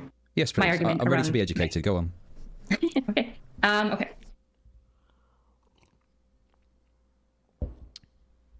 Okay. So this is a functional, it's labeled a functional approach to theory development. Okay. Okay. So what typically happens in theory development is, broadly, it seems to be the case. So you can get engaged in basically like free open science, where you just like theorize random bullshit and test it. But that doesn't usually seem to be the case. We usually do applied science, which is usually where we get some clinical experience. We observe some things in the world that we think are probably patterned together. And then we design a controlled empirical test with numbers and math to prove whether or not that pattern that we think is happening is actually happening. Okay. So typically what happens, particularly in science and particularly medical science, is there will be a clinical experience of some correlation between two things. Interesting. It seems to be the case, like with vaccines. When a kid is exposed to like a virus when they're healthy, they're resistant to those viruses later. Is that actually happening or not, right? And then we engage in some theory testing. So we create a hypothesis. The hypothesis is you expose a child to a virus super early in their life. Sorry, there's a cheer going on. So are you reading this, just to check? No, I'm talking it out. I have like my notes pulled up just to reference to make sure that I'm not misspeaking, but I'm not reading it. Okay. Yeah. So what they'll basically do is they will notice this clinical pattern, and then they're going to design a test to see if it's true, right? And the gold standard in medicine would be an RCT, a randomized control trial. So that means they're going to give some kids this vaccine, they're going to give some kids a placebo, and they're going to see if the vaccinated kids are more resistant to the disease than the placebo kids. Turns out, yes, these vaccinated kids are more resistant. And then we do some math magic, and we're like, yeah, not only is it that they're more resistant, but they're statistically more significant, which means the pattern seems to be true. The hypothesis is probably valid. And then we do more studies and we replicate it and we replicate it. And then we do a meta-analysis and we put all of these studies together to see at a broad societal level, are we still seeing this trend? And with vaccines, I'm sure you'd agree, we see, yeah, there's a broad trend that these seem to be beneficial, right? I fucking hate this guy's chat. Holy shit. Like this person, what a fucking dumb tangent. Or these people saying next, like, oh God, okay. I'm gonna not read it again. Sorry in Canadian language is I'm a loser and don't want the, what are you talking about? Checking if she's reading it weird. I think it's a little bit strange. It's a little bit like off-putting. I wouldn't say it's as far as being dickish or something, but it's not helping after we just had this super tense moment. Maybe we don't need to ask things like that, but it's a super minor point, dude. What I'm saying is that hypothesis generation needs to come from observed experience. If we keep observing that these two things are related. Sneaky, in what regard is there good advice? I'm curious. We need to test it. It seems to be the case that Ayurvedic doctors have observed certain patterns of treatment that have validity, and then when we test them, they work out. Sometimes they don't, and we shouldn't use those practices at all. But some of them do, and they've offered things to the medicine field that didn't really exist before, because meditation was kind of viewed as like stupid woo-woo religious shit before it started getting more tested. Okay, so basically what you're saying is there'll be like a clinical observation that occurs, say, in someone, and maybe we'll see a few more of those, and then from there it will engage in like a study or something like that to find out if there's any merit to it, and we kind of go from there. That's basically what you're saying, right? Yeah. Right. So the point I would make to you is that in itself, a case study can only be used to justify or point towards doing a broader study that's going to prove like the thesis of what's being suggested in this case study, right? I believe case studies are considered like quasi-experimental, yeah. Sure, but you wouldn't reference a case study. Like, it would be considered poor form to reference a case study as evidence of like a medicine or treatment working, right? I wouldn't say it would be. It would be very low. It would be considered weak evidence, like very weak evidence. Yeah, poor form. What I mean is, like, you know, as a medical practice, like that wouldn't be considered the done thing, right? Like, people would look at that if you're saying, right, I think we should do this treatment as a result of this case study. People are going to go, Oh God, this really depends. It's not this simple. Chud wants things to be simple, but it's not this simple.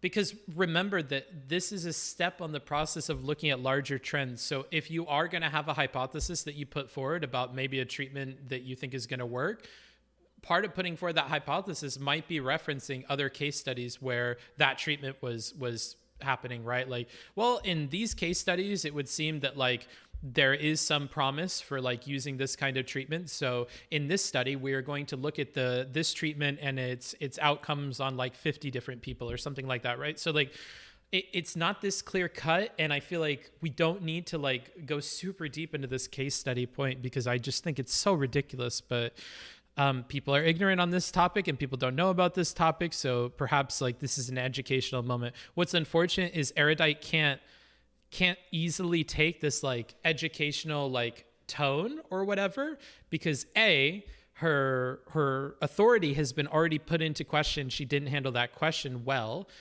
B, she got oh god, what was I gonna say?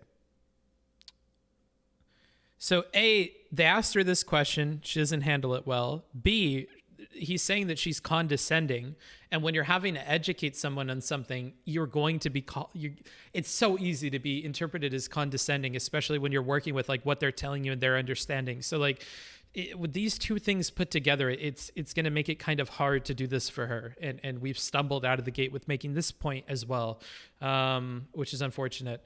Let me see what that person said. Wonders what percentage of content farming comes from misreading or typos. Was it butte or toot?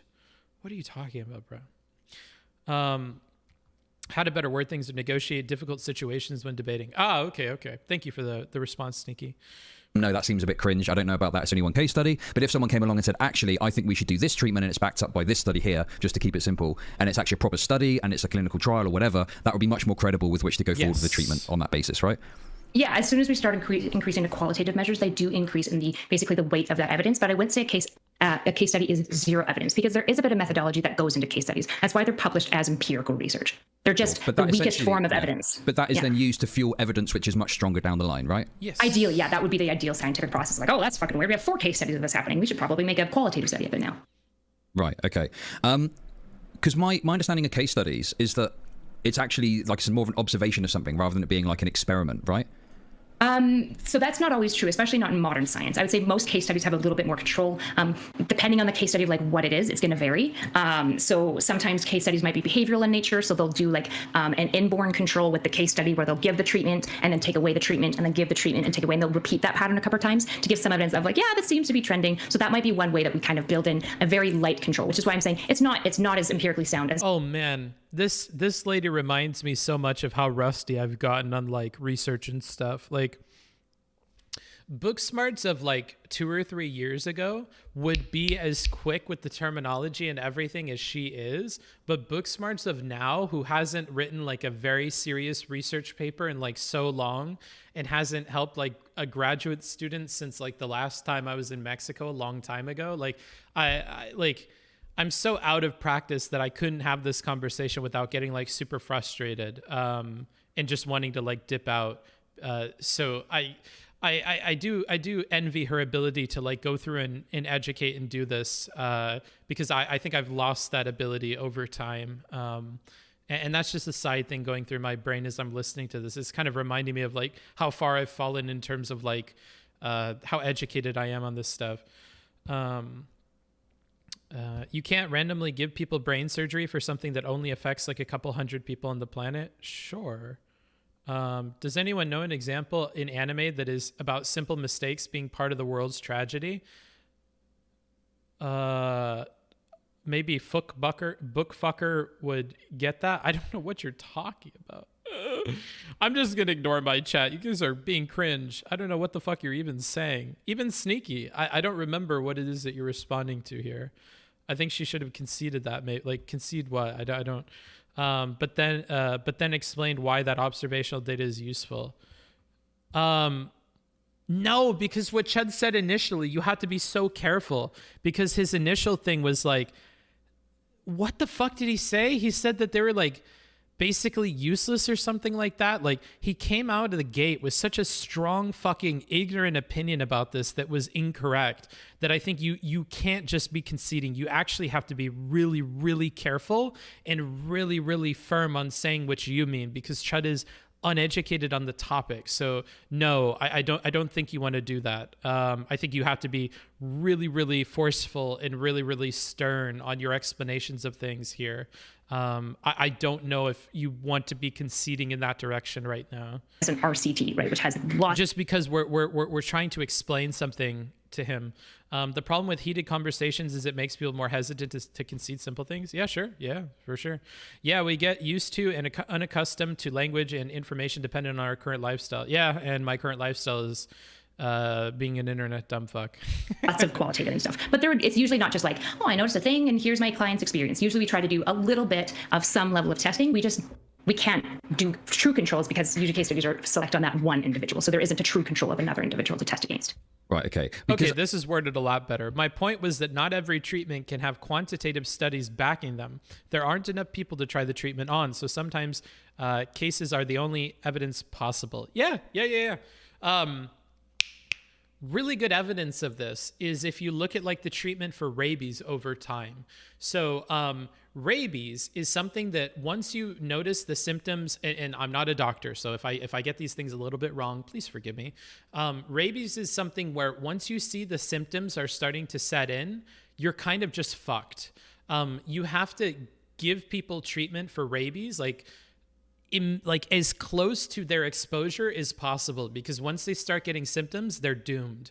And that was the case all the way up until the point where somebody who was experiencing symptoms was put into a medically induced coma.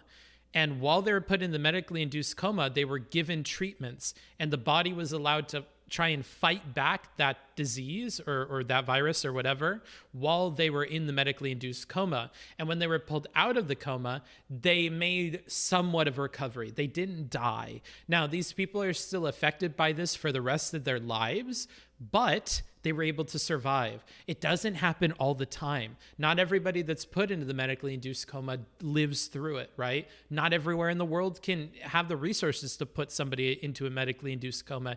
India has a major problem with rabies still, and they don't, everywhere in India does not have the resources to be putting people into medically induced comas all the time.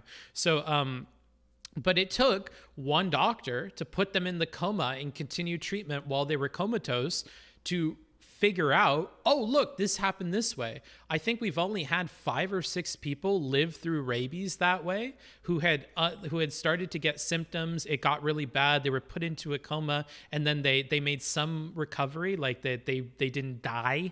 And that's something where, like, we're talking about a handful of case studies, but it is something that should definitely inform treatment for other people in that kind of situation. And you see this for all sorts of like really niche, unique types of illnesses.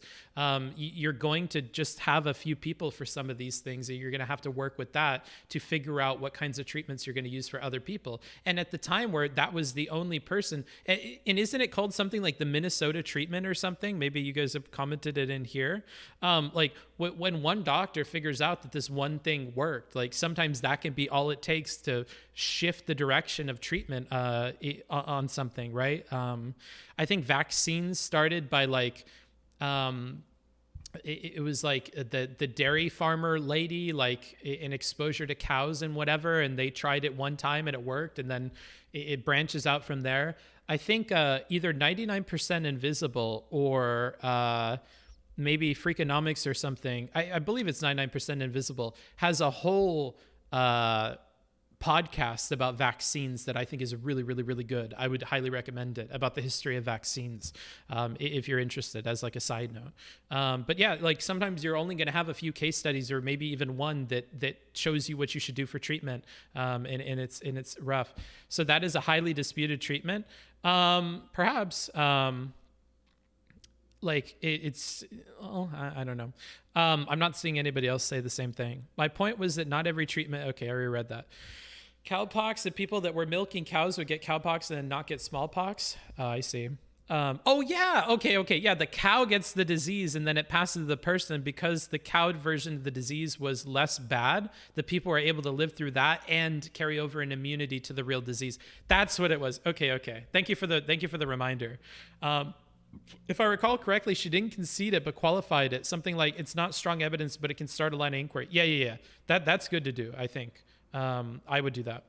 I guess like what I'm going to get at then is what's the point you're trying to make with this whole tangent that we're talking about now, or what is it you're trying to say? Yeah. So what I'm trying to say is if we have a case study of an Ayurvedic, or if we have a clinical experience, right? We have a couple of Ayurvedic doctors who have made a couple of claims about predictive power of doshas. Clinical experience is the first step oftentimes in hypothesis generation. Then we generate a hypothesis. There are case studies that I can find of this, but like we said, they're weak. And I'm also going to add on top of that, they might be biased as well. They're probably most likely biased as well, right? So I would say really weak evidence. We just need to keep testing it. My argument is that to call all of Ayurveda and all of its practice just garbage pseudoscience feels scientifically disingenuous. It's not what the scientific method does. Okay, so tell me then, what hypotheses have we gotten off of Ayurveda then? Like, how far have we got through this process with Ayurveda? Well, like I said, we've got acupuncture that seems to be testing out pretty well. Meditation and mindfulness is like... Wait. Medication and mindfulness, acupuncture? Meditation. Yeah, meditation. Not medication. No, sure. But yeah, I said meditation. So meditation and mindfulness. I mean, mindfulness is what kind of is referred to within medicine as practices from meditation that somewhat work, right? Or have some evidence of working. Like meditation I would say there's from robust evidence for meditation. It's not a panacea, but there's robust evidence for chronic pain and like improving, right? Mindfulness meditation for chronic pain, anxiety, depression, all sorts of mental OCD. It's been really, really impressive with OCD, which you wouldn't expect. My issue is the framework with which Ayurveda is based on is the concept of dosha. Now, acupuncture, meditation, mindfulness, whatever you want to say, is separate to all of that and can be implemented and dealt with separately to the central. Oh, look at this big fella! Look at who's walking through the door. My man, I'm really important. That's a big old rave, buddy. What's up, party people? All 600 of you. Wow, what the hell were you guys talking about? What were you guys talking about? Ira, covering drama today? What is going on? Did you guys end up hitting the C-SPAN goal? How were the calls? Good to have you guys. Good to have you. So to give you like a quick TLDR on what we're doing here, I'm doing a line by line. Hopefully I'll be able to make like a TLDR YouTube video about this. You guys are probably vaguely familiar with what I do. I'm Booksmarts. I look through conversations and I try to give people advice. We're not watching it to like make fun of people or laugh at them or whatever, or make comedic content out of it, or to start fights or yada yada. I often watch these to just give people better advice and to give some insights into the way the conversation could have been done better, or places where it was bad, or patterns that I'm seeing that could be improved upon. That's the kind of stuff that I like to focus on. That's what we're doing here today. I'm trying to stream more often. This week, I think I've streamed like 3 days straight, which is the unheard of for me. And this is one of the things I'm covering. Now, we just came back from a bit of like a meditation break where I tried to stay chill because sometimes ChudLogic makes like really, really strong statements about things that he doesn't really understand super well. And when you're somebody like me who has a background in working like at the like graduate level with psychology, because I used to work as an essay writer. So if you were getting your doctoral or your master's degree, I would help you with your papers, whether that's helping you compile your research or helping you handle edits that are coming from whatever board is reviewing your paper, or even just helping you draft it, helping you with wording, helping you with stuff like that. That's the kind of stuff that I used to do. And a huge chunk of that was helping people that are specifically working in behavioral psychology. So that would be something I specifically focused in. It was mostly behavioral psychology, education, and business administration. So those are the three main things I focused on. And I get frustrated when people will say something like Chud was saying about case studies here, which we won't rehash or I'll get upset. And not so Erudite got upset here as well. But she is much more in the loop with these things. I haven't done papers for maybe like 2 years now, whenever I started streaming. And she has all the terminology and the explanations on hand. So I'm envying her ability to try and stay cool and give those explanations, even if she's having moments where she's getting frustrated or getting emotional. That's what we're dealing with here. An essay writer, is that racist? I'm Mexican. No?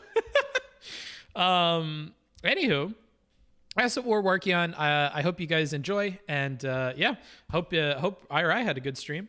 Concept of Ayurveda, which is this concept of dosha. So what like, because you mentioned that there's some practice or some sort of framework with which Ayurveda. Oh, I should probably mention the dono goal. So we have a goal going on. I think it's in this corner, maybe.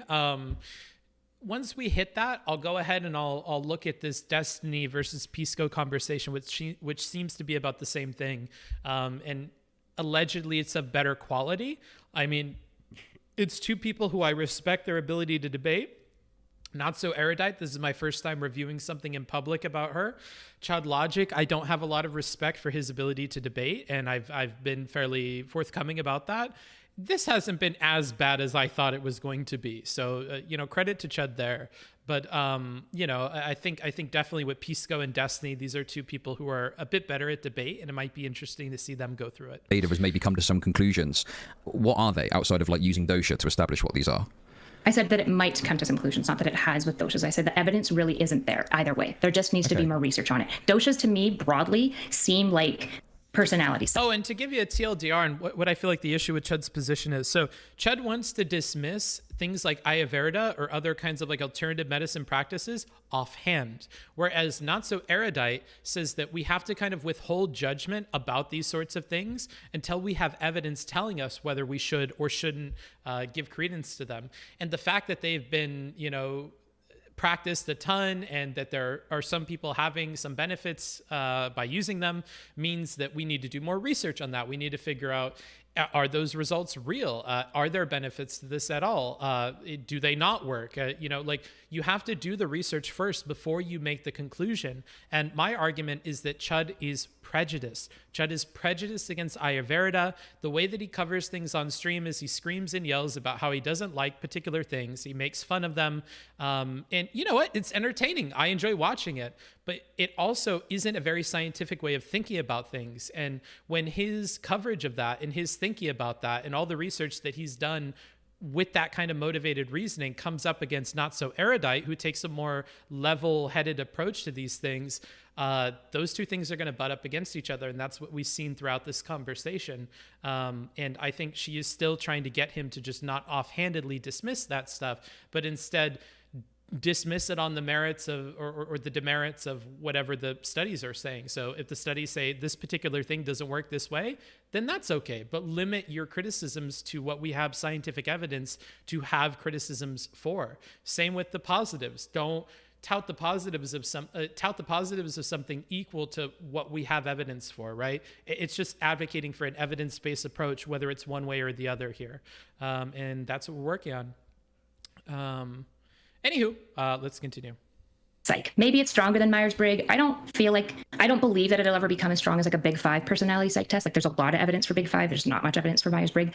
It might compete or be like, I would have guessed it would be about the Myers-Briggs. Okay. I could be wrong though. Like we just have to test it. The body stuff, I feel much more dubious towards. I would really need to see some pretty insane evidence. But the reality is like, if it works out, we might have a whole new framework from which to go about treating and making recommendations for clients with maybe mental health, for example. But we just have to test it. Okay, so what you're saying is there might be some stuff in Ayurveda that works, so we should pay respect to it while scientists figure out if it does or not.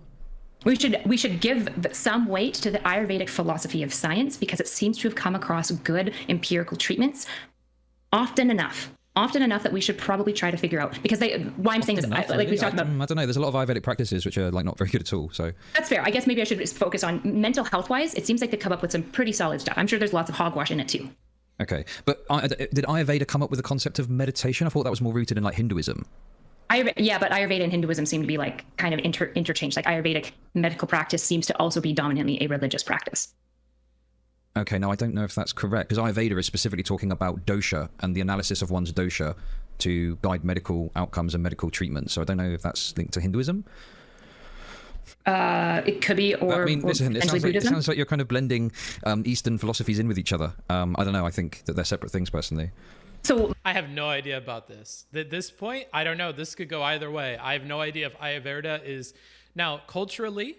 I could see how these two things are parallels, but do they intersect? I don't know. I don't know if Hinduism is what is the foundation of Ayurveda or whatever. So let's see here. My experience with most like meditation and stuff like that is most like therapies give homage to Buddhist and Hindu traditions for mindfulness meditation.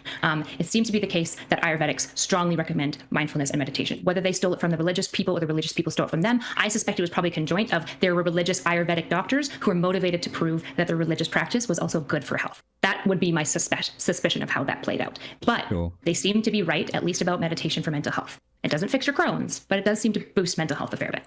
So I think good of her to bring it back around at the end, because I think it is good to kind of push where she wants the conversation to go. Finish the point that Chud was asking you about, but also reframe back to what you're trying to talk about at the end, so we can maybe keep momentum going in that direction. the problem I've got there is I don't think that's true. I think that Ayurveda and Hinduism are not as linked as you say they are. And even if they both touch on a similar practice, that could just be as an outcome of them existing within similar cultures or the same culture. And he's going to continue pushing on this. I actually don't think that this is an important point for Erudite to defend if she doesn't already know that it is the truth. I don't think it makes much of a difference in the grand scheme of the conversation if Ayurveda borrows things from Hinduism or vice versa, or not, or they're not related at all. I don't think this is uber important here, but we'll see how this goes. Destiny just takes his time to research the matters he talks about. Only break we had from League lately was the Ukraine research stream.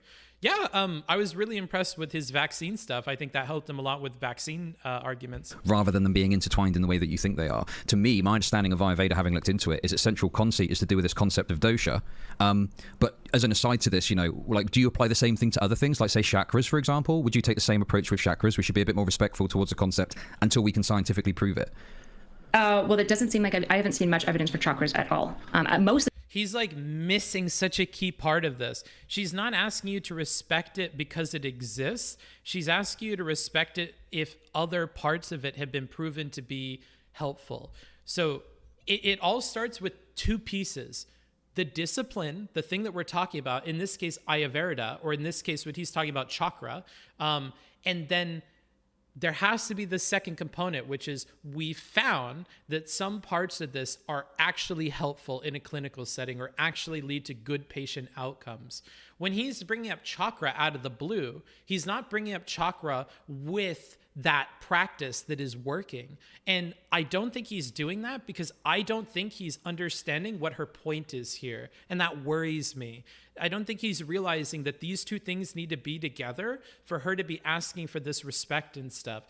But she's being very clear and combining those every single time she's talking about respect for a particular philosophy. He misunderstood this when he was asking about the Christian doctor thing. He's misunderstood this every time he's brought up a counterexample, including here.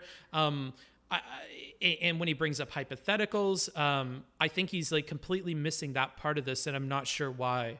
And unless she points this out at a meta level, I don't know how she can make this more clear to him. So I'm a bit concerned that we're still confused this far into the conversation about this.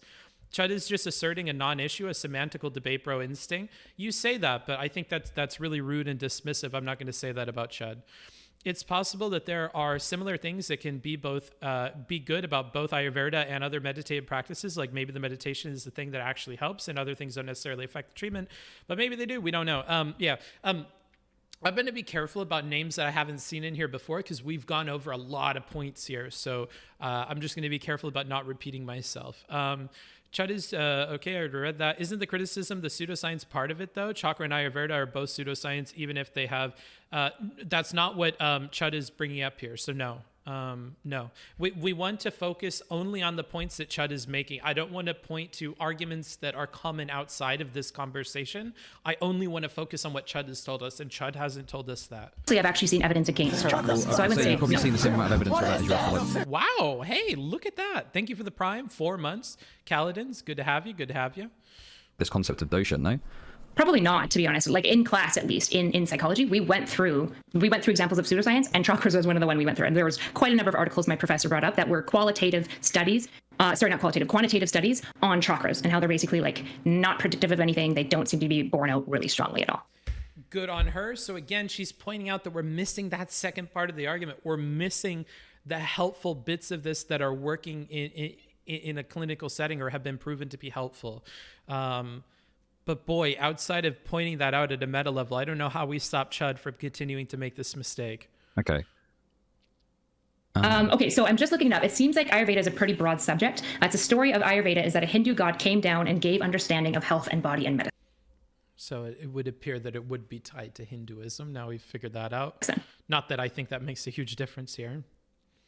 Sure. And Chud was vaguely aware of this when he brought up earlier that he thought that Ayurveda was this thing where a god came down and told, like, Chud says he does research, but oh my goodness, I keep mentioning to you guys, I have no respect for the research that Chud does because A, it's super motivated, and B, as he's mentioned before, he's not good at researching. He doesn't have a background in how to do it. He doesn't seem to be trying to improve his ability to research. I don't know if he's taking notes or like reviewing them or like doing any of the things that you would do in school. I don't have any faith in him as a researcher. When we were talking about Dr. K and he was meant to have this holistic understanding of Dr. K's content, why it's bad and why Healthy Gamer might be kind of good and yada, yada. I basically had a moment where I just realized he's not really looking into Dr. K when I asked about Dharma, and he didn't even know what Dharma was. Some of the most impactful things that I've seen from Dr. K, and a huge part of his conversations with people who are depressed and stuff, is talking about Dharma. He talks about that with Reckful as well. That's a big part of the conversation with Reckful, and yet Chud had no idea about Dharma. But a huge part of Chud and Mr. Girl's coverage of this was about telling him that he has a purpose and he should fulfill it. And once he fulfills it, but they don't remember stuff. And it's like, I don't know how valuable your research is if you don't remember stuff from it, or if you don't have a holistic understanding of the subject you're trying to research. Like, that's why I made the comparison to Lauren Southern earlier. It's not to say that they're both racist or whatever, which some chatter thought that was my point. It's to say that when you engage in motivated reasoning, when you're doing your research process, when you're looking for things to prove a point that a conclusion you've already come to, your research process, in my opinion, is just not valuable. It's not. I can't take it seriously because you're not trying to take like a neutral approach to something to figure out what the truth of something is. You're looking to create a narrative around a conclusion that you've already reached, and you're looking for things that fit within that narrative, and then you forget things that do not. And he forgets things that would support his position a lot of the time as well. So that's why I just don't think he's a very good researcher, and we're seeing this come up again and again with this Dr. K stuff. Like, in a culture that's deeply religious, like in most cultures that are deeply religious, their medicine and their religion often intertwine, because religion is like this prescription of how to like be a good person in the world, and medicine is how to be a healthy person, right? So it makes sense that these things culturally often get intertwined, which I actually think is a big weakness. Yeah. Okay, that's fine. So you said, to be fair, it's hard to remove selection bias. It is even a problem in actual research.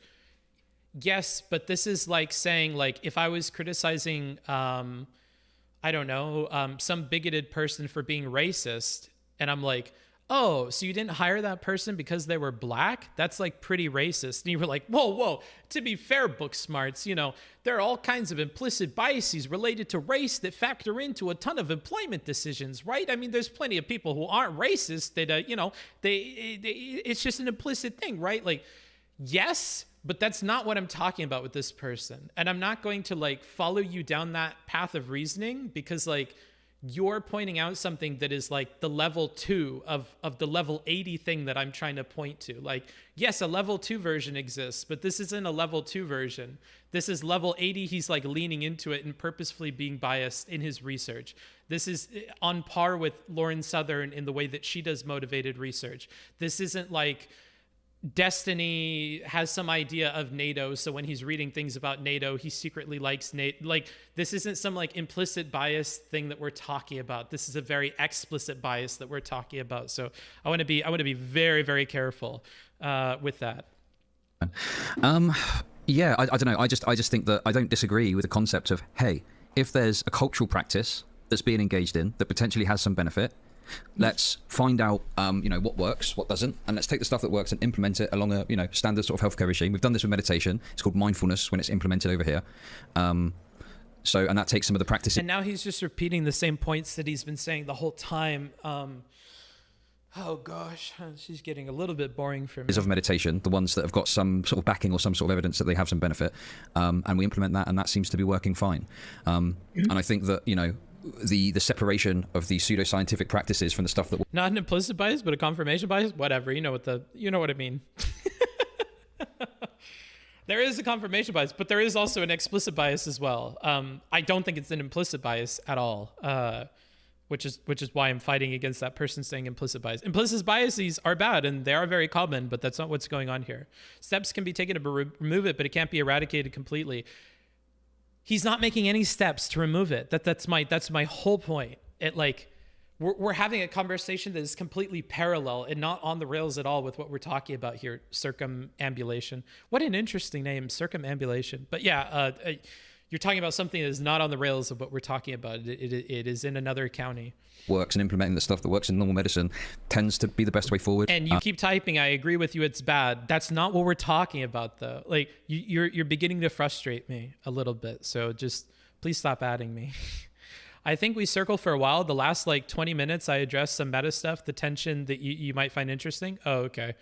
Well, I guess, yeah, we're going to circle the drain here. This is how it's worked for like a long time now, and everything seems to be okay. If anything, I think that in India, the practice of Ayurveda and the fact it does have some level of government support is actually harmful. And there are even doctors within India that are trying to push back against it and are pushing for more, medically proven scientific medicine to help people over there. So it which makes sense because modern science utilizes the empirically backed thing. So I would say I'm not saying that Ayurveda is better and that it treats all conditions better than like modern sciences. That's not what I'm saying at all. I would say it's beyond borne out that modern science broadly treats things. And so I would say for India, where they've got this deep tradition where we've talked about, it seems like a lot of their more medical treatments, particularly like some of the drinks and stuff that they recommend, I haven't seen nearly as much evidence for those things. And so I think it totally makes sense at a political level to want to distance yourself empirically as much as possible from an Ayurvedic tradition in the country that's really, really attached to it. But that doesn't mean when we're being scientific and analyzing Ayurveda that we just say all of Ayurveda is hogwash and garbage, and we should just, anything that's valid, we'll just take it and claim it as science, and then we'll keep calling Ayurveda craziness because of the discipline. The discipline came to these ideas. Okay, but my point is, you're acting like claiming it for medicine or science is making it like ours, like it's making it the West's or something, and I just don't see it that way. I think you can claim something for science, and it's a global thing. You know, it's something that affects all of us all around the world, regardless of what culture you're from. Obviously, we've got to account for difference with races when it comes to medicine. Obviously, that is an issue in that historically, medicine has treated sort of white people, so it tends to be, balanced towards white people. Sickle cell anemia is a great example of how the medical system has failed historically when it comes to treating conditions which specifically affect people of different, ethnicities or races or whatever. But I think that like, I just think that it seems a bit unnecessary to sort of separate it out. We're going to take it for ourselves. Well, no, we're taking it for everyone, because what we're doing then is we're saying, right, you've got this cultural practice, we've got this process, all of us around the world globally, not just the West, but there's a process, the scientific method, which we know has some benefit and works. We can use it to apply to that cultural practice. If it works, we can confirm it works, and then everyone can use it around the world, and we don't need to associate it with this kind of, cultural practice relative to that area. We can be respectful to the history of it, and I think that, it's fair enough to say, hey, this practice originally came out of, Ayurvedic practice through the application of a process, we figured out it works, and now we use it to treat X condition. I think that's acceptable. But other than that, I don't see why we need to pay credence to, Ayurveda, itself, when there's nothing in Ayurveda itself which is to do with the legitimacy of the treatment, right? But you don't know that yet. And Rokard in the chat puts it very well. No, she's saying that if we dismissed it as early as you might want to, we might not know about the useful aspects of it that you want to co-opt at all. Exactly. Like, oh goodness. But we're repeating this point. I don't think we're ever going to make progress on this in the conversation with Chud, because he's just repeating the same thing. At this point, Erudite's repeating the same stuff. I'm just not confident we're moving past this. Mindwaves, what's up, my friend that sends me penises in my DMs? Hello, welcome, 22 Raiders. Hope you're having a good day. Hope you guys smoked a lot of weed and are very chill, because I'm getting a little bit frustrated with this conversation. We've hit the point where we're kind of looping. It's going to be the same stuff over and over again. If you want my TLDR, it's basically that I think that Chud is very clearly prejudiced against Ayurveda, against alternative medicines in general, and what Erudite is trying to get him to realize is, if you're going to be talking about this at a scientific level, that you want to be scientific about whether or not things from this are good or bad, we need to evaluate each individual part of it from the whole. We need to look at it in a holistic sense. So if Ayurveda has some beliefs that then lead to here's what I'll do. I'll just give you the analogy we used before. let's say that we have acupuncture, and it turns out that a certain acupuncture practice where you put needles in these 5 places in the leg actually solves chronic pain in the leg for people that are combat veterans or something. And we look at the text of the acupuncture traditional system or whatever, and it says that there is a chakra line that runs from like your back all the way to the tip of your toe. And let's say that we use these 2 ideas. 1, that we know that this acupuncture is having an effect there. And 2, the explanation from traditional medicine is why it works. And we end up discovering that there is a nerve that runs from your back all the way to the tip of your toe. And that all of these acupuncture points that are actually working are not on exactly the chakra line that it says in the text, but are generally following like this bigger chakra line that is like where the nerve is in the leg. And we're like, oh, okay, that's cool. We were able to get there a lot faster because we used some of what was learned in the traditional setting to inform where to start looking for why something is working in the modern medicine setting. And so until you know how the traditional practices and beliefs and whatever link up to what we're telling people or the positive outcomes, until we understand the relationship between those 2 things, you aren't really able to divorce the concept or the practice from the general beliefs. Sometimes you're going to want to keep those together to kind of understand it in a more holistic way, especially with things related to therapy or to mental health. We don't have a super good understanding of mental health, of mental diseases, of how to treat them. And Ayurveda seems to have a bunch of practices within it or that fall under the umbrella of it or are cousins of it that are effective at treating those sorts of things. So it might be helpful to consider some parts of the discipline or some parts of the rules for Ayurveda and try to incorporate those into your research into why these techniques are working so we can get closer to why they're working and then we can use them in a clinical setting that could be replicated for tons of people all over the world. ChudLogic is saying, well, if we know that this practice works, even if we don't know why it works, let's just immediately divorce it from all the Ayurveda stuff. We don't really need that. What we need is the thing that works. But he's ignorant to like the scientific process. And because he already has a prejudice against Ayurveda, he wants to throw it out before he even knows the relationship between Ayurveda disciplines and Ayurveda beliefs and the practices that they're engaging in. And that is the problem. That is what she's trying to point him towards. But he continuously throughout this conversation is confused by the points that she's making, even if she reiterates them over and over again, the structure, the ideas that she's putting forward. He's been pretty spicy, and she fucked up coming out of the gate with kind of insinuating that he's racist. So there's kind of been missteps on both sides here, like rhetorically or tension-wise, that have made it very, very difficult to continue the conversation or to understand each other. And we are getting hung up on really weird points that aren't super important to bridging the gap between these beliefs. And I believe that's going to continue for the rest of this conversation because I don't think Erudite has many more things that she could do to make this clear to Chud. I think the ball is in Chud's court to try and understand what she's saying.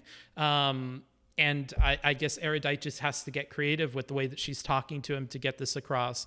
But yeah, that's TLDR. But isn't this an issue, a burden of proof? Shouldn't we similar? No. Because the argument isn't that Ayurveda works. The argument is that a practice of Ayurveda works. These are 2 things that are like married with each other until we figure out they're not married with each other. That's the thing here. My Wave said something. Let's see. I went over this convo too. I think Chud would say that those techniques are effective in spite of the fact of the underlying philosophy. Yes, but here is where the unscientific part comes in. Chud says that, but Chud doesn't know that. Chud doesn't have science backing him up that is the case because it doesn't exist. And therein lies the dilemma. And the only reason that he wants to cut that off, in my opinion, is because he's prejudiced against the ideology that developed them. And that itself is a problem too. I don't think we have to be super gung-ho about like going against Ayurveda or whatever. I don't think it should really matter if you're a scientist that really cares about getting to the bottom of why these things are working, right? It's just something that you'll keep in mind the same way you'll keep in mind the history or the culture of the peoples that came up with, whether it's roots in different like elixirs that people are coming up with or whatever else. It's just a piece of the puzzle that might be helpful for discovering why it works later. And so to kind of take these puzzle pieces out and say, no, we don't need those. Well, we don't have studies that say that we don't need those. Yeah, I know, but it's all quackery. It's fucking Eastern medicine nonsense. He doesn't say Eastern medicine nonsense, but that's what Erudite thinks he's doing. And that's where that racism element comes in. Like, his immediate dismissal of these things on an unscientific basis is the problem here, because he's appealing to science and the scientific method and empiricism as his main guiding force on picking which practices to do or which not to do, or which treatments to go for or which treatments not to go for. And there's a disconnect there, and she keeps trying to bring his attention to that disconnect, and it's not quite working. If we don't have study of those, then it shouldn't be implemented. Oh God.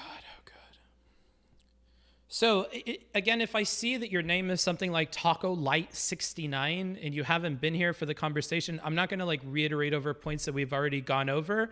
But there's a 2-part or 3-part structure to everything that Erudite says. There is the discipline from which a practice came from, and then there is the practice which has been shown to be effective, through doing case studies at the lowest level that show promise, or studies above that are looking at multiple case studies and saying they're helpful, or meta reviews of multiple studies above that is seeing a larger trend in very different scenarios with very different variables, like people in different countries or different situations, or different therapists, right?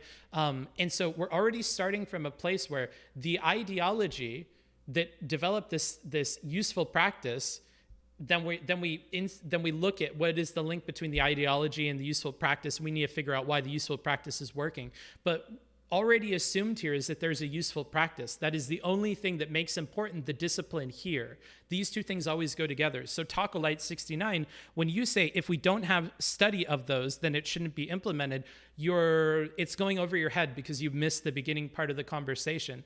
The beginning part of the conversation establishes that the only reason the ideology is important at all is because it developed this practice that we know is working and we don't know why yet. And while we sort out the why of it, we probably want to keep it in the context of this other thing, or keep that in the back of our head because it may bear fruit in terms of explaining why it's working. Like we talked about with acupuncture and chakra lines or something like that. That's the whole thing there. Okay, anywho, let's continue. Yes, I can say. Okay, that makes sense. So part of accumulating all of these things from everyone and kind of making it available to everyone is respecting the disciplines that created them. So that doesn't mean respecting all parts of it, but there's something that's going on with the Ayurvedic discipline of medicine that they have come up with some good stuff. It could just be chance, but I genuinely am empirically curious if we applied Ayurvedic lenses of understanding mental health a little bit more and then also tested it, if we might... Way over my head, good memes. I'm so fucking tempted to just shut you up for the rest of tonight then. Because I wasted just so much time on you just now. I'm timing you out for an hour. I don't want to see you for an hour. Sorry, you've earned that. What a stupid thing to say. Get some major leaps forward in the mental health field. As a mental health practitioner, I'm genuinely... You were the first person who has been timed out in the last week. Congratulations. At Booksmarts, Daddy, you're doing great. And some of us understand. It also irks me when people don't listen or try to contemplate up to speed as to avoid completely unnecessary questions. Thanks. I don't know what any of that meant. Just curious. I just want to see the evidence for or against that. And if it's not helpful and it seems to not be bearing out, yeah, we can just like leave it behind. If we want to make it for everyone, like you said, like we should respect the traditions. The problem is that like by saying all of Ayurveda is pseudoscience. Oh, I timed out the wrong person. Oh my God. Oh no. All right, now you're getting 2 hours, Taco Light. I'm so sorry. Is there a way to undo that?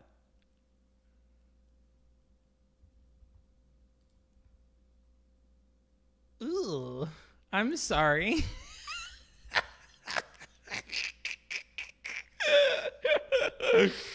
I'm sorry, bruh. I'm sorry. I didn't mean to. I hope you don't hold that against me. He didn't get banned. He got timed out for an hour, so it's not like it's the worst thing in the world, you know? Thank you, Digo Dangerous, for the sub. I do appreciate it. If we give Ayurveda credence, don't we have to give astrology just as much credence if millions of people will self-report positive results? It's not about giving it credence. Let's be real fucking careful with what we're saying here. Like, I'm not saying credence. I'm saying you have to look at it because it's tied to the other thing. If astrology and giving astrological like advice to people somehow resulted in an empirical proven benefit to society or to people, yeah. I don't even know how in that case you would divorce like the beliefs of astrology from astrology itself. First of all, that's a very entwined thing, maybe even more entwined than Ayurveda is to meditation or these other things. Like, but yes, I'm not a fucking bigot. If it ends up being that sending someone to an astrologer and that astrologer telling them good things will happen in their life leads to positive outcomes in that person's life consistently, and that is empirically proven and borne out in the data and in the studies, hell yeah, I'm not against that. I'm not principally against certain things because I don't like them, right? That's what I'm saying about prejudice. Search your feelings.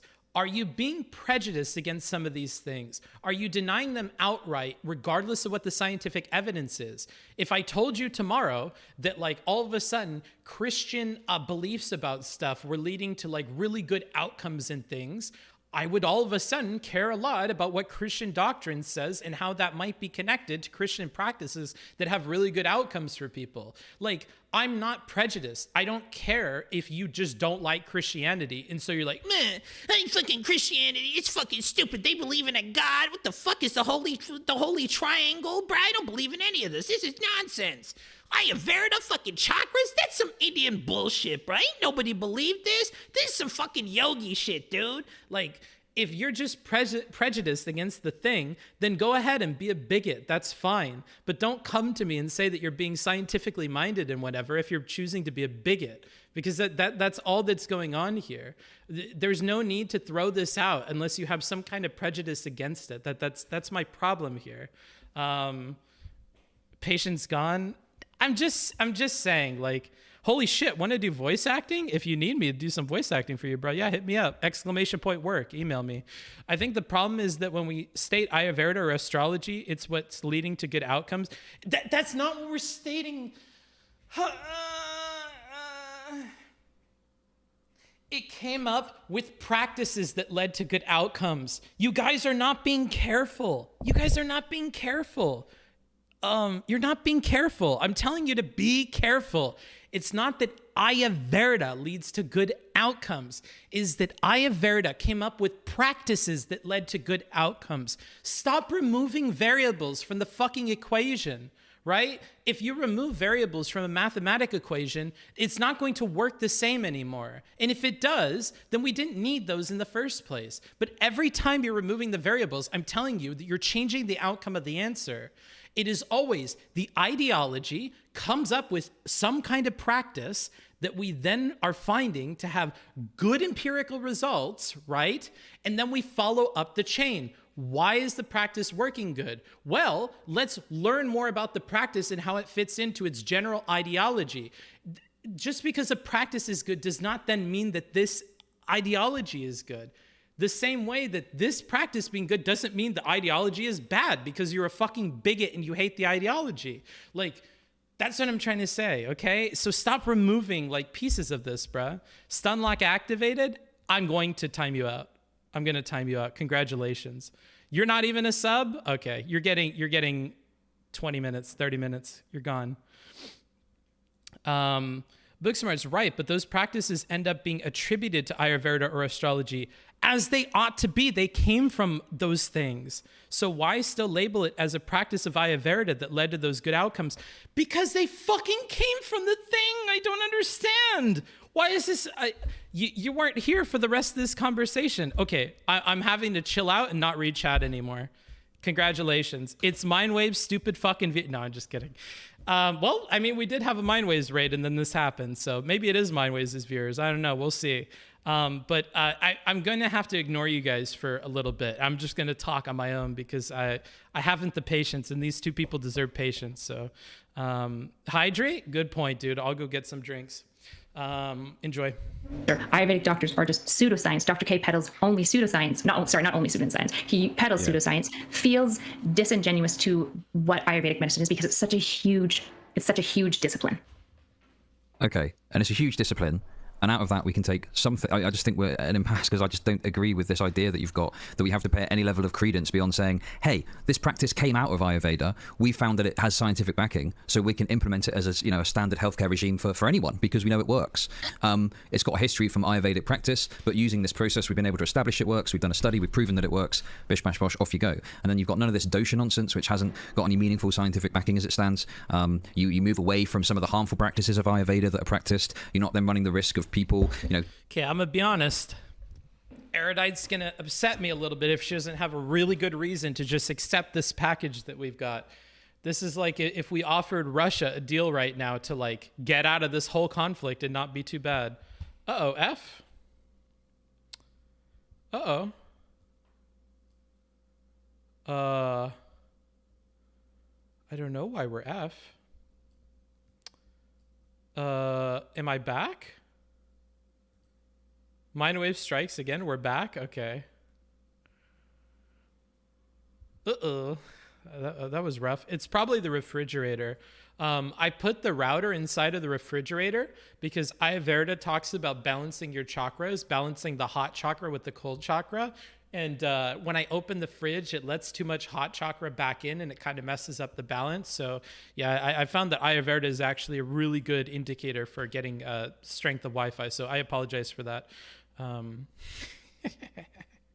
Getting into communities where this sort of stuff is peddled, I think that seems to be a perfectly fine system. It's what we use now. And yeah, if there are if there is stuff within, but yeah, he's offering her a really good deal here. I don't think we're getting any better a deal in terms of like buy-in to what she's trying to teach him than this right here. I'm interested to see where she would argue against this. Which we can use fine. But even the stuff you're mentioning, like meditation, like I say, we've already taken meditation and we've already looked at what works and we've implemented the mindfulness aspects of it in standard practice. Because he already said to give credit to where the practice comes from. I feel like we've got a lot of what we were looking for here. Applicable. So that seems to have been done and it's fine and we're cool with that. And we've kind of moved on and we have it as part of a... Obama. Thank you for the $10. Add that towards our goal. If we hit the goal, wherever corner it's in, we're going to continue watching and we're going to watch Destiny versus Pisco. But man, at this point, we've been streaming so long. I don't know if we're going to hit that goal A, and B, I don't know if we're going to be able to watch that whole thing. Treatment regime now. If there's anything else that comes along, great, we'll do it with that as well. But I don't agree with this idea that by taking it, we're somehow taking it away from them and giving it to us, and we're then taking it and I think this then becomes global and anyone can use it, as part of a standardized, tested treatment process. Okay, so I guess, yeah, I'm hearing what you're saying. I feel like we actually probably broadly agree more than we disagree. We're kind of like getting caught up. It feels. Okay, sick. Yes, let's just take this opportunity to move the fuck on. Holy shit. Like on like a couple of small points, which is basically for me, I'm saying we can take those things. You're even willing to give credit to the Ayurvedic discipline and the history. Yes. God, I would say love, but you guys would be weird about it. No, I'm gonna say it. I love this. I love this Erudite. Yes.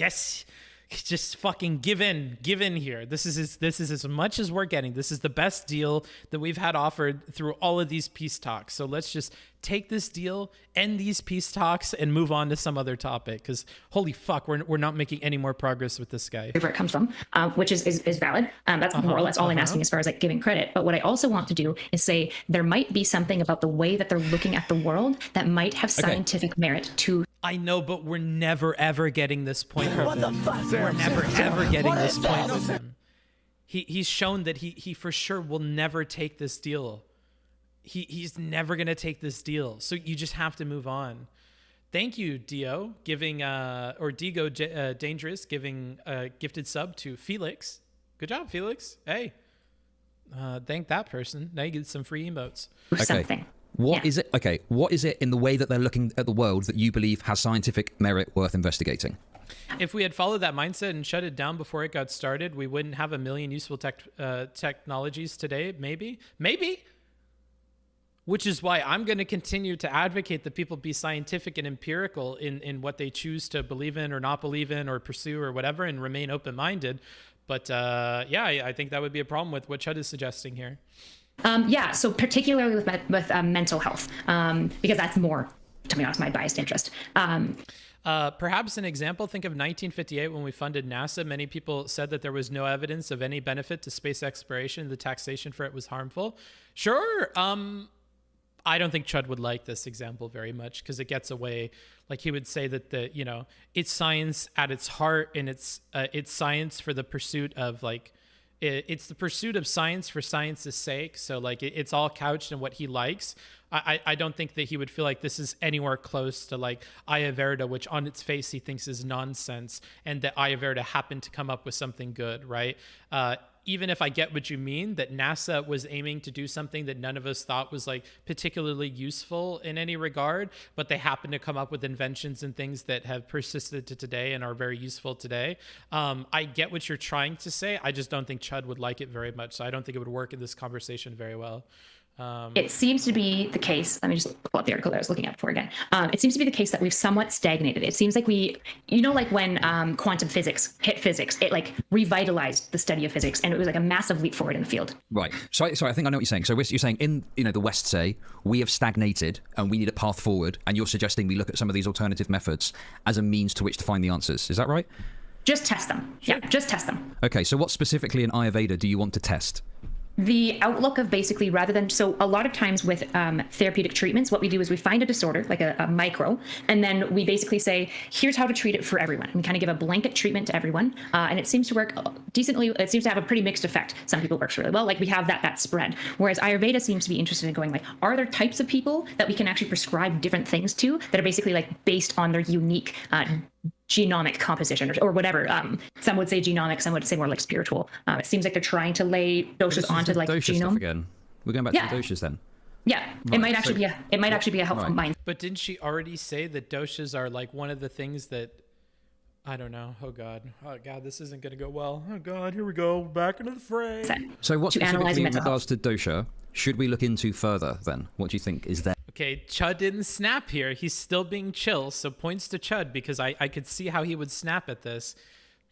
I don't know if we're going to make progress on this point. That we need to look into.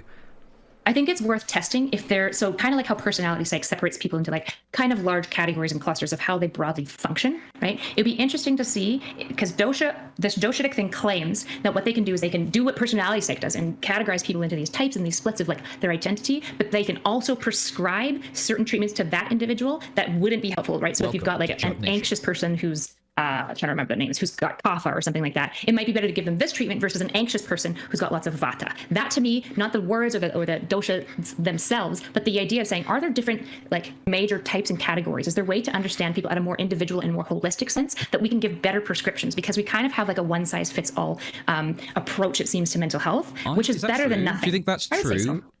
Okay. Yeah. Well, I disagree with that. What's the premise of CBT? Why do we recommend it for everything? Basically. Sure, but CBT isn't the only thing that's recommended. I think there's other... It's probably the most dominantly recommended, at least in Canada and America, maybe not in Europe. Sure, okay. But isn't that because CBT has got backing as having some scientific merit in helping with this? Oh yeah, tons of scientific backing. So that's why it would be the most recommended one. But it's also one size fits all, which was, I think, what you were taking issue with originally. She remembers shit so well. I feel like a lot of people get lost, even if we're going down like 2 or 3 points. I appreciate that she remembers what the fuck she was talking about. I even have this problem where I'll lose track of like a point or two and I'll forget to like carry the one when I'm doing a little bit of a calculation of where the conversation is at. I like that she always remembers and like brings it back. Was that I was kind of saying we approach mental health as a bit of a one size fits all, which I would say broadly is true. Obviously, individual practitioners try to individualize it, but our treatments and the way we research them is kind of one size fits all. So the premise of CBT is basically everyone has cognitions, everyone has behaviors and thoughts and feelings. So if we treat these things, it should probably broadly help everyone. And there's evidence that's borne out. The problem is that we'd like it to be higher. Meta-analysis of CBT on something like depression seems to have about like a 0.77 effect size with probably a range on either side, but depending on the meta-analysis that you look at, right? So we're like, okay, it's decently effective. We'd like it to be higher. And we have to deal with people who fall through the cracks because there are lots of people who fall through the cracks. Well, okay, let's say there's people that fall through the cracks. That's fine. I can accept that there's going to be some stuff where even the approach to CBT isn't going to be relevant. I guess that like I don't have a problem with using whatever tools are necessary to help them, but I think we need to apply a rigorous standard to whatever tools we want to try and give them. We've maybe got some tools in our disposal already, but you're suggesting that we should maybe look at like what Ayurveda is doing. I mean, I don't think that India is particularly leading the way in the world in terms of mental health, so I'm not sure if there is anything based on that would be substantive from Ayurveda that's worth looking into. If you've got something specific, that's fine. You said it wasn't about doshas, but now you are kind of talking about dosha, so I'm rooting it in. Solid for him to bring up that point, because it's definitely going to help his side of the argument here. I'm going to try harder to make more points about what's helping ChudLogic here, because I don't believe in ChudLogic's point. I'm not privy to his side of the argument, so I'm gonna have to work overtime to try and be like, that's solid for Chud because it's making her look bad. It's showing some like discrepancies in the way that she's talking about this, so that's solid. Something Ayurvedic related, right? Like what I'm saying is the idea. Because I think we're mostly agreeing here, to be honest, right? Because just to be clear, I'm not strongly saying doshas are obviously true and we should use doshas. I'm saying the philosophical and kind of empirical view that it's giving might be empirically valid, that we could test and we could find a better method that isn't doshas. Maybe doshas will lead to the next thing that's way more empirically sound, but allows us to more individually tailor prescriptions to individuals that seem to work for them better based on their individual characteristics. Right. Okay. And where are you getting this from? That this dosha is somehow resulting in like better outcomes? Have you got a study or something that demonstrates? I haven't said that doshas are resulting in better outcomes. I haven't said that. Okay, but you're just saying we should be open to it. Yeah, we should just test it. All I'm saying is okay, we should well, just test it then. I don't disagree. Test it, but I just don't. I think we should. You kind of do though, because you said we should just throw it out because it's wrong, but we haven't tested it. Oh God, he just misses the whole thing. Oh God. The reality is that people who have already been exposed to fucked up circumstances can never be 100. Jesus Christ. I don't know about this, bro. Okay, no other outs to make good. Call it pseudoscientific until we know that it is.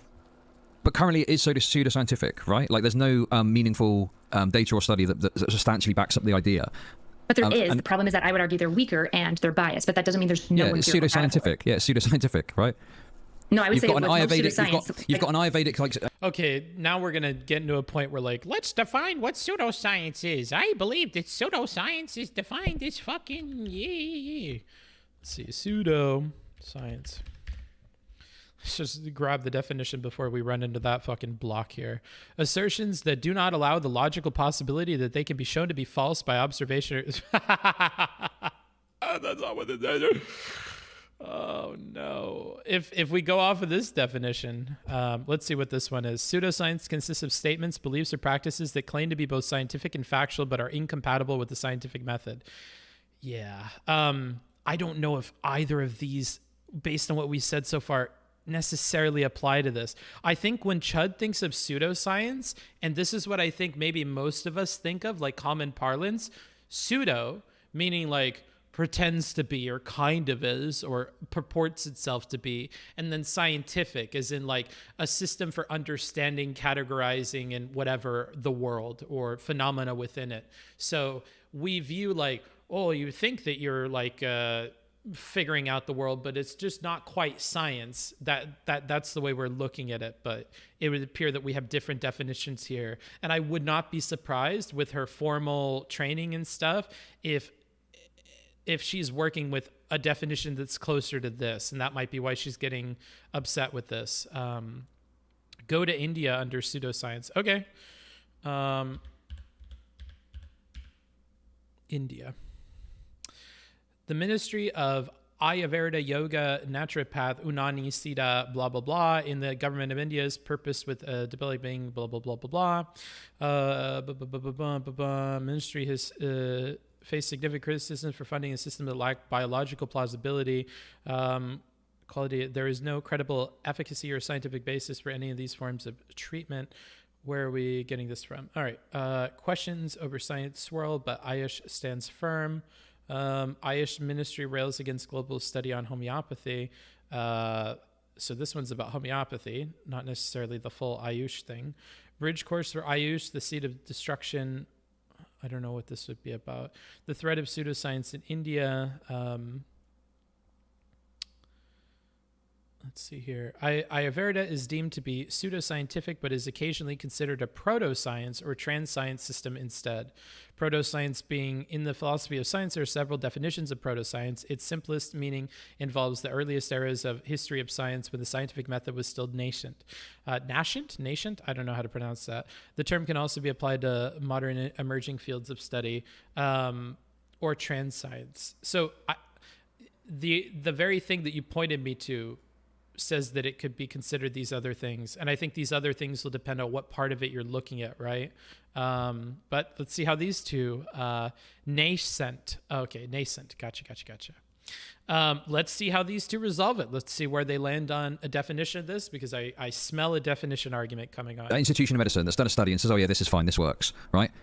But actually, when you get into the meat and potatoes of the study, it has like a number of issues with it, say, that don't mean it isn't up to the standard that you would expect from, say, science. So that is what, would make it pseudoscientific. What did you say? It's done a study and says, oh yeah, this is fine, this works, right? But actually, when you get into the meat and potatoes of the study, it has like a number of issues with it, say, that don't mean it isn't up to the standard that you would expect from, say, science. So that is what, would make it pseudoscientific, to me anyway. Okay. So I don't think this matches up with what we read at all, nor does it match up with the two definitions we saw. I don't even think it matches up with the common parlance guess I gave. So let's see how she engages with this. So I would say like pseudoscientific to me is making extraordinary claims without extraordinary evidence. Well, it doesn't have to be. No. It doesn't have to be extraordinary claims. It can just be. It can be any claim. It could be any claim. No, yeah. I don't know if extraordinary claims without extraordinary evidence is like a. I would say that his definition was significantly better than that definition. So I gotta give some negative points to her for that. I don't think that was very good. A marker of pseudoscience. So that's like an indicator we use. So like one issue with doshas that makes it seem more pseudoscientific is that they make pretty extraordinary claims, and there doesn't seem to be extraordinary evidence. There's weak evidence to back up extraordinary claims, which is sus, right? And I'm saying it's sus. I'm not saying it's not sus. Then we have to test it more. They're making these claims, but if they're right, we should find out, because what happens if they are right and their extraordinary claims are borne out in the science? Well, now we have a whole new method of treating people, which will just be better for society. But no, my understanding of it is like, the reason that I would call Ayurveda pseudoscience is they've got studies and they've got, these different institutions that are looking into it. But actually, when you get into the nitty gritty, they aren't rigorously following the scientific method, or there's some problems with methodology or something like that. And that's where the explanation of it as pseudoscience comes in. If there was like a substantive study that proved some aspect of Ayurveda, then at that point, it's not Ayurveda as a whole that is said, oh yeah, well that's A-okay, that's science now. It's that aspect of it that's got some scientific validity that we then test, right? But we would never, there's nothing, I don't think, ever that's going to happen unless there was some hardline scientific proof that dosha is absolutely 100% based on our genetic makeup. At that point, maybe there might be some validity to it and we'd stop calling it pseudoscience. But as it stands, it is pseudoscience. I don't know. I guess, like, I would say it's definitely pseudoscientific in nature. But the problem is that, like, if we... Okay, then let's just drop it. Let's move off of this point too, because I have a feeling that this is another point where we could circle the drain for like 45 minutes on. If that's where you're at, you both basically agree, let's just move on. We are splitting hairs over this. If we call something just pseudoscience, we've already just labeled that it's bad, right? That it's not. Yeah, I know that that's what you're worried about, but just focus on the bad thing then. Focused on the dismissal. But boy, you're going to lose optically, because you're basically at this point, now that he's got you bought into the pseudoscience thing, you're going to be the person defending pseudoscience because some of it might be helpful. And that just doesn't look good to anybody, even if like scientifically, I get what you mean. Leave no stone unturned. We have to test it and prove it's wrong before I'm like confident just outright saying it's wrong. But you have to realize that optically on Twitch, you're going to look like a fucking loon and nobody is going to respect you. And they're going to think that point's dumb. And that is 3 times the chance of being likely in Chud's chat, because his chat's full of these people. Valid, because we've done that with homeopathy. But the reason why we can so confidently say homeopathy is pseudoscience is because we've done the testing. Whereas we just haven't with doshas, not enough. Right. Okay. Yeah. So, but the problem you've got with this argument is I could come up with literally any insane statement, right? I could say that if I were to eat my bed sheets right now, it's going to cure cancer, right? And then you're going to say that's absurd, that sounds ridiculous. And I said, well, you haven't scientifically tested it yet. At least give it a chance. But no, because, oh God. And again, we go back to like ideology or idea, and we're removing the part about like, we have like, I'm so glad that we had this like 2-part thing that we keep bringing us back to. It's about looking into an ideology that produced a practice that we've already proven is effective. And what he's just said is, well, if I come up with something random and I come up with a practice for it and it's not scientifically proven, I'm going to tell you, you have to look into it before you say that it matches up with my claims or whatever. Like, bro, you're missing the pieces that we need for this to be what she's saying. But, oh God, here we go again. Chance to be tested before you say it's ridiculous. Yeah, more or less. I mean, that's the process of science. I'm not saying God, and she bit into it.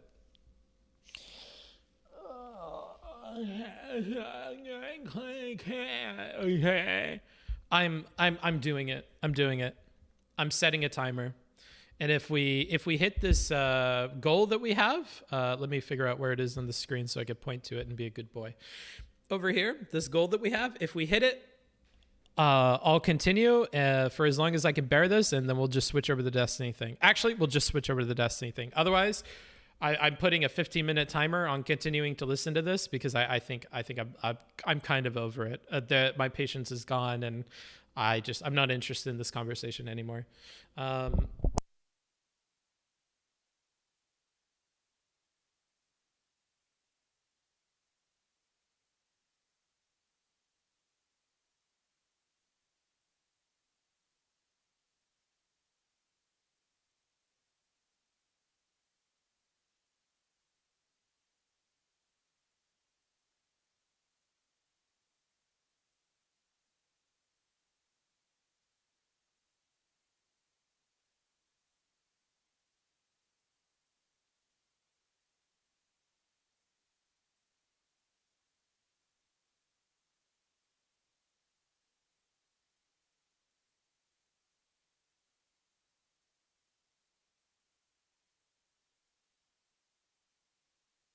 Sorry, that took a bit. She thought I was speaking Spanish. She wasn't setting my stuff up properly. Okay, we have 15 minutes on the clock, so let's try and Rochambeau through this. Doctors should be recommending to everyone to eat bed sheets based on that. Right, but if I said to you, I'm going to eat my bed sheets to cure cancer, your response would be, okay, well, we're not sure if it works or not. Let's just scientifically test it before we make any claims about it. Or did they agree the idea of that? Right. If somebody's willing to do the research on it, yeah, we may as well. Okay. Especially if we have like God, she bit a bullet that there's no fucking way in hell that I would bite. I don't agree with Erudite about this. I don't think any fucking claim under God's green earth needs to be fucking looked into. I think that's pretty fucking not the point that I would agree with her on. I think if you have something that has evidence that it already works, it is worth looking into the ideology that it came from, but I don't think there's merit to just looking into the idea that if you eat your bed sheets, it does this thing and have no proof for that initial claim. But okay. 7 doctors. So not just like random schmucks saying it, but we have 7 to 8 doctors that we believe to be experts in the field, that we broadly trust their assumptions, and they have clinical experience of being like, holy shit, guys, Giga Chad, eating blankets cured 7 of my clients' cancer. You know, that would be crazy. We should probably test it. But it's just like a random schmuck who's like on the street. Like, okay, good. She at least like works it out a little bit here. Thank you for the patience on this topic. I practice some Taoist tradition to help with my mental health, so getting this lens in its space is awesome. Awesome. I'm happy to hear it. Taoist traditions are really, really cool. So I'm happy to hear that. I believe that, and this might trigger the fuck out of you. I believe that, what is his name? The fellow with the beard. Not Alex Jones. I keep thinking Alex Jones. That's not the name, brain. Alan Watts. I think Alan Watts studied a lot of Taoist stuff. I think he incorporates a lot of that into his spiels. So I'm like vaguely familiar with it, but that's cool. That's cool. I'm happy that we're talking about something that I at least know something about and can contribute to, which is research. Peddling and being like, eat my blankets. We don't have like that's part of why we value expertise and authorities and clinical experience for hypothesis generation. Cool. I'm glad that she gave all these. I just would have. I guess I'm slightly different. I would have a healthy dose of skepticism towards something like that. If there was some sort of scientific merit or claim that came out that pointed towards it, great. But until it does, I'm going to view it with disdain. The idea that eating your bed sheets can cure cancer, I'm going to view that with disdain and I think it's going to be stupid. And then, hey, I guess I'll look like an idiot if it turns out that actually it does help cure cancer. But yeah, and at an individual level, that's totally fine. It's just like when we're encouraging people to engage in anti-scientific thinking, that's probably not as helpful. Right. Okay. Okay. Will we continue on that point, or are we just going to pretend that she didn't make that point against Chud? Let's see. Well, Was there anything else? Okay, so we're not. Okay, solid. Because I see a bunch of the video left. I'm kind of concerned.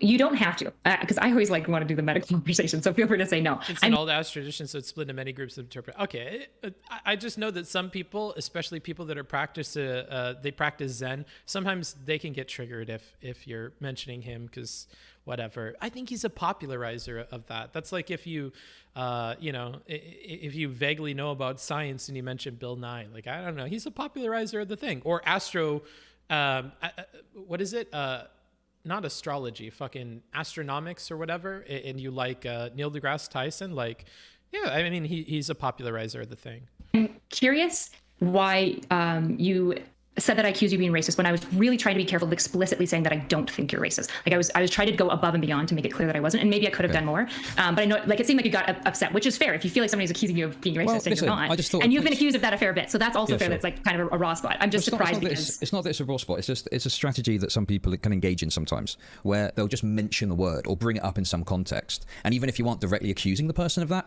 the association is made enough in some people's minds that, you know, just bringing in the concept of racism somehow playing into my thinking in some way or being an outcome of my thinking, that then gets attached to me, even though I don't think that that's true. That's all it is, basically. Yeah, that's fair. And if it's worth saying for like you versus on mine, I don't think Chud's racist. I don't think you've engaged in anything necessarily racist at this point. I mean, if there's more evidence that comes out of you being racist, I'll probably call you racist. But like at this point, that's fine. I don't mind being called racist. I don't mind being called racist at all. Like if someone wants to call me racist, they're welcome to. And if you think I'm a racist, so you got upset because you felt like I was engaging in like bad rhetoric faith, basically, like trying to get a gotcha by just using big names. Well, no, I don't think you're even doing that as such. I just think, you know, I just question why you would bring it up at all. Because I just don't think it was relevant to what we were discussing. But that's fine. If you thought it was relevant and it wasn't an attempt to do that, to sort of associate with me in any particularly meaningful way, then yeah, that's fine. Right.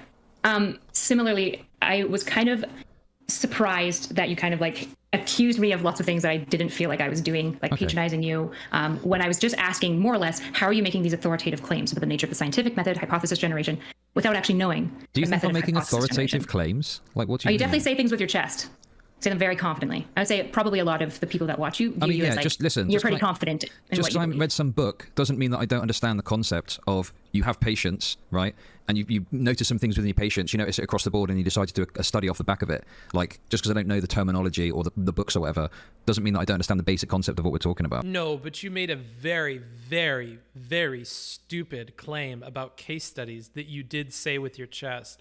I hope that Erudite remembers that and brings us back to that specific, because that was a problem. It's not what you're describing here. Oh, and then when you asked me the thing, you acted like, what don't you know? And it was kind of patronizing. But that's fine. I don't, you know, it's whatever. But I remember you said, I remember you said case studies are useless. Like you kind of made the. Okay, thank you. I like you. You're fun to review. I need to talk to this lady a little bit more, dude. Our brains are tuned into a similar frequency. I do appreciate that. This authoritative claim about a scientific method, right? And then when I was like, hold up, but do you know the scientific method here? And then you did, right? Which I think was fair. Okay. But what I'm saying is case studies can only be used to fuel like a broader study to find out if something works. You wouldn't use a case study in and of itself to justify anything beyond, hey, we need to look into this further. No, that's not true, though. And here he goes again, making yet another statement about things that he doesn't really understand. Like we talked earlier, I feel like a very good example of this was rabies. Let's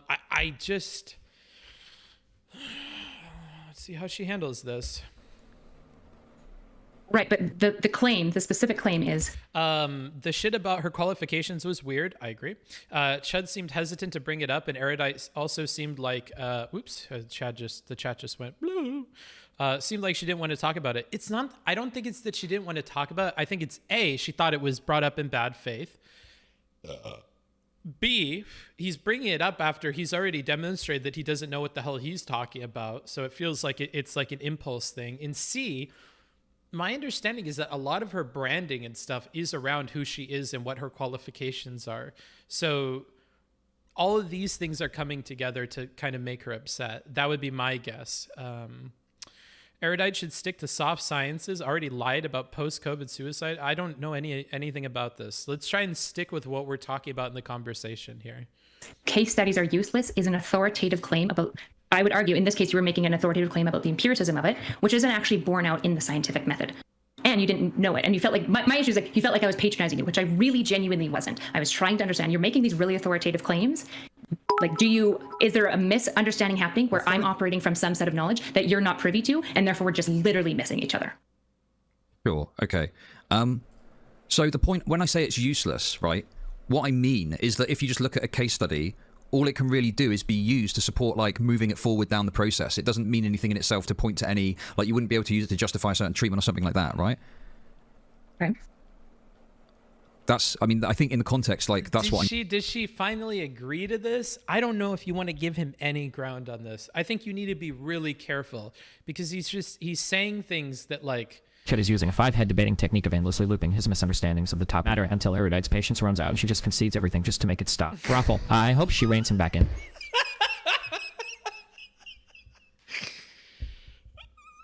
That is a really good description of it. I mean, he broke her here. She finally said this. I feel like if we would have caught her at the beginning of the conversation, she most certainly would not have agreed to this at all. I certainly will not, because I am, you know, hindsight, and I get to have patience and take this at my own pace. But yeah, I would not have conceded this or given him any you know, slack in this direction. But that's because here. I'm going to ask you guys this. Do you have anybody like this in your life? What happens is they do something shitty, right? They do something that is just 99 out of 100 people that you would ask about a situation, they'd be like, oh, that was a shitty thing to do. And they ask you questions to try and justify itty-bitty bits and pieces of that thing. Like, let's say that somebody was at a bar and they reached over and they grabbed the waitress's ass. And they were like, yeah, so I grabbed this fucking waitress's ass. And you're like, whoa, that's not fucking cool. That's like groping. That's like not good to do. And then they give you a bunch of other hypothetical scenarios where grabbing an ass might be okay. Like, well, I mean, if it was my girlfriend, she's just walking by the bar, I don't think it's bad to like grab her ass, you know, like that's normal, right? Like, yes. Okay, so I mean, like, it's not like, you know, it's not like a not normal thing. I mean, like, you know, if it was a hot chick and we were flirting, like maybe even like that would be okay, right? Like they're trying to get you to like give these points, and you know it's linked to the original thing that they did.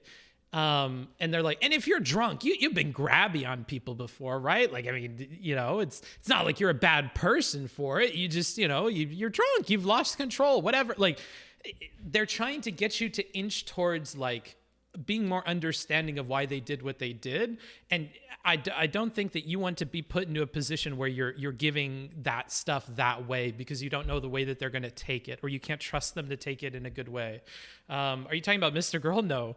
But like, I feel like that's the same way with this. I wouldn't want to give any ground because I'm worried about the direction he's going with this. I respect your mind, good sir. Thank you. I do appreciate the $20. It's very cool of you. Did that update my my donation goal? It did not. So I need that to be $20 more. I'm gonna adjust that real quick. Pardon me. But yeah, I mean, like, do you guys get what I'm saying, or is that still kind of cringe? Let's see. This needs to be 125 out of 150, and the goal is.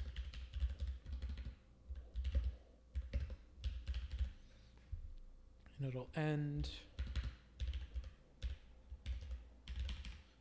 There we go. This should update that goal with the new amount. Are you talking about Destiny? No, I'm not talking about Destiny. I'm not talking about anybody in particular. I would not give you a name on such a thing. Euphoria is a documentary, though. What are you even talking about? I hate this kind of people. Okay. I meant, right? Like, I appreciate that. I get what you're cooking. Thanks. You smell what I'm cooking? Like, case studies can be used and collated in order to fuel broader studies, of course. But, like, in and of itself, it doesn't really do much beyond that. And it wouldn't be used to justify, like, a clinical procedural treatment or something. Right, which is a much more like nuanced take, but I guess like it doesn't feel like that's what you're engaging in, and it's like it's interesting that you're like discussion, right? Yeah, that's fair. It's interesting that you're getting like really mad at like calling these things like blank. And there it goes, like, well, we're in the heat of the moment. Well, I was drunk, like.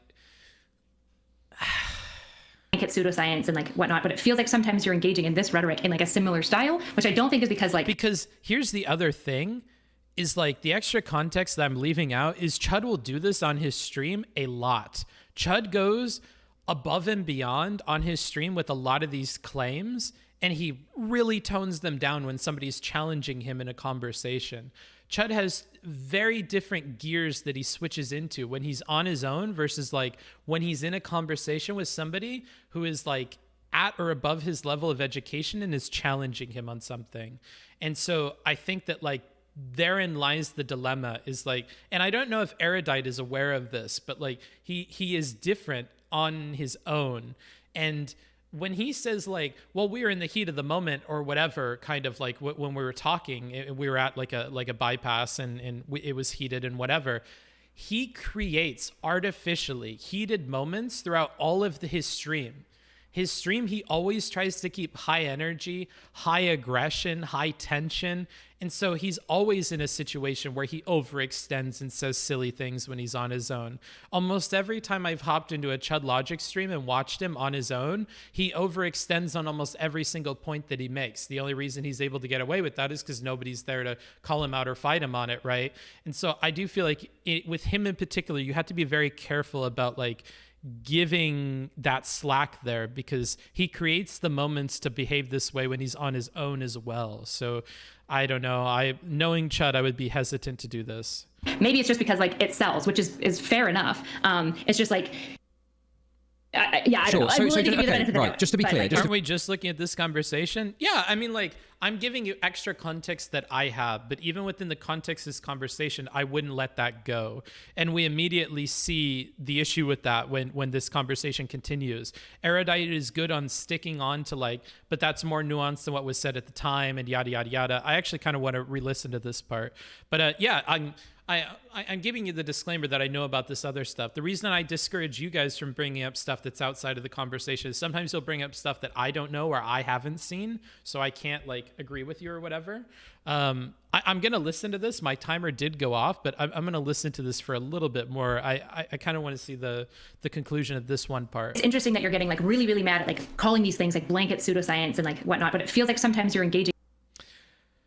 I will read your message before I will ban you, and then you will be banned, and then the unban button is in a panel beneath on Twitch, so you can click on that, or somebody can do ! Unban, and you can open that in another tab. Right now I will read your message and then you are banned. Bro, can I throat your wood? I want to feel your throbbing meat slide down the back of my throat until you milk in my mouth. Hope that was worth it. Banned. Nice. That was a really good one. In this rhetoric in like a similar style, which I don't think is because like, maybe it's just because like it sells, which is fair enough. It's just like, I don't know. I'm willing to give you the benefit of the doubt, just to be but, clear, listen, right? Yes, if you want to see like me at my most sensible and serious talking about this issue, I made a video where I cut out all of the memes, all of the jokes, and everything like that, right? So that's available to watch. In my other coverage, I'm going to be a bit fractious, and my apologies to you if obviously I got a bit fractious with you and apologize for that. But I feel like you were sort of acting in a kind of patronizing way, and that was it. And I don't think I don't understand what you're talking about, but you're acting like I didn't. But I think one warrants the other, and that's I guess what's missing here is you started it by being that fractious and saying something stupid. And then you triggered her because you're trying to have a serious conversation here. Understand what you were talking about. Whereas the point I was making wasn't that you can't use a case study for anything. And if it came across like that, that's an error on my part for not expressing that properly. But my point was that, like, Goals. You can't say... Goals? Oh. Okay. I'm going to give you a choice, Jacob. And the choice is yours alone. We have two options. We can right now look at the Destiny versus Pisco conversation and get through as much of that as we can before I get sleepy, or we could finish this one. What are you thinking? What are you thinking, Jacob? It's all up to you. I'll leave it all up to you. What do you think? Huh? What do you fucking think about that, huh? What are you thinking up there, huh? What do you want to do? Huh? What do you want to do? What do you want to do, Jacob? What do you want to do? What do you want to do, Jacob? What do you want to do? I'll fix you. I'm sorry. I got a little carried away there. I'm sorry. What do you want to do, Jacob? What do you want to do, bud? Just tell me.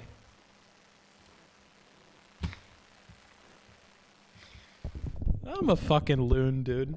I'm going fucking crazy. What did Jacob say? What does he want to do here?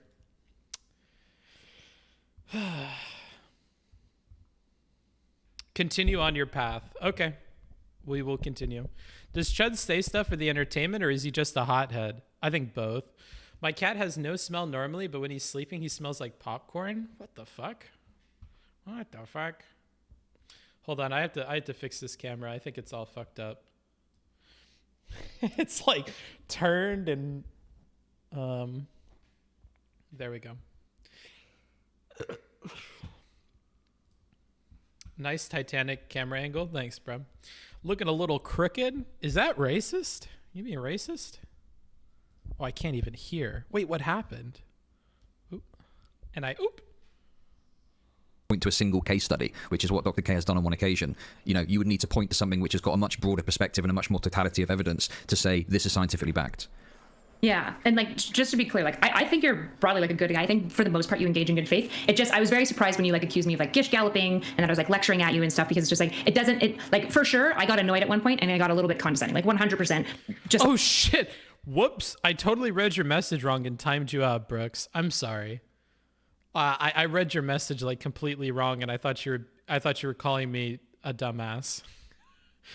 Dumbasses has a lot of S's, okay? My brain saw dumbass and I read it wrong. You'll be back in 5 minutes. There's no way to undo it. I'm sorry. It's like you also engage in that. It was surprising, and I felt like when you made those claims, I wasn't doing those things. I think I got more heated after you made those claims, if I'm being honest. Chud strikes me as someone who can't go 5 minutes without getting emotional about something in a counterproductive way.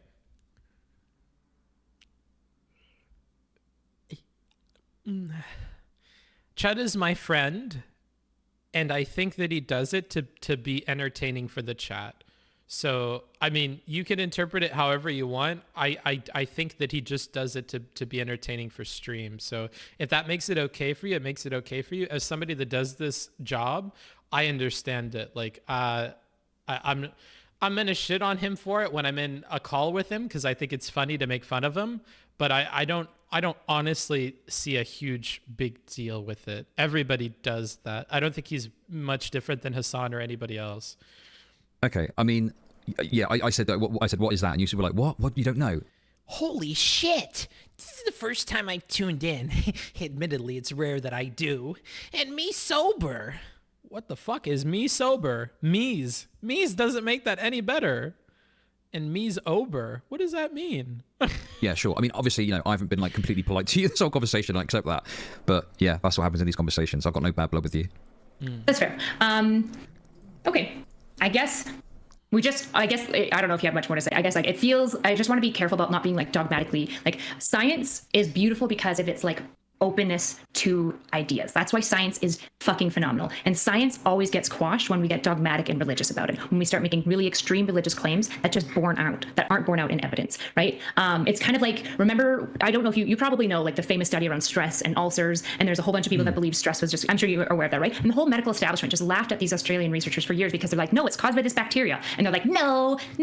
And then they were just like, fuck this shit. And then they drank themselves an ulcer and then drank their shit to treat it. And it fixed, right? I think they drank the bacteria itself, got ulcers, and then they also treated it with antibacterials, right? Sure. And so I think what happened in that case, and it happens all the time in the scientific life, that science as like this amorphous thing is like a beautiful thing. The institution and how it bears out is varied, you know, because it's humans are involved in it, right? But the same like dogma, I would say it's almost like religious scientific dogma that basically laughed these two researchers off the stage, they were actually actively preventing a breakthrough in science. And all Probably because he views himself as an entertainer, he can't go 2 streams without bringing up how all of political Twitch is entertainment and should not be treated as a legitimate platform. Lol W. I've had minor bickering with him about this before. I think Chud Chud can minimize his own responsibility or his own platform or make himself out to be nothing but a clown. But I don't think that that makes it to where everybody else should view it that way. And I think for a lot of people, that is minimizing what they could be or what they are, right? Like Erudite, I don't think Erudite, unless she's different on her own stream, is a clown. I don't know if Erudite is here to be an entertainer. I don't know if Erudite is here to just do that. And I think a lot of people that start off on Twitch are not trying to be that, or they're being that and something else, right? Like here, I'm entertaining you. I just knocked over the camera and freaked the fuck out and had a bit of a moment. But I'm also, I think, giving a lot of like salient advice and stuff like that. And I think to chalk it all up to just being a clown is like, if that's your thing, then that's your thing. You could choose to just be nothing but a clown and not do anything with your platform and yada, yada, yada. I personally think there's a lot. Like, I would say that even though it doesn't benefit a gazillion people in the world or whatever, I used my platform to meet a ton of people in Europe and get to see countries and cities and castles and fucking churches and things that I never would have been able to see. One of the groups that I stayed with in Poland, they I didn't stay with them, but I hung out with them.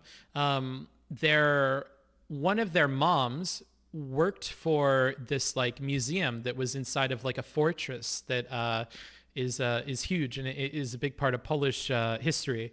And I got to see a lot of behind the scenes stuff and a lot of information that I would have never gotten access to if I didn't have this job. And I definitely do try and leverage my job to do a lot of stuff that I wouldn't normally be able to do. And even if that's not the charity or the volunteering or the other things that I think the viewers and other people talk about doing, I think we can get really creative with the power of our positions here and with what we're able to do. And I think it's a lot more than being a clown. But if all you do is act like a clown and you are a clown and you use your platform to be nothing but a clown, then be a clown, be an entertainer. That's totally fine. I think that's valid. Just don't say everybody else is a clown. Don't say everybody else is nothing but an entertainer. Don't minimize the contributions or the work that other people are doing, because it's not the case. Pick individual people. Like I can pick Chud and call him a clown and an entertainer because Chud self-identifies as an entertainer and whatever. But I think we want to be careful about saying like the whole space is the way that I treat it, because it's not necessarily the case. Like I say Twitch politics is cringe. Every time I have a stream like that, at the end of it, I feel bad because I included IRI in that. I don't think IRI is cringe, and he considers himself to be a key part of Twitch politics, right? I think IRI is like doing something very different than what other people do, you know? So even I'm guilty of this, but that's what I would say on that topic, you know? IRI is going to fix the space. I'm very happy to see IRI succeeding and thriving. When IRI started doing his sub goal things, I was like, oh gosh, those sub goals are really small. I'm really concerned. He's talking about he wants to make this a full-time thing and make a bunch of money with it. I don't know. He's had a difficult time finding success and viewership when there aren't elections going on. Like I was concerned, but I want him to succeed, but I'm concerned. And man, the dude is popping off. He's hitting a way higher sub goal every single time, and people are stoked for C-SPAN, and his community is rallied behind him. And in this moment of like nearing or approaching or straddling the line of like world war, his voice has been raised above the voices of other people. And I love seeing that he's in that position. And I think to minimize it and say he is nothing but an entertainer is to kind of miss a lot of the good that he does or the things that he does. And yeah, I don't know. IRI had like 500 viewers today. He rated with like 600. Yeah. I'm, you know, and on the day that this was first happening, he beat Infrared for viewership, you know, like I love seeing that. And I want to support that guy as much as I can. I'm saying is Ayurveda's come up with some pretty good treatments that literally revolutionize. They create, like they are institutionalizing potentially a new wave of therapy, which is kind of crazy. So it's like, what if the fact that they came up with these, maybe it's just random chance, or maybe they're onto something, and we should figure out what those are and not toss the baby out with the bathwater, because we could do demonstrable good for the world if we can advance the science forward. And it feels like sometimes when we're talking about like Ayurveda and Dr. K, particularly in Manifesto, it felt more like dogmatic science versus like free open science. Well, the reason I was so frustrated with Dr. K when I made that is because he was making like claims that just weren't scientifically supported or backed, and claiming that they were. That's the issue that I had. If he'd come on and been a lot more couched and guarded in the language that he uses about Ayurveda, then I probably wouldn't have cared so much. But he comes on and makes these bombastic, bold claims. I don't know. Does clown equal comedian? I don't know. Does robber equal thief? Like I'm picking a more specific thing on purpose to kind of demean it more. A burglar is not the same thing as a thief. A burglar is a very specific thing, but I think the sentiment is there. If you listen to Chud talk about what he means by entertainer, I think you'll understand why I'm saying clown. Claims they're backed by science when they're not. That's the issue. Yeah, that's super. That's the frustration you feel, Dr. Cave, on that stuff. Super valid. Not questioning that at all. I think your frustration about it is super valid. So what is the issue you're getting at then in terms of like being dogmatic or something with the science?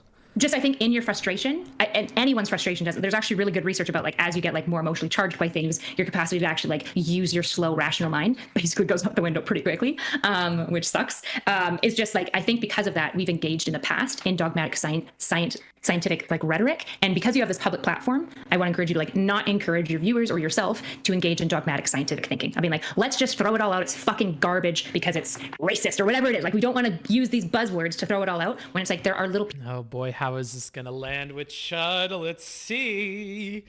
I'm very interested. Pieces that are valuable and it's worth testing and throwing out everything that's garbage and telling people not to do it. Like, I'm all for that.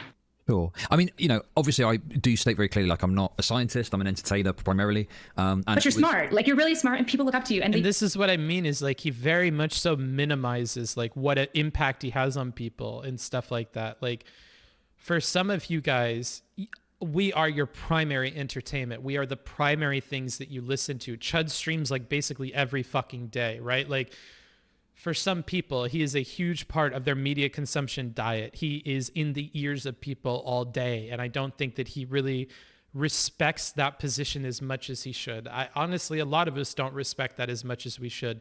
And when somebody brings our attention to it, I think that should be a moment to take a breath and look at it. Yeah, you know what?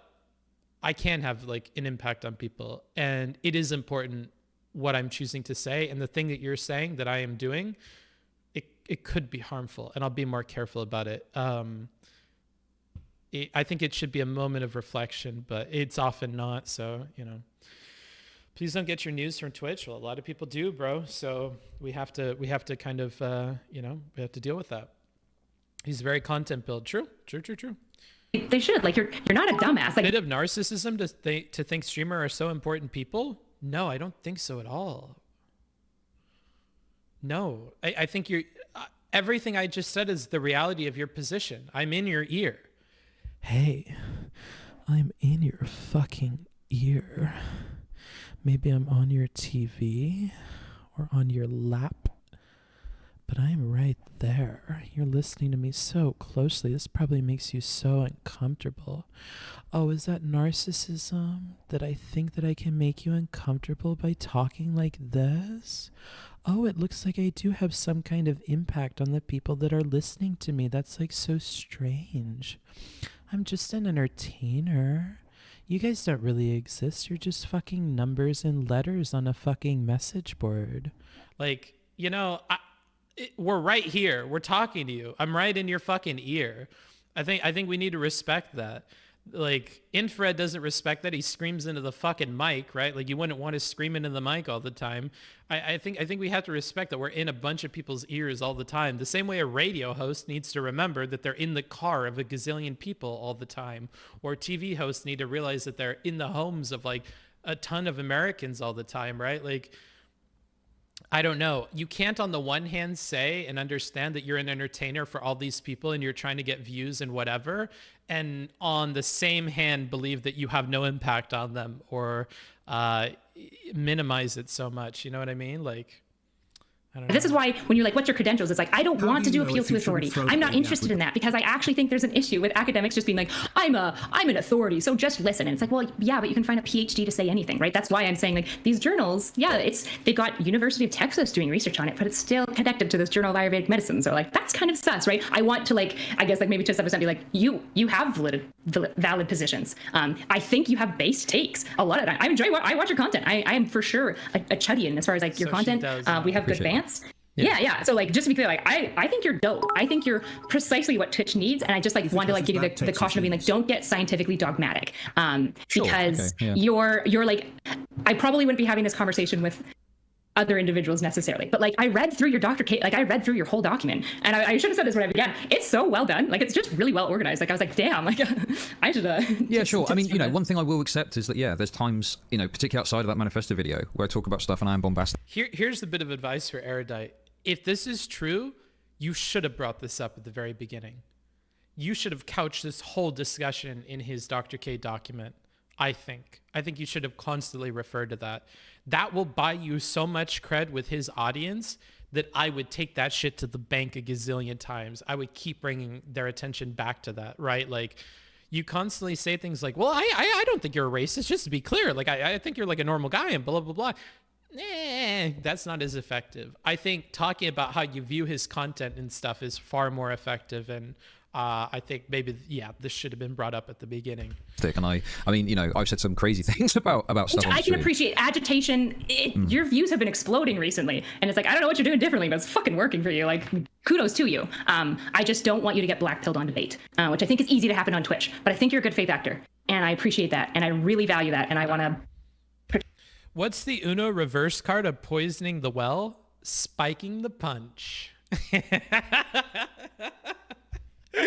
I kind of like the idea of spiking the punch, dude. Protect our little, what did we call ourselves? The tainted leftists. Like, I want to protect our little hovel, and not kill each other by infighting. Yeah, sure. You know, and you know, these things do get fractious sometimes. And I am, you know, listen, I'm admittedly like a hothead, and I don't deny that at all. And it's why we love you, Chud, because you give some of the best takes. But because of that, sometimes you give not the greatest takes either. That just happens. But I mean, it's going to happen to me. I'm sure there's clips of me already that are pretty dog shit takes because I was just mad and I just said dumb shit that wasn't nuanced. Like, that shit happens. Just, let's sure. Let's not get rooted in dogmatic No, science. Sure. I mean, if anyone ever was to send me something and say, hey, Chud, you said this specific thing on stream and it's wrong, not just in my opinion, you're going about it in the wrong way. It's wrong. Here's evidence that it's wrong. I would say, okay, I got this wrong. In fact, it happened live the other day. I was looking at the definition for POCD off the back of Mr. Girl's convo, and I misunderstood, and I thought it was someone who is a nonce and has OCD, and someone in chat said, no, Chud, you've got it wrong. I read the article further. I was like, oh, no, sorry, I got it wrong. It's actually this. So, like, if I say something that's just wrong, I'm always willing to, you know, say I was specifically wrong about this point. But if it's about like tone or it's about something like that, like if you don't, not you, but just broadly, if people don't like it, then that's totally fine. But you know, obviously, you're not trying to be nice on the platform. You're trying to be accurate. Broadly. Yeah. But I mean, obviously, if I said it wrong, fine. If people don't like my style or they think I've said something wrong, fine. But I mean, that's fair enough, I guess. And I'll just be careful, sure, not to like in a rage say something that's wrong and is bad. I guess, I don't know. Yeah, and just like all I'm saying is like, don't encourage yourself or your audience to engage in dogmatic scientific thinking, which, to be honest, I'm still saying I think you did. And I think you engaged in a little bit in our conversation, but I do think we moderated when you understood. I really am not trying to be a bad faith actor and talking to you. Okay. What specifics though? Okay, I'm gonna have to address you, and you're being rude in your comments, so forgive me if I come off as rude responding to you. You guys way overestimate a streamer effect on viewer. Most people. So first of all, you guys. Who the fuck are you talking about? Hey, if you're gonna talk to me, use my fucking name. Hey, say it with your chest. Be specific. You mean me. You mean the thing that I just said, okay? Secondly, most people wouldn't follow your advice or ideas for anything. I had Steven follow my advice. The fuck are you talking about, dumbass? Everybody I talked to that I hung out with in Europe, all of them said that I had impacted a change in the way that they communicate in one way or another. I had people that were in positions in governments, foreign governments, that said that I impacted the way that they did negotiations.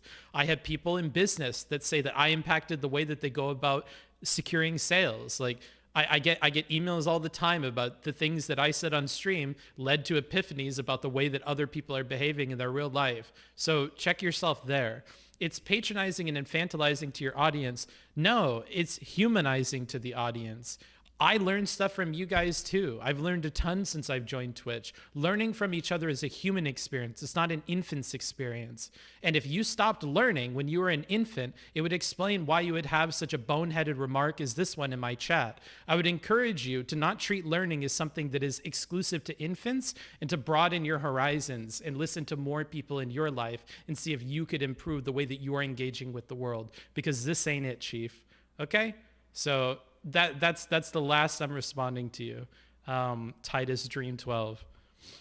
What do you mean, I guess, is what I'm trying to get at. I'm kind of still trying to like root back at being like, yeah, but like Ayurveda is just pseudoscience. And it's like, but there are practices within Ayurveda that just aren't. And so we just like, how do we call the general I believe group? it to be pseudoscience. I believe it to be pseudoscience, though. That's the problem. I'm not gonna. But then it's just logically inconsistent, right? If the general group, so say the general group is like birds, right? And then within it, so it would be Ayurveda, and there's lots of things within Ayurveda. And if you say all Ayurveda is pseudoscience, it implies that everything under that category is also pseudoscience, which is untrue. There are pieces within the Ayurvedic category that are empirically sound. So you can say Ayurveda seems to be broadly pseudoscientific, maybe like, I don't know the percentage, right? But there's a lot of Ayurvedic practices that are pseudoscientific. That seems to be also borne out in the data. But there are Ayurvedic practices that are empirically backed at this point. We're going to loop again? It seems like she's getting ready to, dude. Oh boy. Let's see. There's only so much left in the video. I doubt it. There can only be so much looping, bro. We're right at the end. I mean, it just seems like you're asking me to maybe just amend a bit what I'm saying. I don't know. It just like, but just with Dr. K should probably amend a bit what he's saying to be more accurate. Right, but I'm not like a doctor and I don't present myself as a doctor, so the onus is on him much more to do it, right? Why? What a weird way to try to get out of this. You both have public platforms. In this case, I'm concerned about the public platform, not about the doctor. Okay, but that's integral to it, right? If someone presents themselves as a doctor and makes claims about medical science, they're going to take that more seriously than me making a claim about medical science, right? Sure. So if I say medicine was pseudoscience because medicine also came up with phrenology, would that be accurate? Well, no, because phrenology was actually the lack of the scientific method that resulted in phrenology.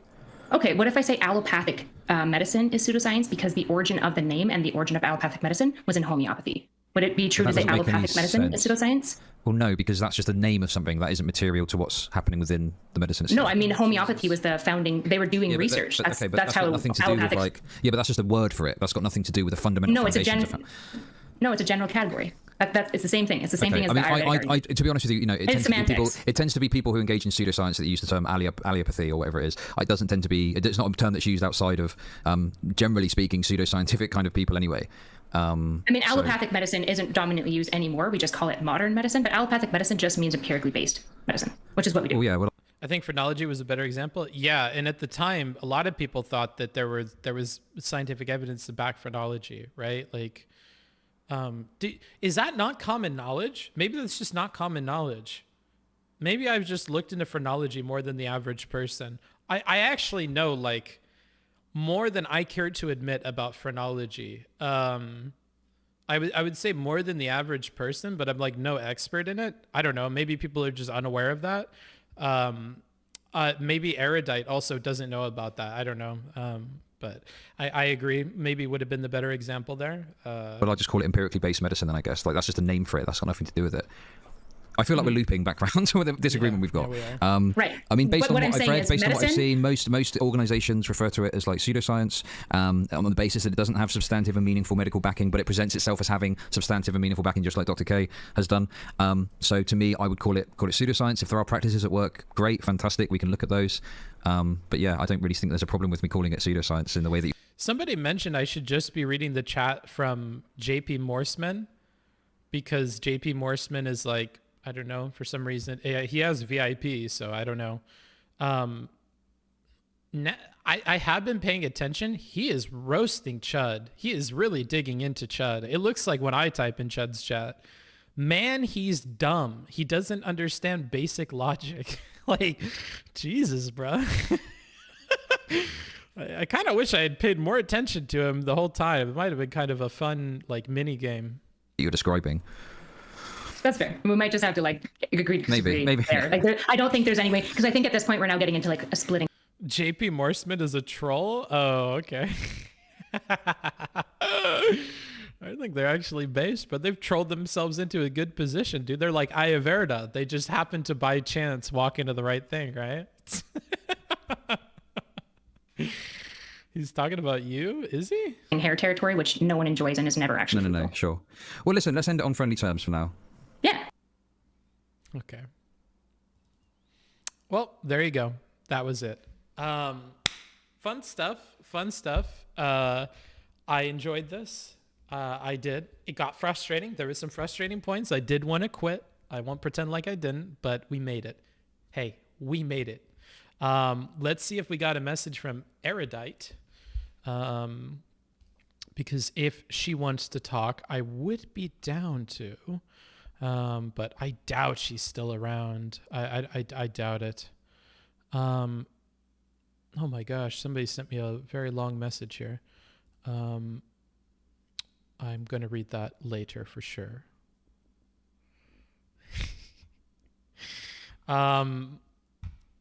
Is she still around? Does she want to do this? Or,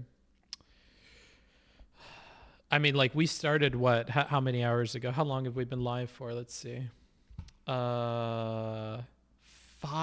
almost 6 hours. Jesus Christ. She is in chat. Oh, if she's in chat, tell her that she can do ! Discord and go to the Discord, and my DMs are open. So if she just scrolls to the top of the user list and DMs me, then we could definitely talk. I would be down to. I am tired, but we could, unless she wants to do it on another day, which I would totally understand because it's been 6 hours of this. So up to her. She said that she went to bed and would finish the VOD tomorrow. Okay. Then I'll talk to her later. You start at midnight EST. It's now 5 a.m. Okay, yeah. So I'll talk to her later. Definitely on my list, though. I would like to talk to her.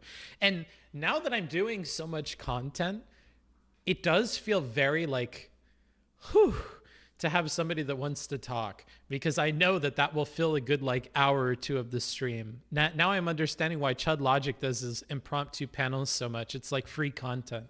So if she wants to talk and she brings all of the questions and stuff, man, what easy content. I would love to. That's fine by me. I hope you saw how your first conversation with Destiny about compromise on his beliefs mirrors his own conversation about compromise with Mr. Girl.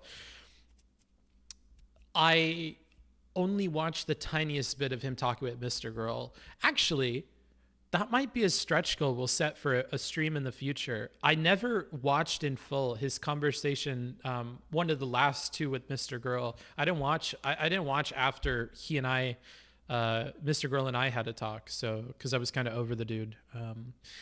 But yeah, I mean, if it's similar, then that's cool. But that's what I mean by like, we have an impact on people. We have an impact on each other, and to minimize that, I feel like is just cucking out because you don't want to take responsibility for what God has given you. And I know, I think I should talk about God more with you guys, because like, I do think that a belief in a God does impact a lot of my beliefs. I do think that God, or a reason or purpose, or whatever you want to call this ambiguous thing that like leads everything else happening, or was the seed of it, I don't know. I do think that I think you're put in situations and you have purposes that you could fulfill. And we have the illusion of free will, so we may as well treat it as if it's real. And you have the free will to choose to act on the opportunities that life presents you and to take them seriously. And ultimately, that's what the universe has given you in terms of the illusion of control. You have the control over the decisions that you're making, right? You have control over how you think about your place in the world. And if you choose to use that power to shirk all responsibility, to be lazy, to do nothing, it's your choice. You can make it. But the opportunity cost of that is taking it seriously and trying hard and doing your best. And I think you would be more happy with the latter. I think you would feel better about that in the long term. And I think all of us would be happier if you did that. There was one thing I learned when I was in Japan that has stuck with me for a long, long time. And when I first went to Japan, I worked at a hostel as like one of the people there. And in exchange, I got free room and board. And one of the things that they instilled in me there is like, if you're doing a job, you should do it the best way that you possibly can. Because a society of people that all take their job very, very seriously is the society that we would all want to live in. Whether it's the person who clicks the fucking button on the elevator at the mall, who for some reason has a job doing that, or you're the person that goes out and gets food for me and you try to be quick about it, or you're the person who works on plumbing and is honest about what it costs to do, or you're the person constructing a building and you don't cut corners, or you are the person who is a Twitch streamer who chooses to tell the truth and to do the best that they can with that, or you're the teacher that chooses to like teach people in the best way possible and take every student seriously, right? Like, I think a lot of us would hope that every individual person we come across who has a job or some kind of responsibility takes that responsibility seriously, and it leads to a better society when everybody is on the same page about that. That's why I encourage people, even if they have a shitty fast food job, take the shitty fast food job seriously. It will be better for you in the long term for your life. You will have better job opportunities and prospects if you take everything that you do seriously and try to do it well. You're going to learn more. You're going to grow as a person, and you're going to take yourself seriously, and you're going to value yourself more. You're going to realize that you're an asset to anybody that you work with, anybody that you help, anybody that you spend time on.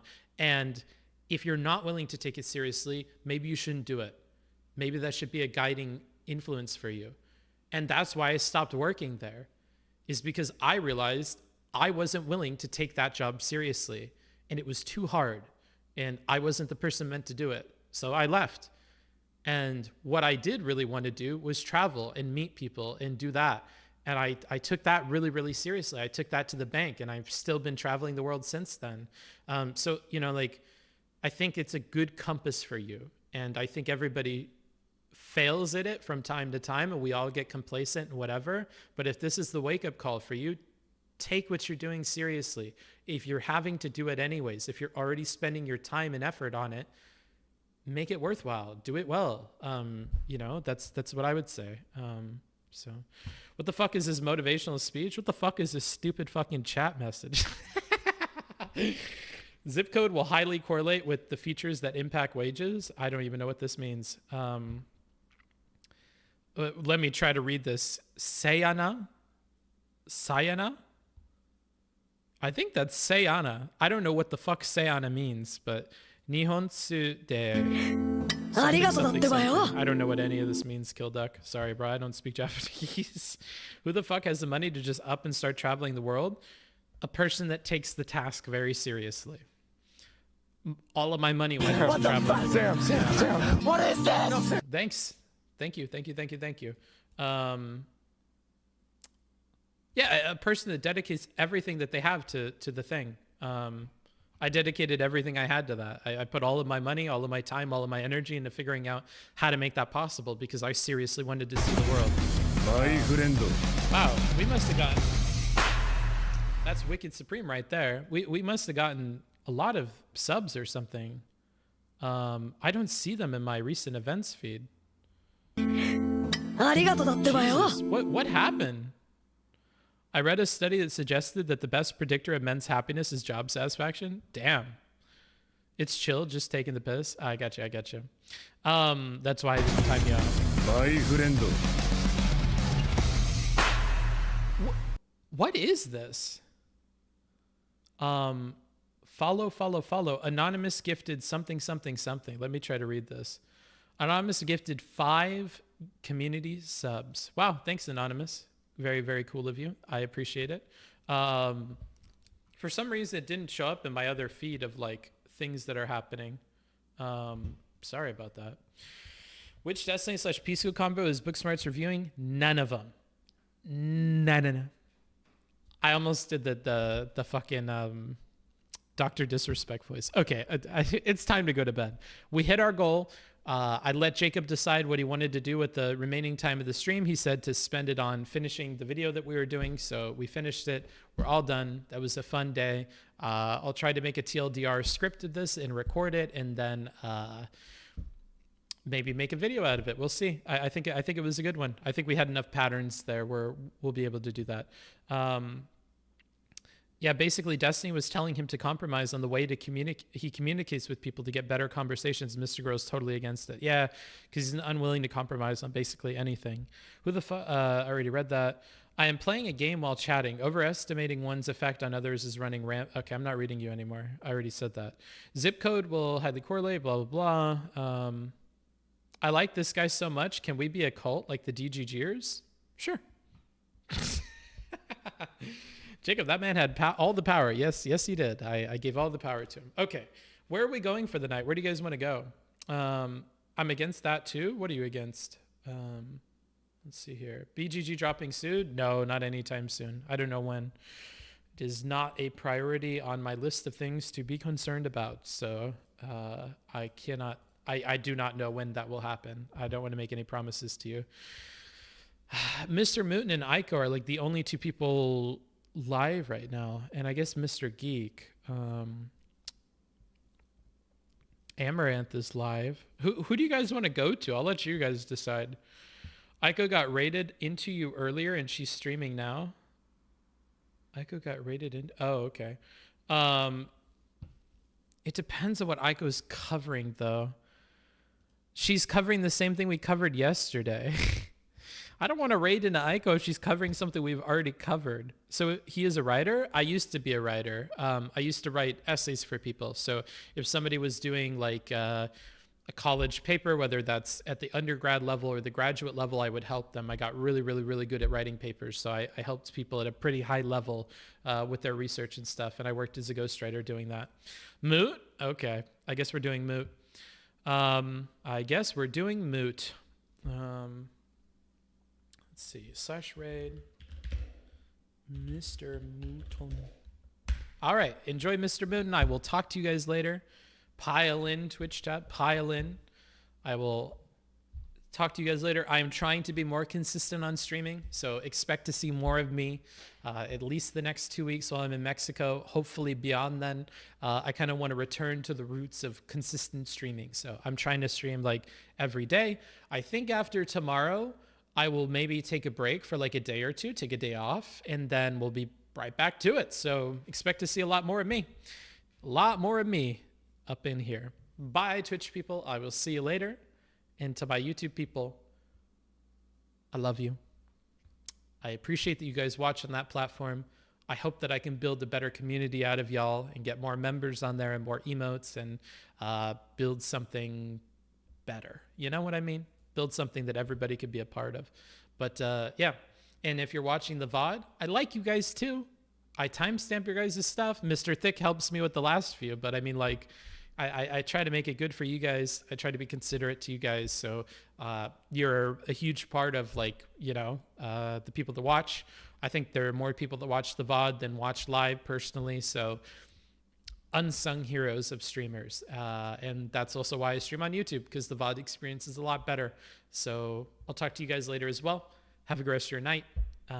Stay positive.